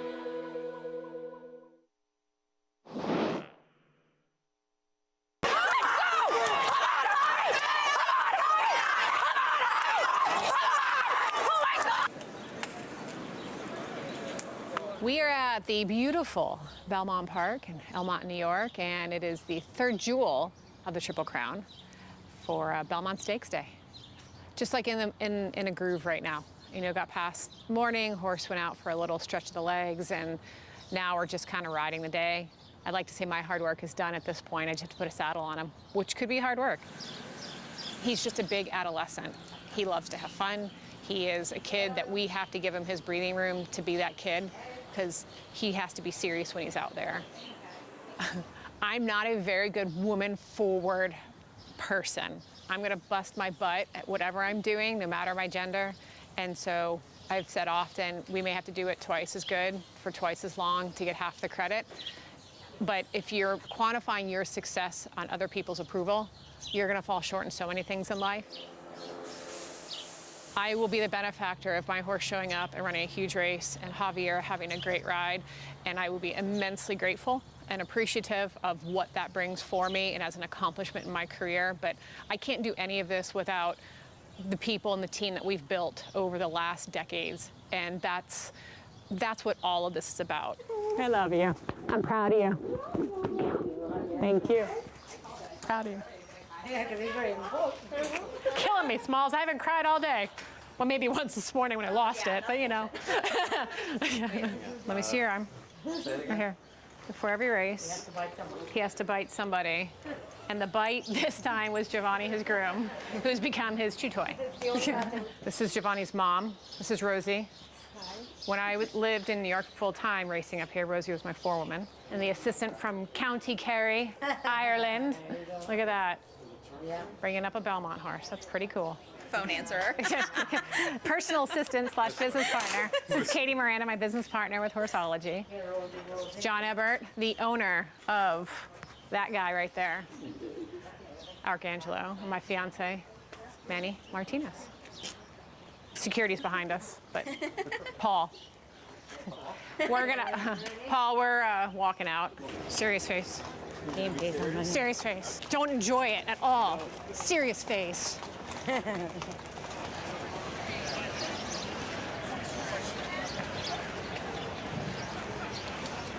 Javier's going to sit a smart trip, and we've told him that. You know, I'm not going to be in his ear while he's out there. He's got to feel it, and I think this horse gives Javier a great feel and allows him to get into a nice cadence, and he's going to let things develop for him and make the best possible decisions out there that he can, and God willing, we end up in front of the wire. Let's go kick some ass. Good boy.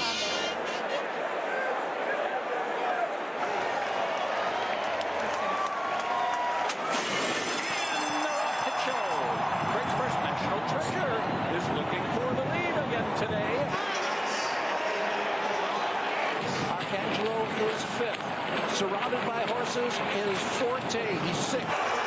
112 and 3. Get him, honey! Up the inside. 3 furlongs to go. Go by him now. Yes! Yes! Go by him now! Come on, horse! Come on, buddy! Come on, buddy, run! Come on, Bobby! Pick him up! Come on, Bobby! Come on, Bobby! Come on! Let's go! Come on, Bobby!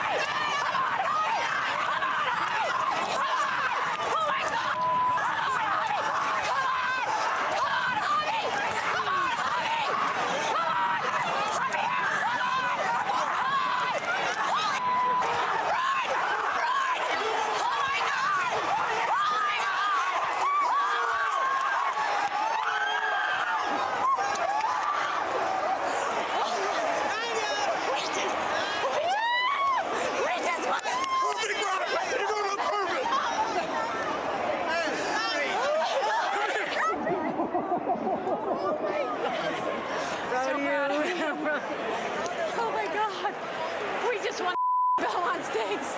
We just won the Belmont. We gotta go. Who maybe didn't believe that this would happen. Never give up. And if you can't find a seat at a table, make your own table. Build your team and never give up. You are seen, people see you. Just keep working your butt off. The head of the table. That's your seat. Thank Congratulations, you. Jenna. Well done. Thank you. Okay. Look what we did!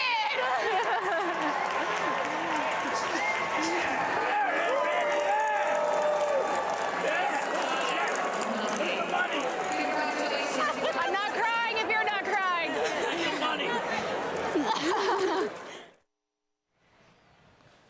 I'm about to cry. What? There could not have been a better story coming out of that Belmont Stakes than Jenna Antonucci and Arcangelo making history. ABR Race of the Week, of course. Our program brought to you in part by America's Best Racing. For the love of the race, hard not to fall in love with the game with what we saw happen in that Belmont Stakes. I cried. Wow. I cried during the route. I love her demeanor, having fun with it, walking the horse into the paddock. Just, again, just kind of loosey-goosey about it, not taking it too seriously. I love some of the things she said. If you don't have a seat at the table, bring your own table. Yep.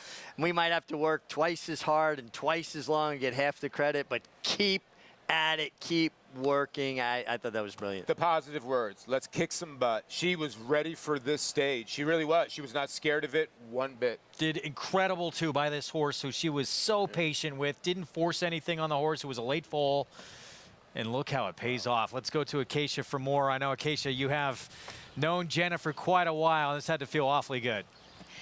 It's incredible, Greg, and that's how Jenna is. I mean, I have fond memories of sitting in the paddock at Gulfstream Park West in an October sweltering hot day and just sitting there hanging out with her, just cracking jokes, and that's how Jenna is. And she's so much about the horse from the very beginning throughout the entirety of that horse's life. She's done a lot with breaking horses, finding young horses to mold, and then also super involved with aftercare as well. And we have a lot in common given our involvement with aftercare and both coming from the show world initially. And I saw a post on Facebook the day after the Belmont from Tammy Levy, who's another female trainer based in South Florida. And she said, I woke up this morning feeling rejuvenated and full of focus because of what we've seen Jenna and her assistant Fiona Goodwin accomplish. And being a female trainer and a female horsewoman, to see that it's possible, that's really what changes your perspective so much. And I thought that that was so incredibly powerful. It definitely brought me to tears when I saw her cross the wire, and it's the first kind of experience I've had with a horse that I'm not directly involved in. And I think that's because when you see that it's possible, you know that there's going to be more like it in the future. And I love getting a chance to see our game take such big strides forward and be able to celebrate such an incredible story. And hopefully we'll see some more big things down the line from Arcangelo, Greg.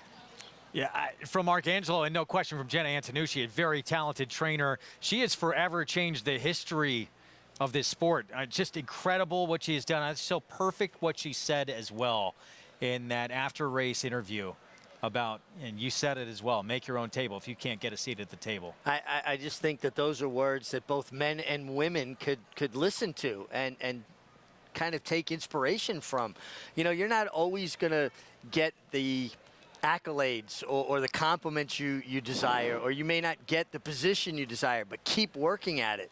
And if you can work hard and know that you did everything you could to make it happen, you could look in the mirror and still be proud of yourself. Well, like she said too, you know, Greg, persistence. And for a small barn that doesn't get a lot of horses, you got to give her all the credit in the world. Like you know, Casey's saying, getting up early in the morning in the sweltering heat. Let's be honest. The winningest trainer in North America has never won a Kentucky Derby, and Jenna Antonucci just won the Belmont. It's a pretty phenomenal accomplishment.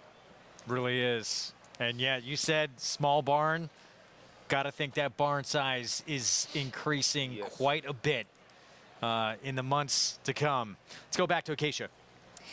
And we'll talk about some horses here in the paddock for the nightcap, Greg. Starting things off with your favorite, the #1, Robin and Eli. And I know, She's had her chances, but 7 furlongs in a maiden claiming race is the perfect spot for her. I will say, second off the layoff today, she looks sensational. She's on her toes, she's touting, she's completely dappled out, very, very fit. She looked like she was a little bit in contention last time and then just faded. Today's got to be the day for her, and we'll see if she can seal the deal. Looking at the number 5, Red Butterfly, on paper, I really wanted to like her coming back in here because her first race on the turf was quite good, and she had a troubled beginning in that second turf race and then tried the dirt, and we haven't seen her since then. I do really like her getting back onto the turf. I think she's a turf sprinter through and through. I just do wish that she was a little bit more fit off the layoff. The class drop should help, but she's a pretty stocky girl, so we'll see if she needs the race in here today. I'll watch how she warms up, but I think this could potentially be the right spot for her. The number 6, Pimanova, dropped to this level last time, and she just looks like she has a big long stride. I think a little bit more ground to go to the 7/8 today should suit her. She just has so much leg to her, the way that she covers the ground. I think she just gets out-footed at 6 furlongs and then maybe just doesn't have the time to get into that stride. Maybe it's a bit of the Goldilocks effect for her, where a mile is just a touch too long and she just doesn't quite have the early foot to navigate the 6. Greg? Keisha, thank you. Post parade coming up as we approach the 6-minute mark to post to close out this final twilight card of the meet. Junior Alvarado, he's on one of the best horses, maybe the best horse in training right now. Cody's Wish.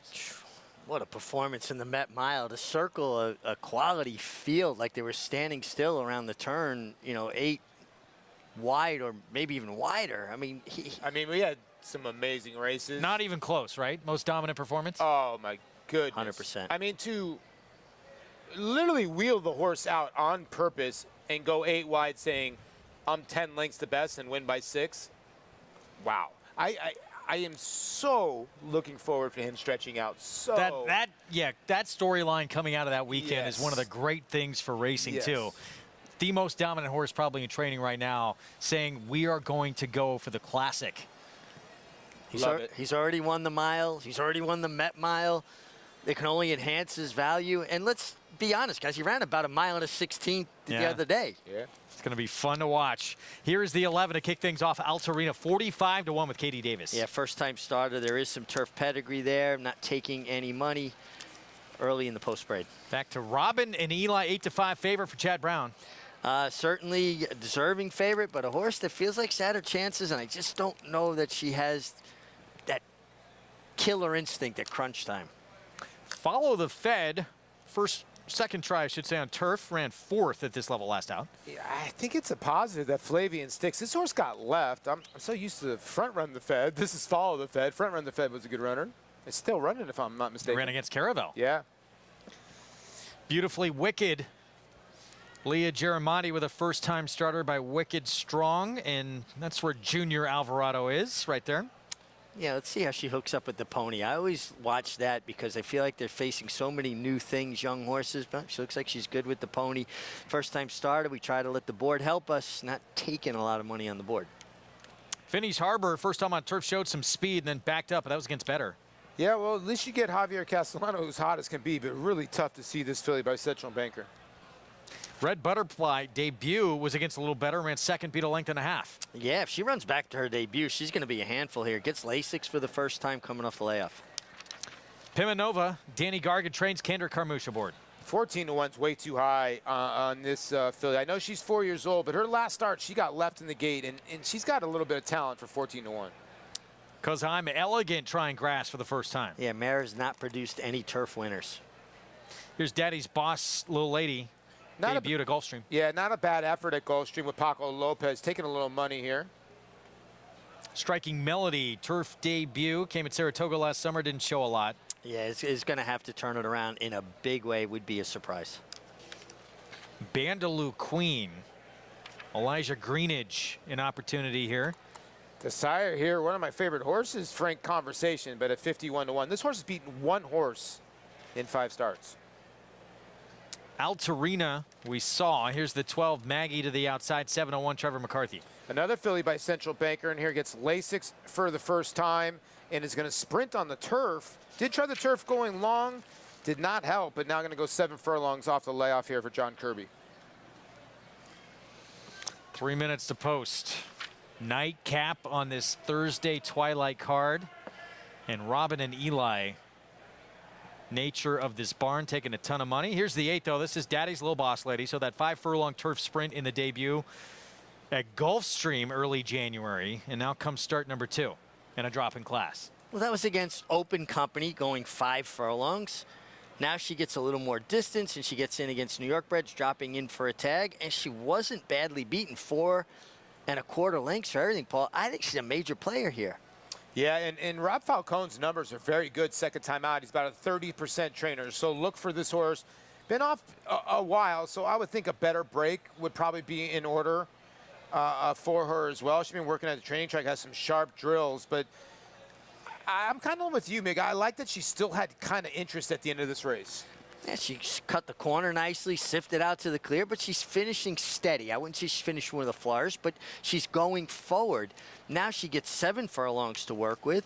New York Breds dropping in for a tag. I think there's a lot to like here. And so much about, you know, for any horse, first time out, it can be a lot you're dealing with. Just a big learning experience. Plus you're an 11-horse field, and you're drawn right in the middle. So any kind of crowding in the middle, you're going to get pinched back, and that's exactly what happened. Let's go back to Acacia. And talking about Daddy's Little Boss Lady, she was very sharp back in the paddock, too. So given that demeanor, I would hope that she breaks a little bit better today. But there are a couple questions I have from her. Where has she been since that January start? And why, as she does get to face New York Breds for the first time today, does she immediately go in for a claiming tag after running pretty well in that first start over at Gulfstream? So maybe it's just Rob Falcone being realistic. I do think that 7 furlongs on the turf should suit her well. She has a little bit of size to her. But not having run since January, I expected her to be a little bit more fit today. She's also still a little bit green, a little bit all over the place, a little frantic with the pony, just not really settled and relaxed. So I think that the big key will be if Jamie Torres can get her cleanly out of the gate, keep her focused enough to channel that energy moving forward at the start of the race, Greg. All right, Acacia, thank you. About to load up. As we take a look at the 12, Maggie at 8-1 from that outside post. It's a tough horse to figure out, and it looks like Acacia just wording up to us. It might be a late scratch to the 3. Pay attention to the board here in a little bit.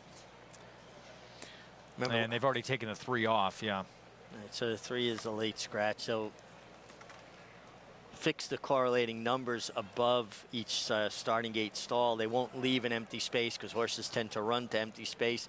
That's how you get horses bumping off each other more. So you see they already moved the 3, 1, 2, 4.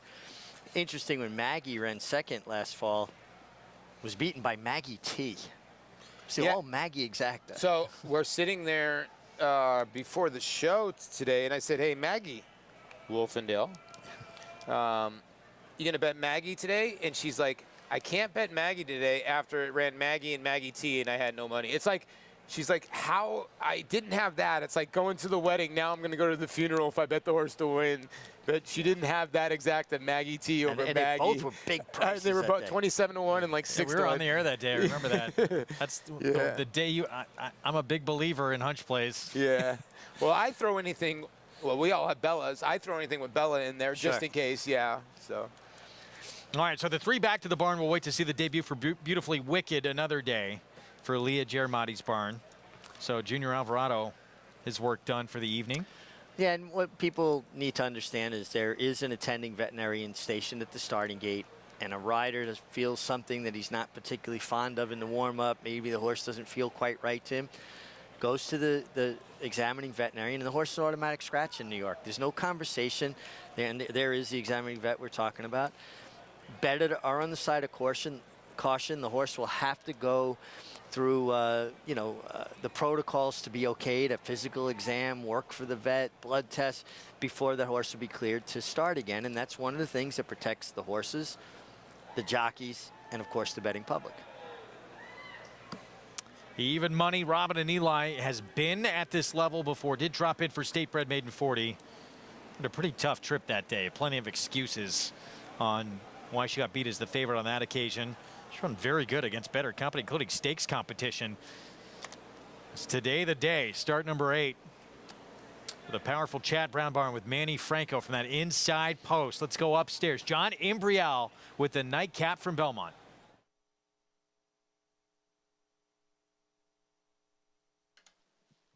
Waiting for Pimenova, Altarina, and Maggie.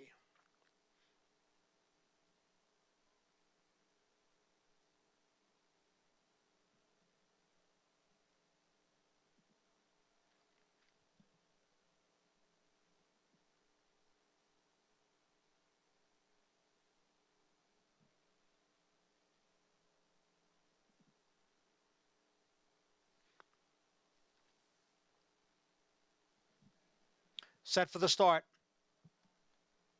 of race 9.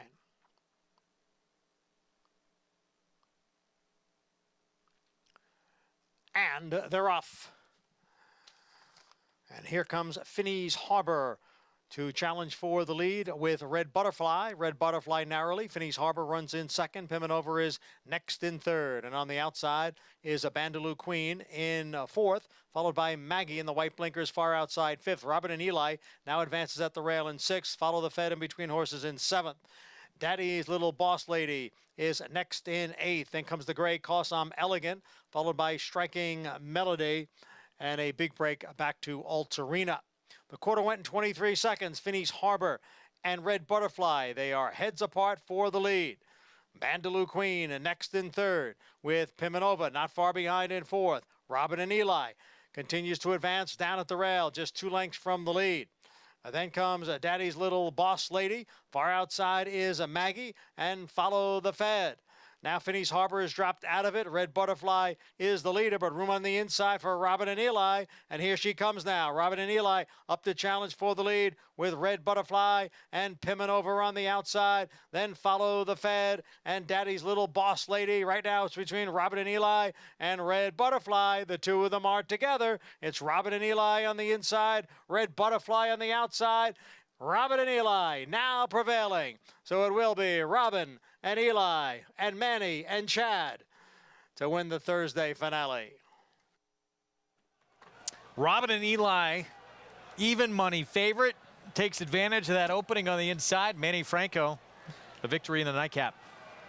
Manny Franco was on that horse? Yeah. Yeah, Manny Franco. Wow. I'm surprised Jose gave him the rail, to be honest with you. The 5, I thought he was going to clear Mig. I thought he could clear away. The 1 snuck up the rail, and the 5 still had fight. Jose's been riding great. I think if he holds position, he wins this race. Yeah, Robin and Eli got an absolutely picture-perfect ride and trip with Manny Franco and needed it.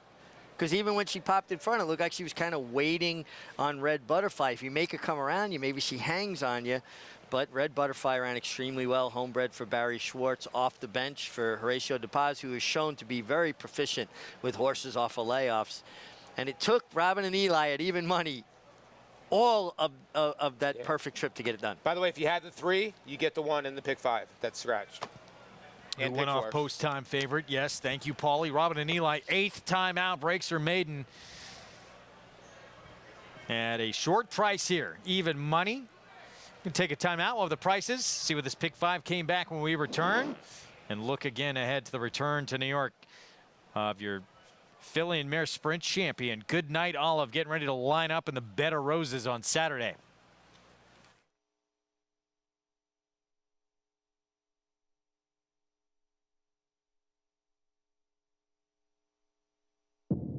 Reach for the unreachable. Race to new horizons. The artisan's quest for beauty burns in the heart of Japan, forging strength like no other, with love and honed to perfection. Noble, authentic, and only here. The legacy of strength.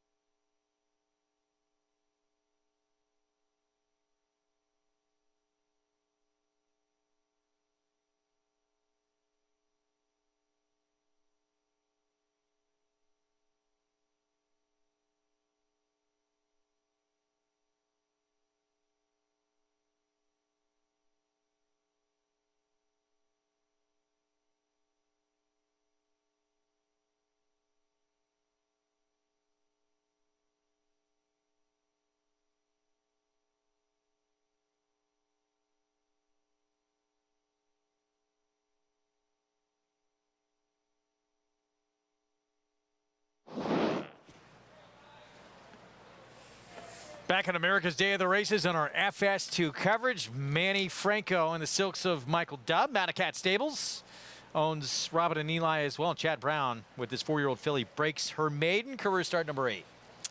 Well, you got to give, you know, we get the wrong graphics there. Tonal Unpack won the last race. But you got to give Manny Franco credit. He stuck to the rail. Sometimes, you know, Mig, you said it's a gamble a little bit, but it opened. And at this point right here, Jose probably could have shut off. Well, maybe the horse is kind of bit getting out there, Mig, no? Yeah, it looks like she was trying to drift a little bit off the turn.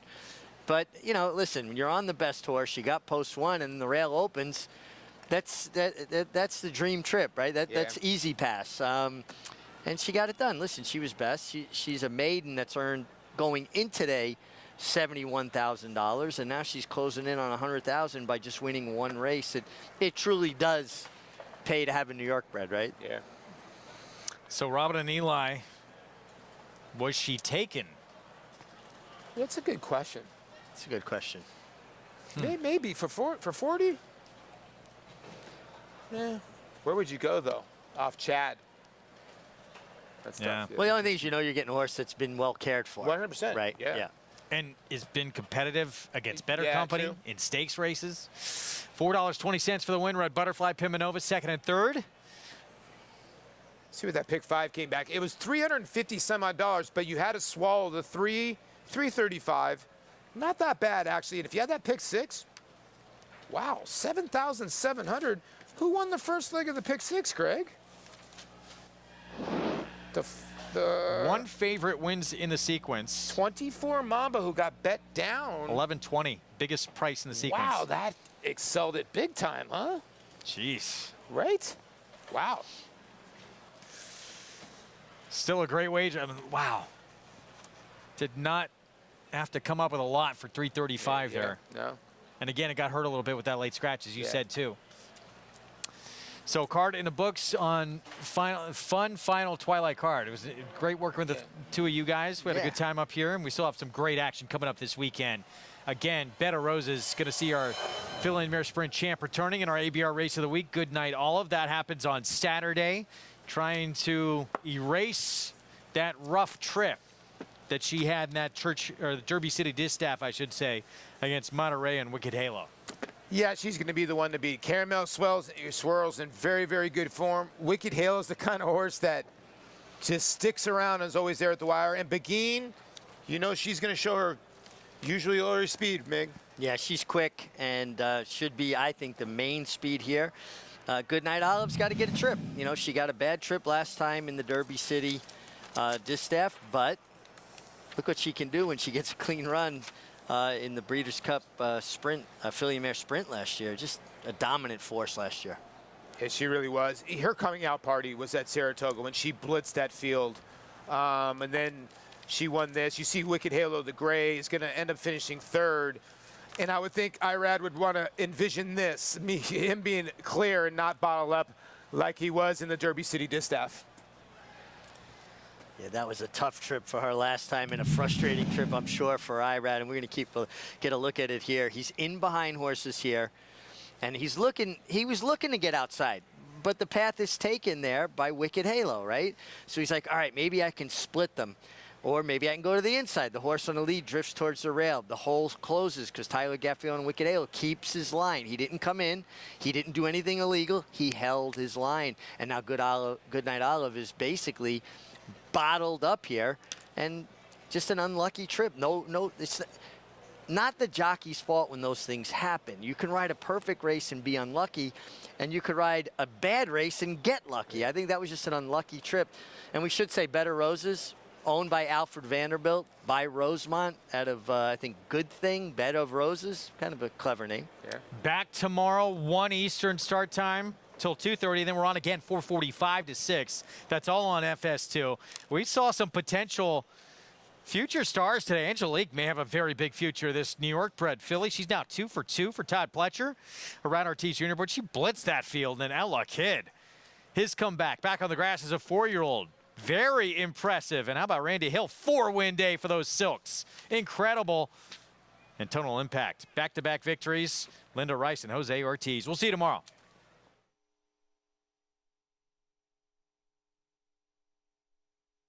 momentum continues for War Dancer as Ms. Big Bucks goes wire to wire. Ms. Big Bucks will pull off the upset in the nightcap. Her full brother Bucker 2 and Brennan's War score a War Dancer exacta. Bucker 2 in front, Brennan's War on the outside. The two of them come on for the finish, and it is Bucker 2. And New York Anthem kicks off the year going a perfect 2 for 2. New York Anthem not going down without a